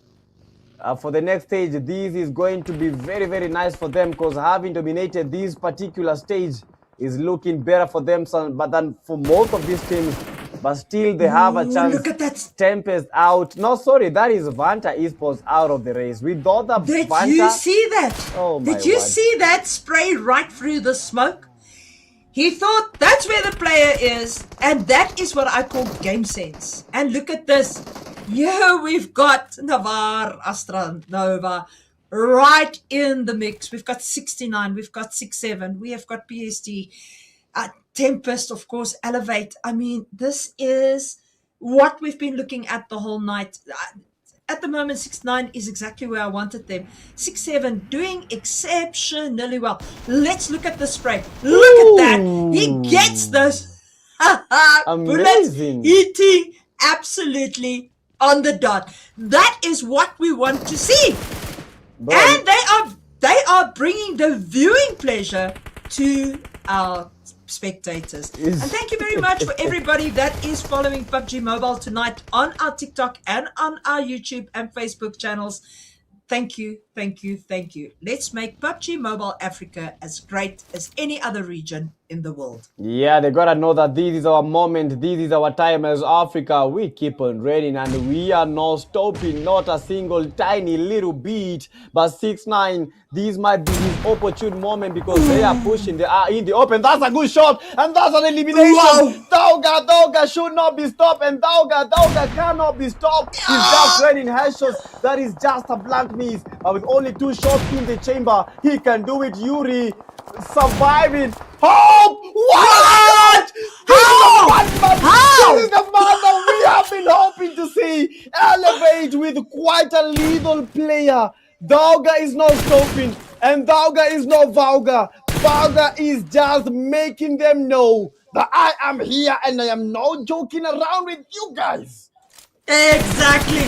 Look, listen, that was a quick scope and getting that knock. There is nothing like that. It's absolutely amazing to see. And he goes back. He's going to grab something else there. He's grabbing a UMP and he has got his gun to back up for what he needs to do. No, he knew. Listen. He knew his. And with Tauga, the definition, it is tough. So this man is truly tough. That's all we know. T for tough. And that nade was almost connecting 3 players. But T for tough. Dauga is so tough. But these third parties is just what they are hoping to get. PTSD Yuri are getting eliminated. Yes. Yeah, S7, they got that elimination, but they are getting cooked 6-7. They are still in the race 6-7. They are still coming for this, but Montana is down, and you can never balance the scale. Passes elevate. They are looking for a chicken dinner, and they know they have the numbers. They know they have the best position. They just need it to get down. They need to do it right now. And after that party, a barrage of nades getting sent into Tempest. A barrage of nades. And that is a squeeze scope. He reminds me of Federalis, but that is a madman. They are going for a final chicken dinner. Back to back they go. Back to back they're raining. Omar! Oh my goodness! A nade after nade. And try to get the shot. Elsewhere playing hand. Trying to rush the rush go by Omar! Out of the game. And we have a second chicken dinner for Team Elevate. Woo! Right! Well done! Tauger showing us how tough he is, but what gameplay as a team coming in from Elevate. Elevate working like a machine! Every gear in its place, pushing together, getting the eliminations. That is why we see most of that team on the MVP list at the moment. In the top 5, you are going to see this. It is just, you don't see gameplay like this. It is amazing, and I would hope, and I truly hope, to see them at the top of the leaderboard at the finals. Where else would they be? If they are not at the tippy top, that means that they are not going anywhere. But look at Dauga. This is what we call skill, prowess, and this is game sense. Dauga was a madman. He was just raining shots after shots after shots, and that is how Elevate, they are still at the tippy top. And I watched the Rush God. He did something that we saw Federales do in the PMWC. The flick and switch, and the knock registered. That was amazing to see players replicating such kind of skills. Because, yes, Federales did teach us one thing, but we are putting it to work. Oh, exactly. And elevating all the time. That is exactly what we want to see. It is flowing, bro. Yeah. I don't know. Now with one game remaining. I don't even know what to expect, but let's get a glimpse of how the game was and how the winner chicken dinner team performed. And none other, Dauga 6 eliminations. But it's quite funny. I felt as if Doga produced a lot of damage with the sniper shot. 1,000. I feel as if these guys should have like 1,200 or even 1,300. But that was amazing from the winner chicken dinner. 6 eliminations for Doga, 5 for Paradox, Rush Gold with the 5, and Logic with 4. So the least eliminations, 4. For that squad. But listen, that is still good enough to get back onto that MVP list. If you look at the match summary, Elevate Thauga having 6 eliminations, Paradox having the highest damage, Rush God having an 8 elimination, and then we move over to PST, Umar having the longest elimination, even though it was, I think if I remember correctly, with a normal AR. PST Hope being the top traveler, moving 12,829 meters. That is really traveling here from Joburg to Kenya. You know, ask the man for a lift to come back here. Bro, that guy will just go on foot. And you can see it by the number of footsteps. Crazy stuff. But we still have 0 vehicle eliminations. For Miramar, I totally understand, because that terrain is not accessible to vehicles at all times. The only accessible part is maybe the roads. But 51 eliminations being registered in that game and 51 knocks. So that means that like no one has been revived. It was just a knock and a dust. Definitely, but look at the grenade eliminations. 6 of them are there. 0 airdrops. Once again, there was no time to loot airdrops. 12 headshots. I mean, that is serious correct aim. Remember, aim assist is not on in these games. Now we're moving over to our next screen where our MVP player once again, Elevate Thorger. The man is stuck. 6 eliminations, 3 knocks, 428 heals, surviving 29 minutes 17 seconds, 4 assists, and a total damage of 1,099. Oof. And after that game, we had teams performing very well, but when it comes to the players, none other than the man wielding that AMR being on the tippy top. But you know, our Tempest Peach was good. Although Peach was eliminated by Elevate, he was also good. But for Dauga, 6 eliminations. You remember the AMR? Yes, that is the AMR guy. But 4 for Peach. Now, when it comes to eliminations, Dauga was the clear victor. 1,000 damage, but for Peach, 260 damage with 4 eliminations. That is more insane, because that guy was just on cleanup duty.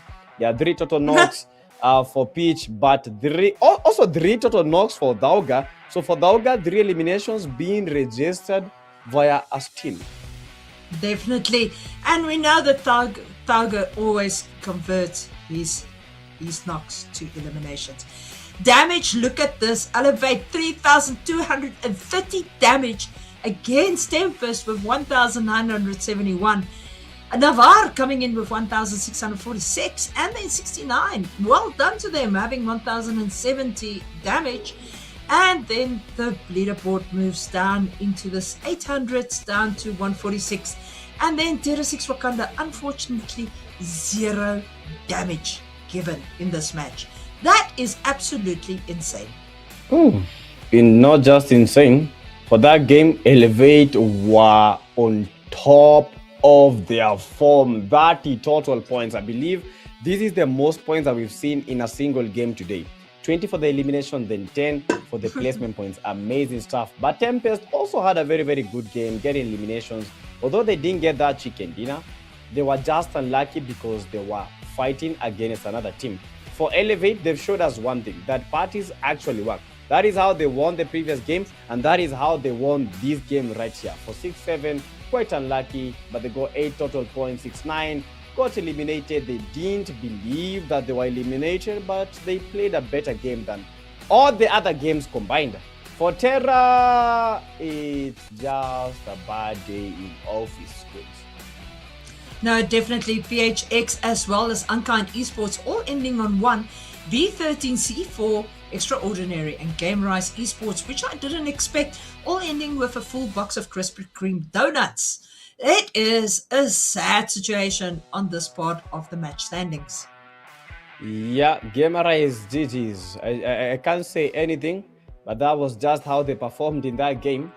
They were not that good, but they are good. And for the team that performed very well, yes, because all those teams have performed well, but we have these two teams that have performed incredibly well. None other than Elevate Esports and Tempest. Both of these two teams, they are good. But when it comes to head-to-head, we have Elevate winning it all with 20 eliminations, outmatching Tempest that had 9 eliminations. In terms of damage, yes, of course we were expecting. With 20 eliminations, you can never have less damage, but 3,230, that is incredibly, honestly, I think unbelievable. It is, that is what you call making a match count. Yeah. All they the made it way. count. Definitely. And look at this. Thauga making that gap for MVP even bigger with 25 eliminations. Logic moving in there as well with 19. Paradox moving in with 17. And then Peach. Do not forget Peach on an equal 17 with Paradox. And then we've got Zendex still there with these 15 eliminations. But things might change in the next match. What do you think is going to happen? I think things have already changed with Thauga. I don't think anyone can even get to the MVP position. I think it's just it. That is just it. But guys, before we even get to know about Thauga, we need to know about the teams. How are the teams standing in that overall ranking? Yes, they did it. There we go. 107 points. Tell you, young blood, that is how you do it. They have passed everybody. Tempest Esport has moved back up into second place with 75. Navarra Astronova with 63 has also moved up. The Magicians, what is going on here? Dropping position with 62 points. Sovereign with 59, also dropping. Gamerise Esports still staying there in their 6th position. 6-7, moving up to 7th place. Zeus Morris dropping down a space, but they should fix that in the next match with 45 points. So a lot can happen. A lot has happened because Elevate have gotten more than 50 points, I believe. More than 50 points in the day number 2. Just you need to understand, it's only 6 games that they played. Yes, the Magicians have an extra game, but even with that extra game, getting to 100 is like a dream. Not even a dream, a nightmare. Well, this is it. Warlord sitting on 41 and dropping a space. Astra Creative sitting on 40, also dropping. THX as well, staying exactly where they are. We were a little bit long over there, so we move on to the next page. Glory Esports on 24, Unkind Esports on 23, BBC Extreme on 19, Asterisk Syndicate on 18, The Seams Outplayed on 15, Memo Gaming on 15, C4 Esports on 14, and Wildstorm GMG on 12. Then we go to 69 Esports that's moved up in position. Alpha Base on 12, Vanta Esports on 9, B13 also on 9, Red Coast on 6, FL Esports 6, 4 Monsters 6, and Tribe Ascension on 5. You can actually see how the players have dropped and how the players have moved up, and which players have, or which teams have stayed in the same position. Ooh, Tribe Ascension not ascending anymore. They are just descending. At that point that they are at the moment is not looking good, not looking pretty. For some teams, these might be game over. But for some, they have a chance of getting to the tippy top. Trying to dethrone Elevate would be very, very hard. But the Magicians, you still have one more game and it's coming up next. So guys, this is the last one. This is where we get to put the pin in a coffin. Get your popcorns, get your juice, because we will be coming back in just a few seconds. Awesome. See you.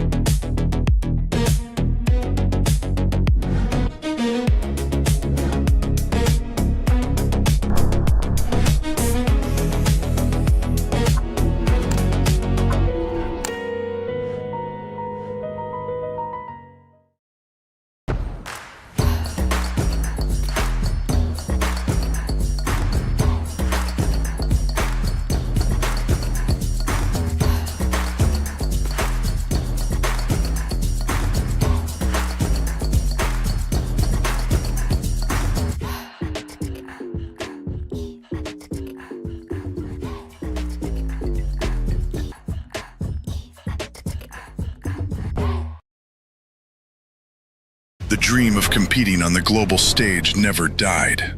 Now your chance to rise has returned. New beginning, new season. PMNC qualifiers, wildcard. 4 paths, 1 road, 1 goal.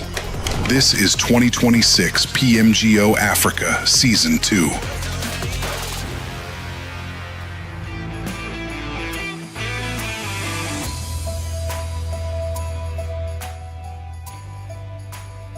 Youngblood, Yes. I want to cry my eyes out. Why?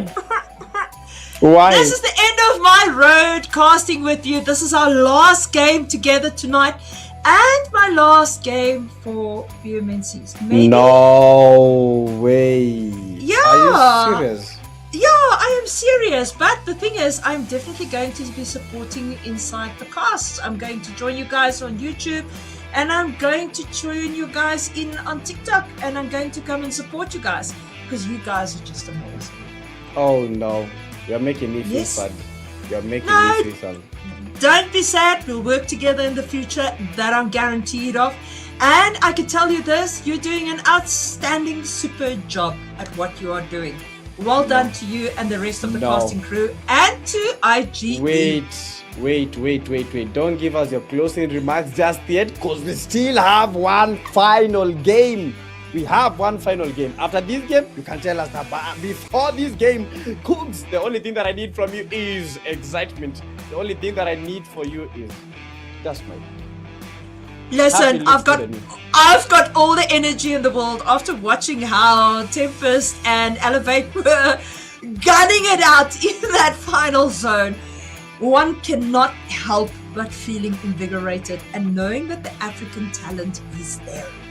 And we've got it, and we gotta cultivate it. And thank you to PUBG Mobile for doing that and bringing our players to the battleground on the road to PMGO. And thank you to Infinix for sponsoring this stream and also bringing gaming devices to Africa to make our players better.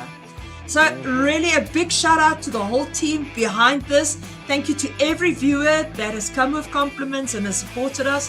It is great, but it is Erangel. It is the final match for tonight, match 12 for this leg. Boy, are we going to have fun with C&D? I know we're going to. So there is some Mazora's coming in, BBC is coming in, Titan, Seams, Zeus Morris, Astro Creatives, Athrix Syndica, Regnum, The Magicians, your boys, Alpha Base, Warlords, FL Esports, Memo Gaming, Four Monsters, Red Ghost, and Glory Esports. Let's see where these teams take us right now as we're heading straight into Erangel.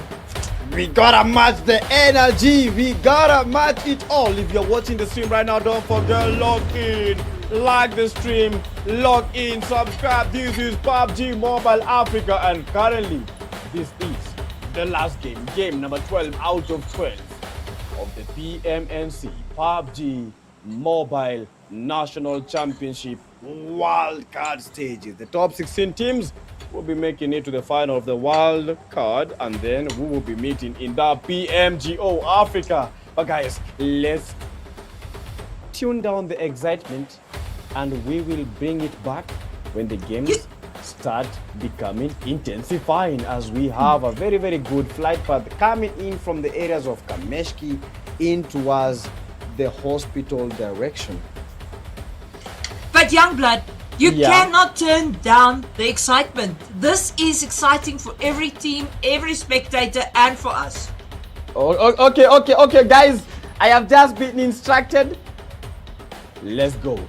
Let's go! Let's go! Final game as a next X taking the areas of Stalba. Which other teams we will be watching out for? Yo, Madagascar, they've been going crazy in the charts, so we are expecting to see Madagascar come back, because RRG, they are here. Astra Creatives, we have Astra Nova. Yo, you know what?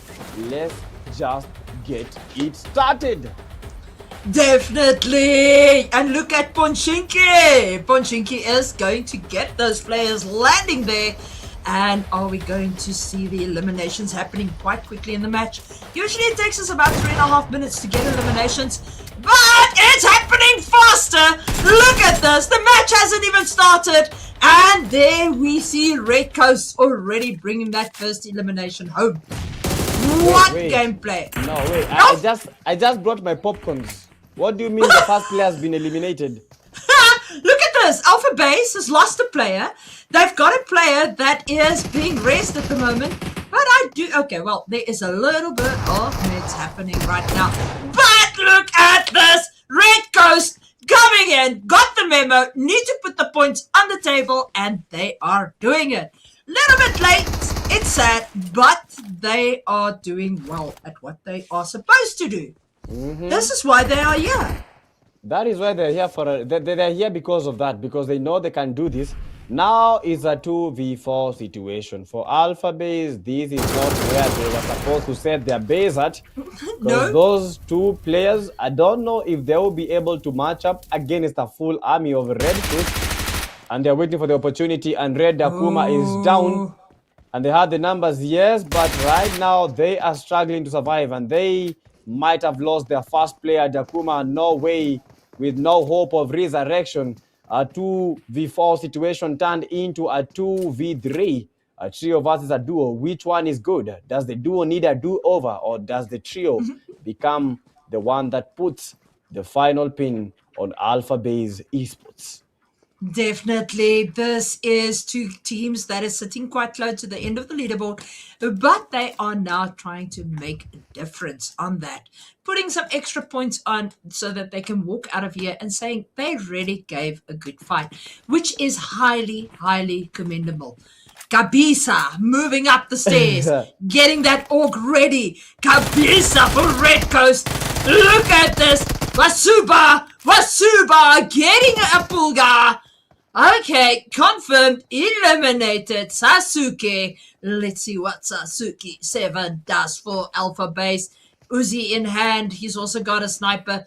Not the greatest of guns at this moment in time. He would like an AR or a shotgun. That I'm guaranteed of and very sure of. Ooh, this is gonna be painful for him, because yielding a sniper does not give you any advantage versus a team that is pushing you. They have S12K in hand, and they know that you don't have anywhere to go. They know you don't got anything to do. You just have to be patient enough to get taken out. But you know, maybe Sasuke is opposing one great...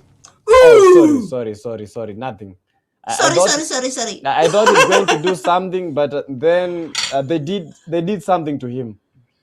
Oh my word. Well, all they did to him was send him back to lobby. That is definitely guaranteed. That's what happened. But unfortunately, they are only 2 players at this moment in time. They've lost half their squad. What will they do for the rest of the game? Will they be able to play very creative and make sure that they put more eliminations on the scoreboard? Yeah, that is what everyone wants right now. Because a very, very good game might guarantee you the top 16. For most of these teams have been chasing, or some teams with no hope, but they are still fighting. They say that don't just let them win. Don't just let them in. Fight till the very end, because that is what keeps the spirit alive. Fight till the very end so that you may make your story a very clear story and a very, very good story. Because getting to the top is not everyone's. We cannot have everyone's time right now. Right now, it's only one or a few teams that will be making it. Maybe yours is next time. So you gotta keep pushing. At least when you get there, you'll have a story. You'll just tell them, yes, we did get eliminated in this PMGO, but you know what? In the season 3, yes, this is us. Definitely, it's a story to tell your grandchildren one day when you are old. Was an esports. Yes. Not just like I was an esports player that quit. So you have to keep pushing. Never throw the white towel in until you know that your time is coming. You know, I'm also waiting for my time. Yeah, I'm also my time. Yeah, but you know, young blood, remember what PUBG always says? You are number 1. Oh, I'm number 1? Uh-huh. That is... Are you sure I'm number 1?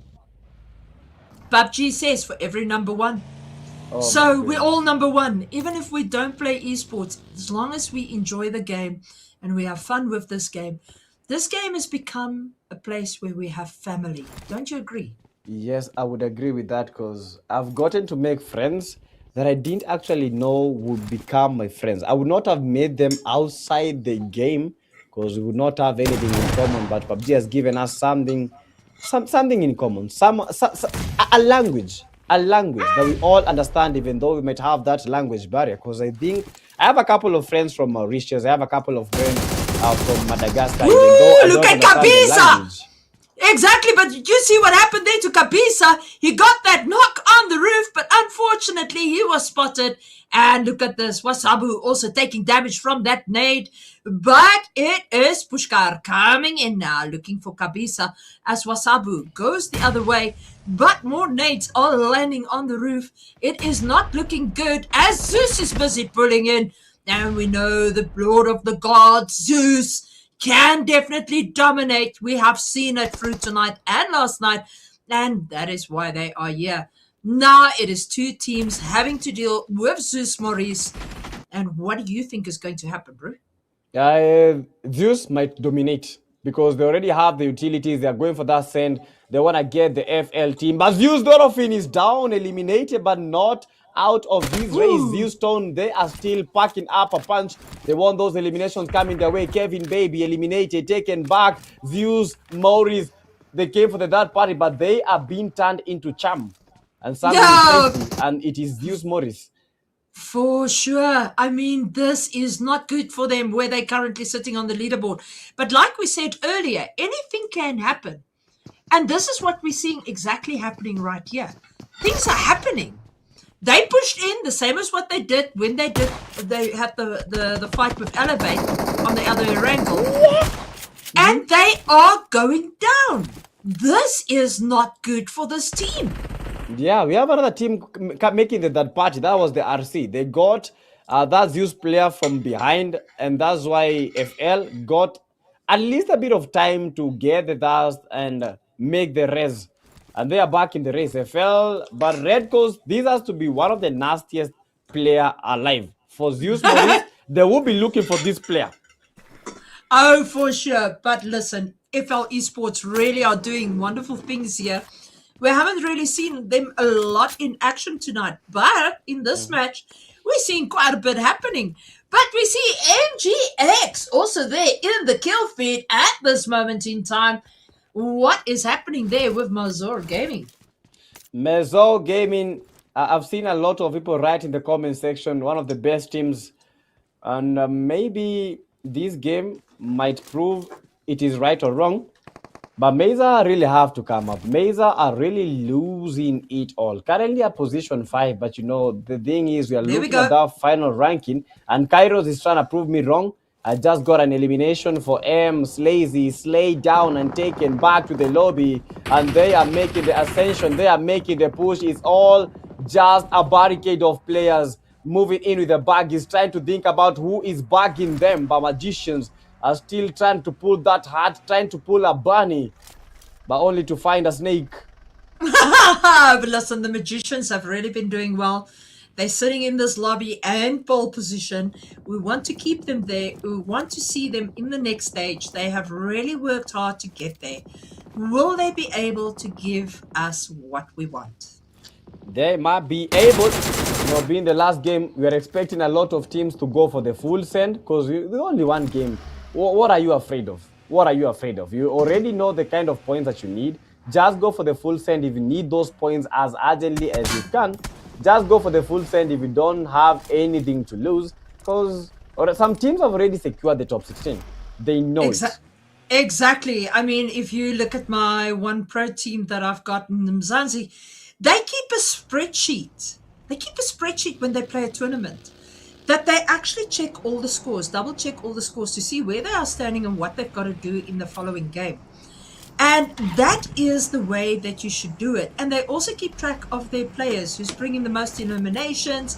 How did they do in this match? What did they do in that match? Who did they eliminate? The whole white works. So they start to learn how to eliminate players. And you can be guaranteed that most of these top teams do exactly the same. Glory Esports giving us a few good fights. Here we've got Lamzo driving in his pink Porsche. It's beautiful. Like, I tell you now, if Mish Gaming is in the chat, she will be drooling over this car.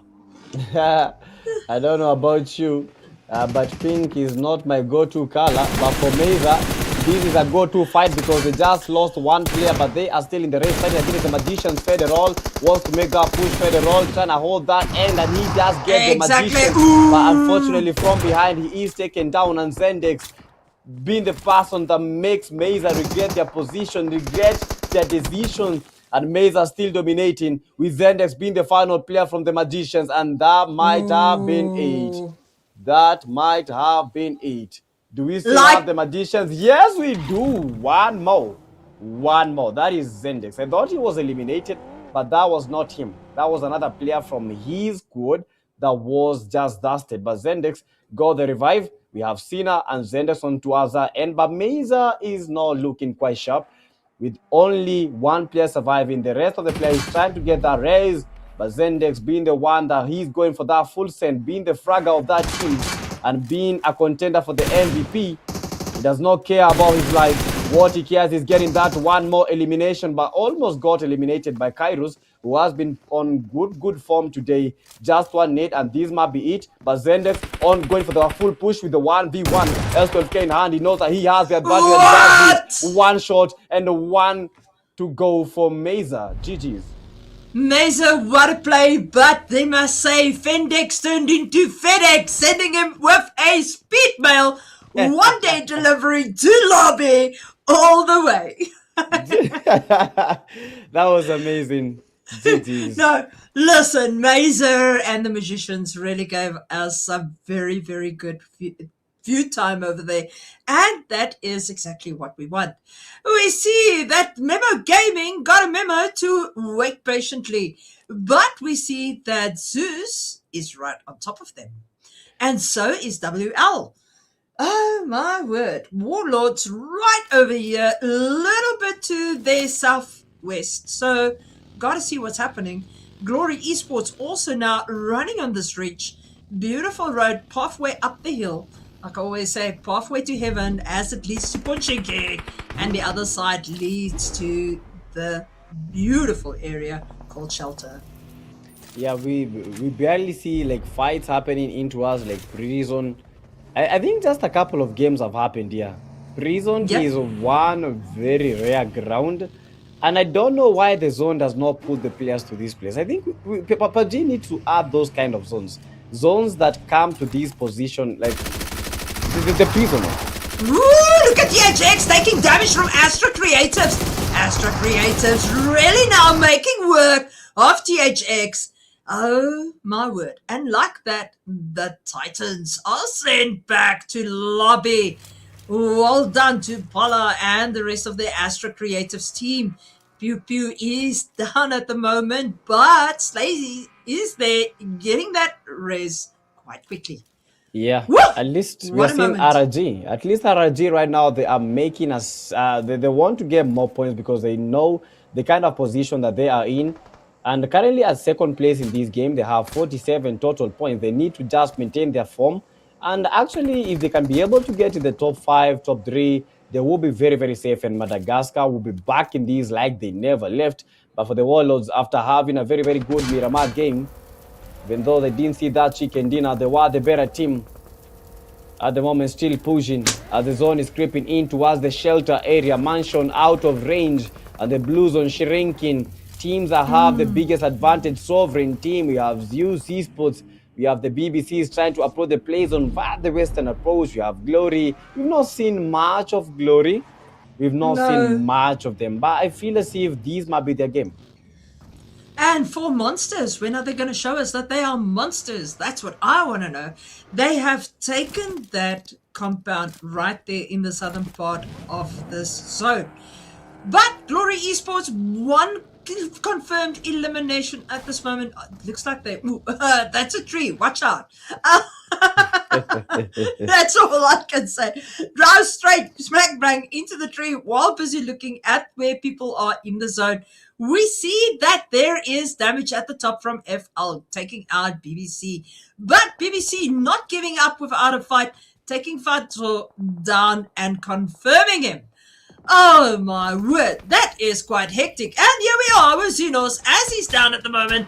RC eliminated with 5 eliminations to their name.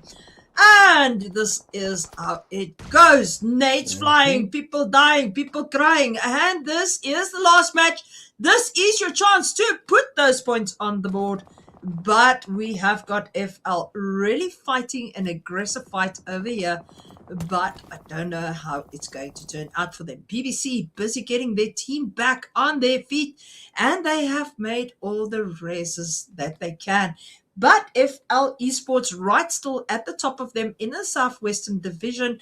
But we are very much in the open with Glory coming in from behind. This can go wild. Yeah, this can go very, very wild because BBCs, they were almost losing it. If FL could have made the push at that particular point, they would have gotten 4 eliminations. But unfortunately, they were not fortunate enough because we had a third party coming in from the hillside area. But the position that BBC is holding is one of the best positions in the game when it comes to the circles that end at this kind of zone, because they can be able to get information on who's holding the hillside, over who's holding those lonely houses, and they can be able to charge without getting seen by a lot of teams. That is the beauty of that position that they are holding. Definitely. And look at Astro Creatives. I love their clan tag. It is such a throw off as they are totally named different than what their clan tag is. It is such a throw off because you want to go RRG, but it is not RRG. It is a total different name. Astra Creatives. Really creative, I must say. Yeah, pretty creative. Yeah, the Magicians are keeping this compound. They've only got 2 players. They've got Sendix and Sinner waiting at this moment in time. This compound is also in a lot of WoW maps, but it is also a very well played compound in normal matches. Yeah, true that for BBC, they were holding a very great position, but this position is out of zone. It's out of bounds. So we are expecting a full send in just a couple of seconds because they have to push. They have to hold a position. And if they are going to hold it, they have to go right now. Otherwise, they will be eliminated quite fast when they are trying to enter. FLs are out of the race, and it's all down to this last team. 9 teams remaining, 25 players in total who will get the highly contested chicken sweet dinner. Oh, definitely. BBC now pushing in hard. Glory Esports trying to defend their position on this hill. Something that can go well or can go south, if I have to say it. But BBC pushed in, but unfortunately did not make zone or did not make a compound or any cover. And unfortunately eliminated by that nade. There goes BBC. Well done there to Glory Esports. Now moving up as well. As we can see, they're sitting currently in 5th place. They are making this game count.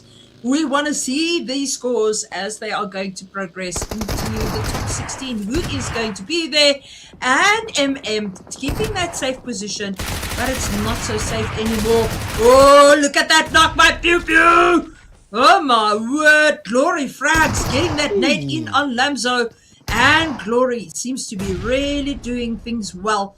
But unfortunately, one of the players got away and now they got to find him in that maze. I'm not going to go down there.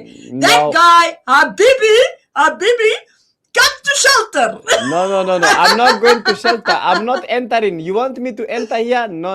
I am not entering. But this last zone will be quite insane. We are in the stage number 5 of the play zone. For Glory Esports, they have been playing very, very good, coming to the last game of the evening and for the wildcard group stages, but they need more. They need to get that chicken dinner for them to have at least a better chance of making it to the top 16s, because all these teams, they are really pushing, not just pushing, they are really chasing but we have a lot of teams, 3 teams in total,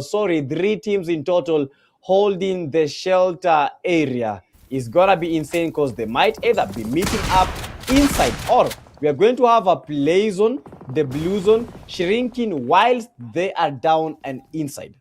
Exactly, you took the thoughts right out of my head. I was thinking, what if they all go downstairs and we have a final fight inside shelter? I have not seen that as yet. 8 eliminations for glory. Well done to them. They have really, really pushed up their game.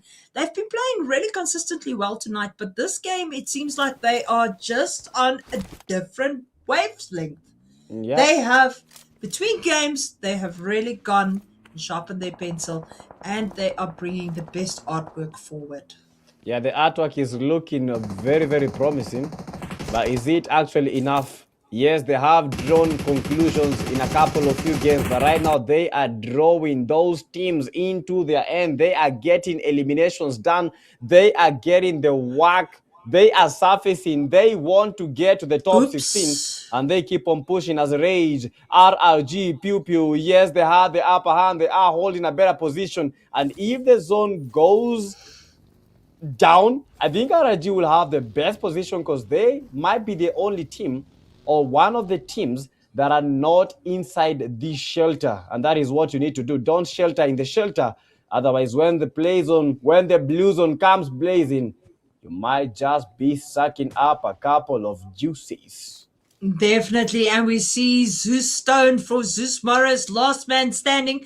He's only got 1 elimination, but if he can keep quite good cover in here, he might turn that around. We have seen players in other qualifiers where the player is solo and actually clutches on that last fight.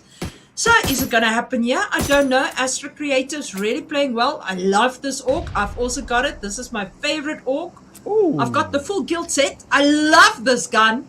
Have you seen the loot box? Yeah. So nice. It looks amazing. Yes. I think PUBG, they took their time. Definitely. And the switch effect, everything about that gun is amazing. Must say thank you to PUBG Mobile and its PDP creators, as well as its other creators that they have in-house, for bringing us absolutely amazing skins. I think for a genre of Battle Royale, I think we've got just the best skins in the world. Yeah, this is just it. We never compete. No, nobody can compete. All these other games, no. I play them as well every now and then just to get into a different zone. Magicians are busy getting attacked here by the guys from Astra Creators. Astra Creators sending those nades in. Zendex also sending nades in. Pew Pew is taking a little bit of damage. Oh no! No. And look at him shooting through underneath that car. Zendex for the Magicians eliminated. Unfortunately, they go back to lobby. Sorry to the guys. Well played. And Smoothie also becomes a Smoothie, and so does Samurai. All right, don't cry for me, Samurai, as you die, okay? Yeah, Samurai. But this is it, we've been waiting to see Madagascar dominate, and these might be their time. These might be the opportunity to do so with 5 teams remaining. And out of this team, RRG holding the better part, the huge chunk of the players with 4 players. Zeus Esports with only 1 player, and that is the Zeus Stone. We have the Warlords with a full army, Glory, full army, then finally MM, packing that 1 solo player. Is looking good for Madagascar, is looking good for the RRG. Now they just need to do it. They just need to use their numbers. With the Warlords, yes, they do have the numbers, but they are trapped and down inside, and that's a good knock. Habibi, a 1-man army. Warlords, yes, they did have the players, but one of the players is down, and Habibi, a 1-man army wielding that UMP. He's gonna get that elimination. Look at him. But Habibi, welcome to shelter. Habibi, almost eliminated. Habibi, very, very low, but he's able to turn it up. He's able to create space, and he's able to at least get some breathing time. Definitely, I must say, Habibi is bringing the gameplay to the stream, and it is absolutely amazing to watch. I'm actually enjoying sitting here with my arms crossed and my legs crossed and watching these fights. And oh my word, Habibi going into the Matrix dancing 6-7, literally. You gotta balance the scales, and you Oh, can't balance my it if word. you're not 6'7". GG's. Exactly. Look at Glory. We've got Wild over here. We have got Zeus over here and RRG. It is, the playfield has really been leveled. So, Zeus, if they keep standing, Zeus Morris can make it. We don't know. Oh, No, no, he's I think he knows. Yes. Unfortunately, a lot of nades on his life. And he has been eliminated. Bala needs a race over there. 12 eliminations for Astra Creatives. Like you say, well done here to Madagascar. Yeah. Madagascar finally coming back with glory. One player remaining. They had just receiving knocks. They are just getting ambushed. They are getting eliminated. But Frags is still in the game. Now they have two players on top of their feet. And RRG, they know that this is their opportune moment to strike. They know that they have the entirety of the play zone to themselves. Now they need to control it. Now they need to show us that they just needed the final game for them to inch close to get into that number one spot, to inch close to get into the finals of the World Cup. They know they have potential, and we know they have the inertia to push these to the very end. RRG Creatives, lazy. They have the eliminations, double digits. Now they need to wait. They need to wait like a snake in the grass. They need to wait. The opportunity is coming, and the play zone is shrinking bit by bit. Tick tock.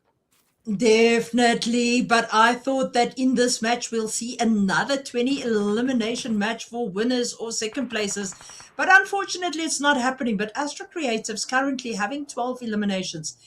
If they want that 20 eliminations, it ain't gonna happen because there's not so many people alive. Vampire going down there right now at this moment in time for the Warlords.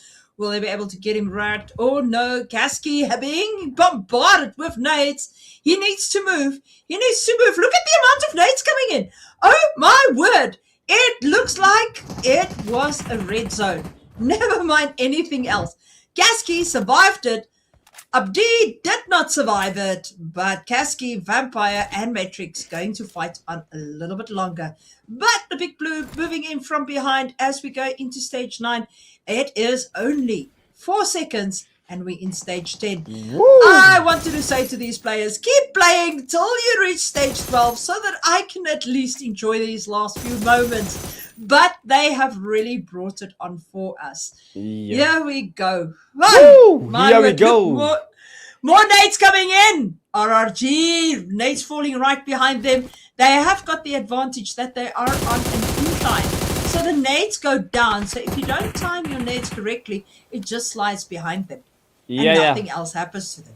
Yeah, that is true. You just gotta time it right. And RRG right now, they know they have the best position in towards that incline glory. They are not feeling that glory. They are getting glorified by the blue zone, sucking up some juice. And the Warlords, they have an opportunity. RRG losing one player, but they are just holding. Slazy knows it. He's looking for the MVP position, waiting to bring this to RRG. Madagascar at the moment waiting. This is the moment. This is the time. A time to strike. A time to bring a chicken dinner to Madagascar. And that is how you do it.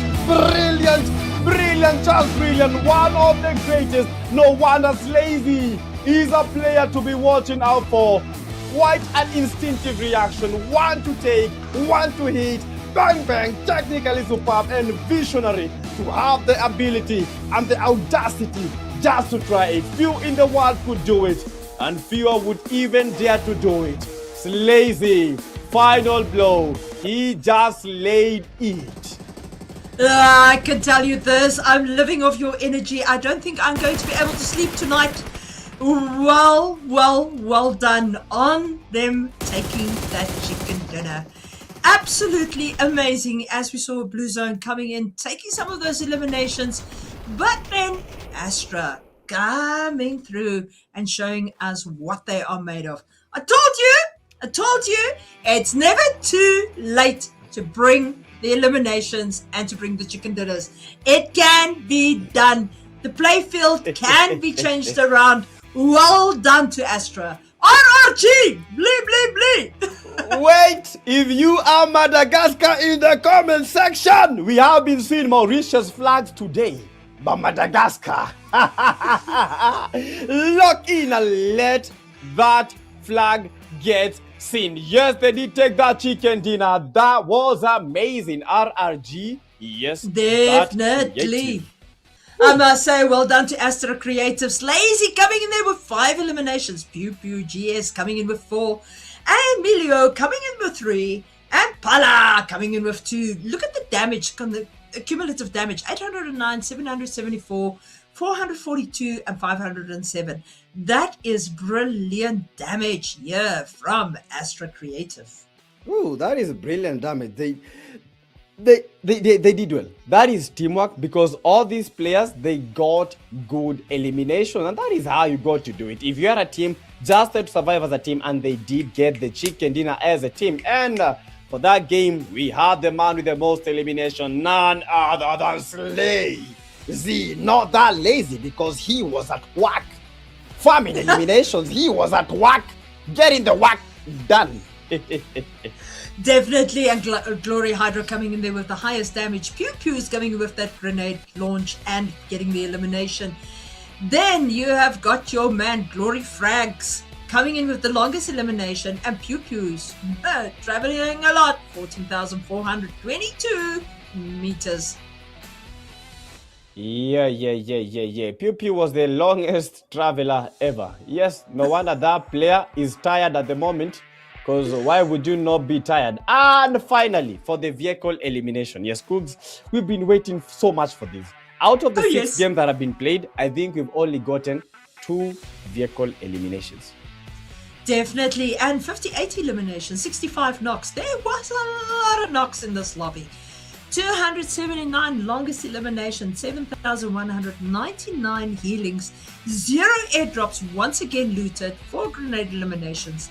But I must say, good sprays, good headshots, and well done to the teams. And if the teams have now joined us in the chat, congratulations on brilliant gameplay tonight. Woof! And that game was reigned with a lot of shots by RRG. They were the better people, they were the better players, and they gave us the man of the hour, the MVP, and none other than the man who was farming. Not just farming, he was creating and making a statement. Lazy. 5 eliminations, 4 total knocks. He didn't just get the elimination, he also made some assists happen. 2 total assists and inflicting quite some damage. 809 damage. Crazy stuff. Definitely, and also healing himself quite quickly. 220 heals. That's almost 2 lives back in play, you know? And then we move on. Look at this. Head-to-head, Glory Frags as well as Lazy. 5 versus 4 eliminations, 809 damage versus 342. It's quite understandable why Slazy was the MVP. 2 assists on both sides, 4 knockouts for Slazy and 3 knockouts for Glory Frags. Really balancing the battlefield, but also showing superiority. Then we move on to the damage graph, where we have got RRG coming in with 2,532 damage, Glory coming in with 2,215, Red coming in with 1,223. I think that's the most damage we've seen for them tonight. Magicians coming in with 1,129. We have got FL coming in with 1,057, and then the rest of the playfield up from 928 down to 268. Only SO having 156, but that is not bad. That is really not bad. I think this is the most damage we've seen across the match of the night. Yeah, true that. At least we've seen this game, all the teams have gotten 100+ damage, and that is absolutely amazing. For that game, we've had very good teams, but one better team was Astra Creatives from Madagascar with 14 eliminations and 10 placement points, solidifying a 24-point game. For Glory Esports, they were just shattering dreams. They were shattering dreams, eliminating teams that are trying to get the top 16, eliminating teams that want to survive. And that was Glory Esports. For the Warlords, they were a bit unlucky based on the position that they were holding. Mimo Gaming, at least for the first time, we've seen Mimo Gaming in the top 4 when it comes to a game. Because I believe I've not seen much of Mimo. No, we didn't. But BBC Extreme also played exceptionally well. But going down the leaderboard, Mazur Gaming only also coming in with 3. Seems outplayed, expected more, only 2 points. Alpha Base also only 2 points. Titans also 2, 4 Monsters, and Atrix 1 each. And Regnum coming in with a full box of donuts. Woo, I love that saying. Donuts? Yeah, donuts are sweet, but do not get a donut, because that is something that we are trying to avoid. If you get a donut, it becomes very, very painful for you. But in that game, we've had like good teams, but these were the better team, Glory Esports and Rage Esports. Glory for shattering dreams and Rage for that chicken dinner. 14 eliminations for Rage. Glory Esports, one thing that was against them was that play zone, but you know what? They had a good game. 11 eliminations. They got 3 for the placement points. In terms of damage, Rage Esports was that what was the bigger person. And guys, we've had good players, but at the TP top, this is the player that has been elevating those numbers, and none other than the girl from Elevate Esports. That is how you do it. That is how you end the wild group stages. Yeah, definitely. And Logic being there in second place, not far behind. Paradox also on an equal 17th with Magic Zendex, and also then with Tempest Peach also on 17. Guys, really well done. Looking forward to watching the next stage and seeing how you perform. And guys, this is the moment where we get to know who has made it to the top 16 in the World Cup stages. Guys, drum rolls, please. And these will be on in just a few seconds. Wait, guys. Just wait. Waiting for production. No, They're coming through. No. They're landing that plane. No. Just wait. We gotta do this right, because this is what is making it happen. And chat, if you're watching the stream, these are the teams that will be making it in that top 16 in 5, 4, 3, 2, 1. Drum roll! Drum roll! Boom! Here we That go. is how we do it. Okay, I think we've just jumped a little bit. We're down at the bottom with 32 with 5%. I know what they're doing. They're making my heart race even more, showing us the top 32 fast. Oh my god. Yes. Okay, well, Tribe Ascension and 4 Monsters and B13 Esports did bring points to the board, 9, 7 and 5. Vanta Esports also on 9. FL Esports 11 together with Red Coast. 69 Esports 12 together with Wildstorm. GMG. Well done to these teams. You really played well. You outlasted quite a while. You outlasted a lot of teams, but we will see as we go up the leaderboard. Extraordinary coming in on 25. Unkind Esport on 23. BBC Extreme well done on 22. Memo Gaming 21. Athrix East Syndica 19. Seems Outplayed 17. C4 Esports 4 and Alpha Base on 14. And now it is your drum roll, young blood. There we get closer. Game Rise Esport 48, 6-7, 47. Glory Esports 40 together with Mazur Gaming. BHX 38 and Titans 37. Rednam X 28 and Terrace X Wakanda on 27. But the top 8, I'm leaving to you, young blood, because I can hear the excitement in your voice. I want you to announce it. Just wait for it. My heart has been racing, but guess what? We have seen Madagascar topping these, but you know what? some teams have been really impressive. We have the teams from Mauritius, teams from Madagascar, but who has made it to the top 8? You know, we need to ease it out.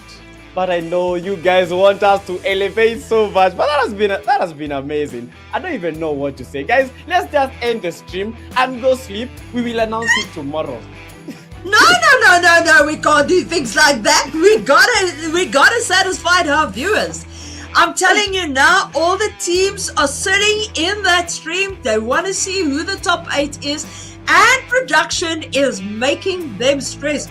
Good job, guys. Wait. Before we can even see those top 8, I have to increase the tension and I have to make the comment section active. If you are watching the stream, I don't need 2 teams. I just need the 1 team that you think is number 1. Yes, we have a delay, but you know what? While we are watching the stream, there is no delay. So at the moment, lock in the comment section which team you think is currently at number 1. And please don't write which team. Don't write the team that we've already seen. Yeah, because we have some people that have that tendency. Yes, we've already shown the teams that have not made it, the teams that have made it, the bottom half. No, this is the tippy top. Write in the comment section, lock in terms of the flags. If it is Mauritius, if it is Madagascar, lock in and lock in tight. Now, this is the moment that we have all been waiting for. These are your top 8 when it comes to the PMNC Wildcard. Well done. Yeah, young blood, elevate esports right there at the top on 107. Tempest esports 75. Your magicians on 68. Astro Creative 64. Navarra Astronova 63. Sovereign 59. Warlords 50. And Zeus Morris, your other favorite, also on 50. Congratulations to these teams. You couldn't have played better tonight. You are truly everyone's number 1. Well done. Yo, well done. And finally, I'm so glad to see Zeus Morris back on that top 8. But that one game might have given Astra Creatives one of the biggest leads in the game. With just one game at 64. They were not even in that top 7 bracket. But at the moment, these guys are calling the shots. So GG's to Astra Creatives, but a bigger GG's to Elevate from Mauritius. Tempest was amazing. 75 points. We have the Magicians doing some magic. But for the Magicians, today has not been a good day because by the end of yesterday, they were a position number 1 with 45 points. Right now, they only got 68. So not a lot of points being registered for the Magicians. But you know what? The best thing is that they have made it to the final 16. Definitely, they get to live another day in PMNC Africa, and that is what it is all about. Now we got to see from the next stage who of these teams are going to carry it through to the finals. And it's going to be a tough road, but I'm sure that they're going to do the work to get there. Yeah, they have to do the work. They have to do the work. It's a must. They have to do the work because it gets tougher as we continue moving higher the stages. Because yes, these are the top 16 teams. Now, all of them will be fighting. Yeah, all of them will be fighting to get into that top 5 position. And guys, this is the moment. I don't want to tell you why, but this is the moment. Today you guys are going to remember me. You'll be going to sleep and then dreaming of me. But this is the moment. Yes, we've had some good players, right? We've had some good players, but then we have that exceptional player. This is drum rolls. This is the player of the series. Tauga, of course, with 25 eliminations. Youngblood, look at his damage, 4,962. 25 knocks, he got them all confirmed. 11 assists, 2,340 heals. That man died a few times and came back to life. and he survived almost a full 170 minutes during this stage. Well done, Pauga. No, this is one of the most dangerous players for this reason. The only player that I've seen using a sniper, not just any sniper, the AMR. AMR. Elevate Dogger. Dangerous in all aspects, not just surviving. Helped his team get and secure 2 chicken dinners. Helped his team secure 25 eliminations. What more do you need? A complete player. In terms of eliminations, a complete player. In terms of the total assist, a complete player. In terms of surviving, the total damage, insane. Amazing stuff from this guy. And he's so dangerous that he does not even need to heal a lot. The number of damage that this guy has inflicted is so much that it does not even compare with the kind of damage that he himself has received in this series. You know, Wildcard has been wild, exceptional, lived up to our expectations because we've been expecting this good. We've been expecting to see players going all out, but Dogger, he's been unique. Definitely. I mean, the man is tough. He's more strong, he's more resilient, and he's more difficult to eliminate than any other player in this tournament. So well done to him. He really has done well. And he's hiding behind that helmet, standing there looking at us next to that beautiful Infinix. And I want to congratulate him in person. Well done, Mr. Tough. Oof, a good appreciation because he needed that. Now, in the next stage, it's gonna be so hard. The next stage will be so difficult for these teams. So they should not be comfortable just yet. No, you can't go now and gloat and glaze yourself and think you've made it. You have not made it yet. You have not reached the final stage yet. They still got one stage for the wild card, and they've got to go through that, the top 16 teams, and they need to then pick who is their top teams. And then go through to that final overall stage before it leads to PMGO.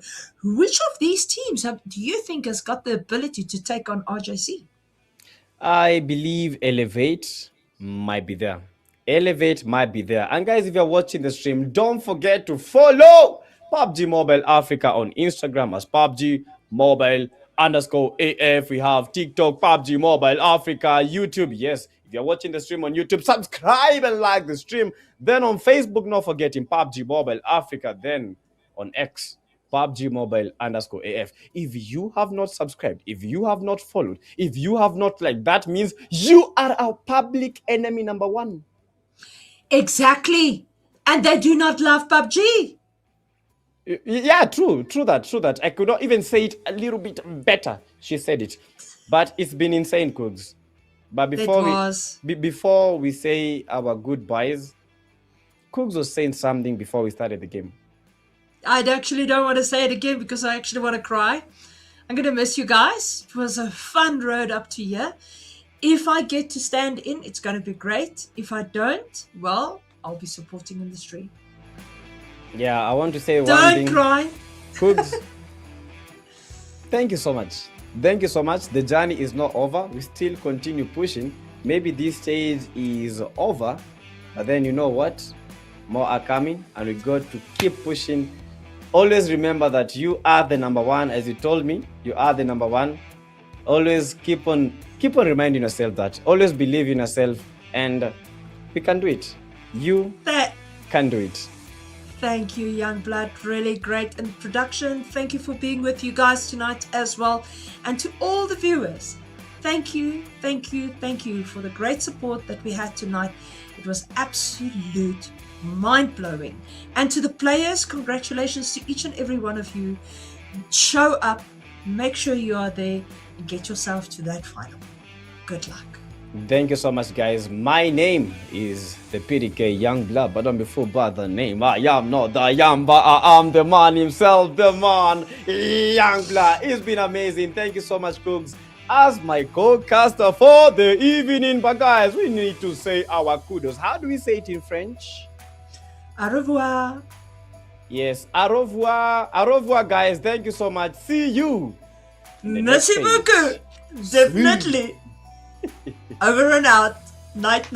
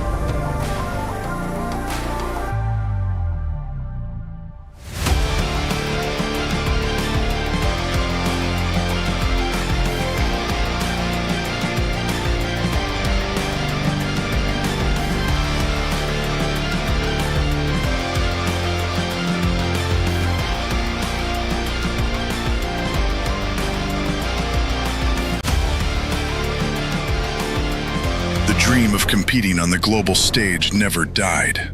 Now your chance to rise has returned. New beginning, new season. PMNC qualifiers, wildcard. 4 paths, 1 road, 1 goal. This is 2026 PMGO Africa Season 2.